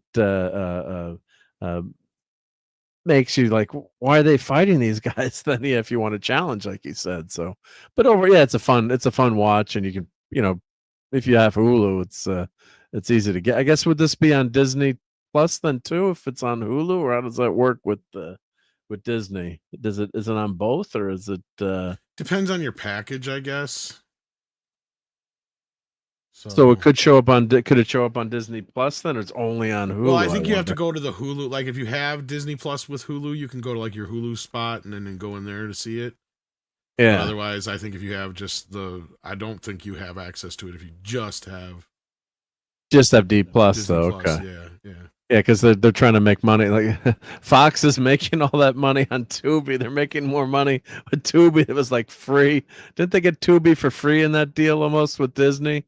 Or it was like a throwaway, and then Tubi is making more money than D Plus now, I think, if you look at everything, which is hysterical because it's all ad based, and it's just amazing how Disney is not D Plus is not doing well. Yeah, Leonard, the CG it actually flows really well. The animation is really good. I think this looks really good, so I'd definitely say give it a watch. But yeah, it's just.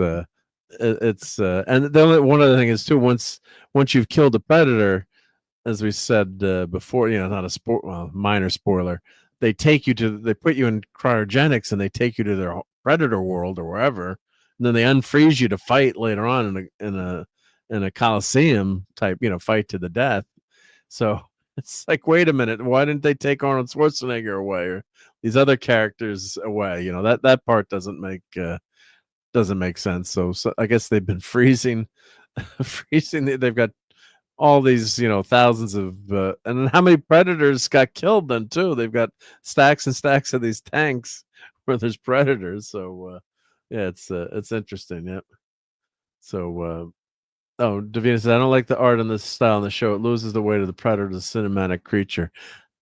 I thought it flowed pretty well. I mean, your mileage may vary, obviously, but I think it did look good. But I like this kind of Predator versus this kind of Predator. So some of the designs I didn't think were good, but the one I enjoyed the most was the samurai feudal Japan. I thought the choreography and the fights, that was really well done. So that was fun. But check it out and see if you enjoy it. And Tom, maybe you'll probably get a chance to see it maybe during the week. That's gonna be an easy one to find on the interwebs, I think. Yep. So but yeah, Predator, I really like Predator 2. Do you guys like Predator 2? Or I thought that was a pretty It's fun. Yeah. That's it was John a fun Ortiz. movie. Yeah, it was good. I like yeah. It was good stuff. Yep. All right, well, let's get on out of here. It's we hit the almost going to hit 4 hours. This is good. Yeah, we always have a lot of fun. Oh, it's here, 2 hours later for you. I don't even think Yeah. about that. You have to get up I for gotta work. go to It's work. like 2 a.m. Oh, I'll work, yeah. I'll like work, me. yeah. Stay up an No extra. sleep. Well, back in the day, I used to stay up to 1 every night, so staying up to 2 is not too bad. But My I mom wanna was thank always like that. Late night. Always. late night, yeah. Well, it's a fun Oh, way to start Jack. Sunday. Hey, Jack's Yeah. back. So let me thank all the channel members. So in no particular order, Mr. Angel, Alexander Tan. I think that's a new member. Oh yeah, because we got all the memberships tonight. So thank you, of course. Yeah, let me thank Sean Estep who bought 10 memberships tonight, which is awesome. So thank you, Sean. Thank you, Wes Cagle, for your super chat, and RTNZ.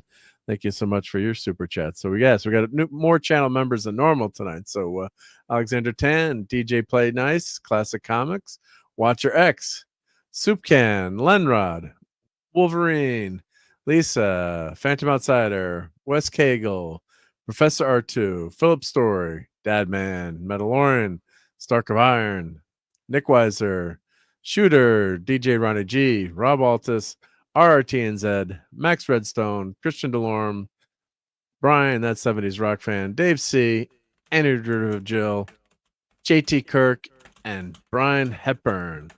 So thank you to everyone for being there and supporting the channel. Much appreciated. And thank you for stopping in here tonight, Tom.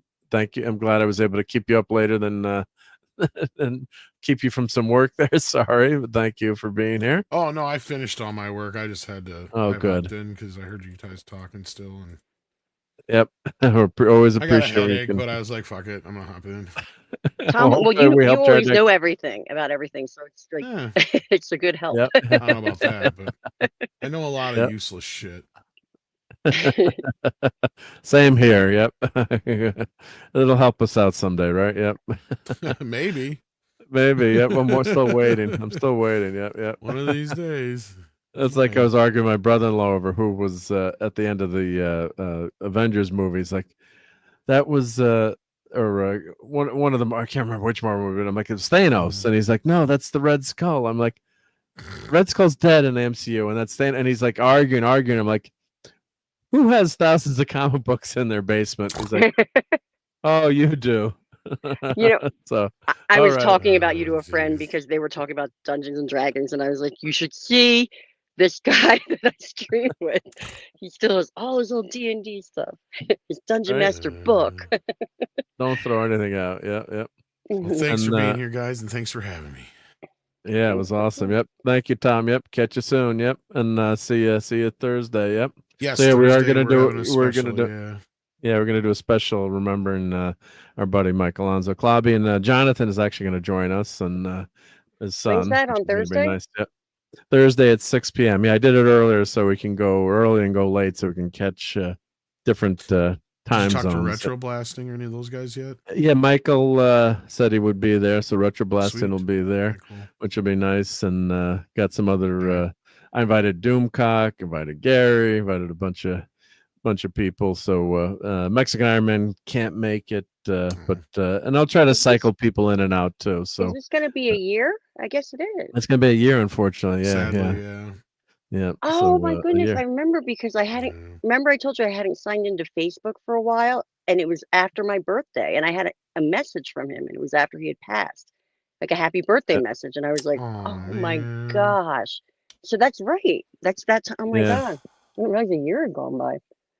Yeah. Well, that was that. That Sunday night where he Yep. wasn't I here, was and I never wondering, sent yeah. the message. Yeah, you're like, where's Cloudburn Times? Yep. So we're gonna celebrate his life and try not to get too bummed out, and keep his too blubbering, keep his memory alive. I'm gonna, if I get some time during the week, I'm gonna watch a couple he would shows. want us not to be blubbery. He'd want us to talk about. Oh yeah. Well, he'd be happy to know that I was defending the dislike of Tom Cruise tonight. I agree. I think he would probably.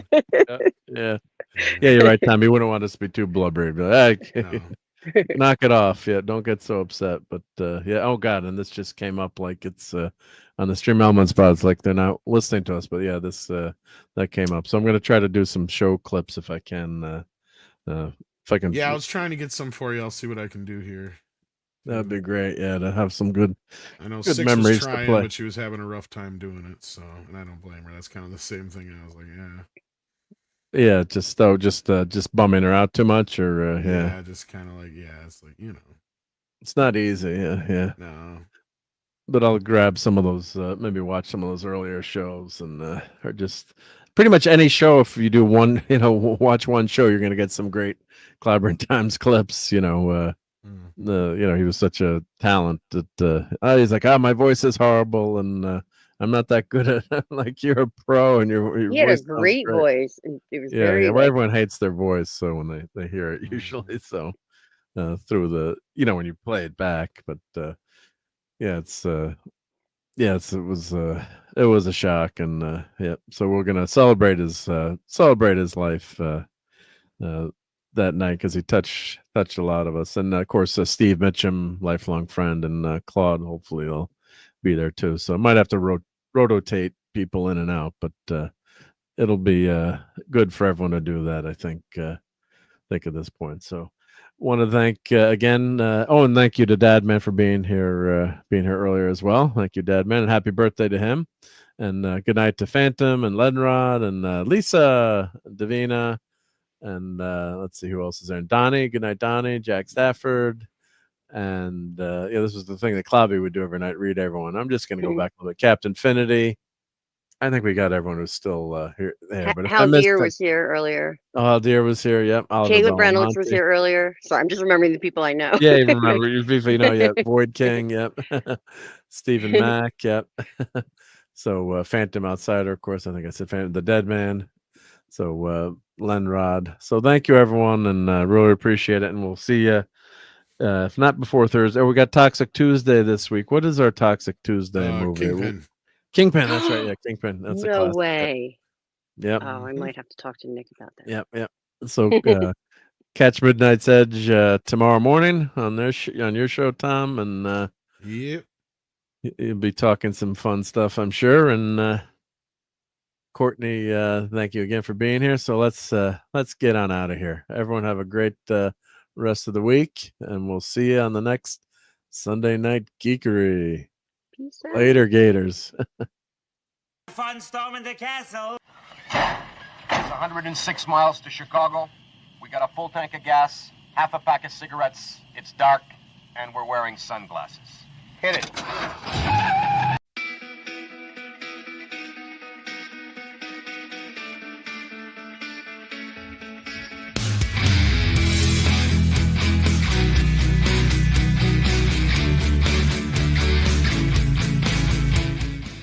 Still here?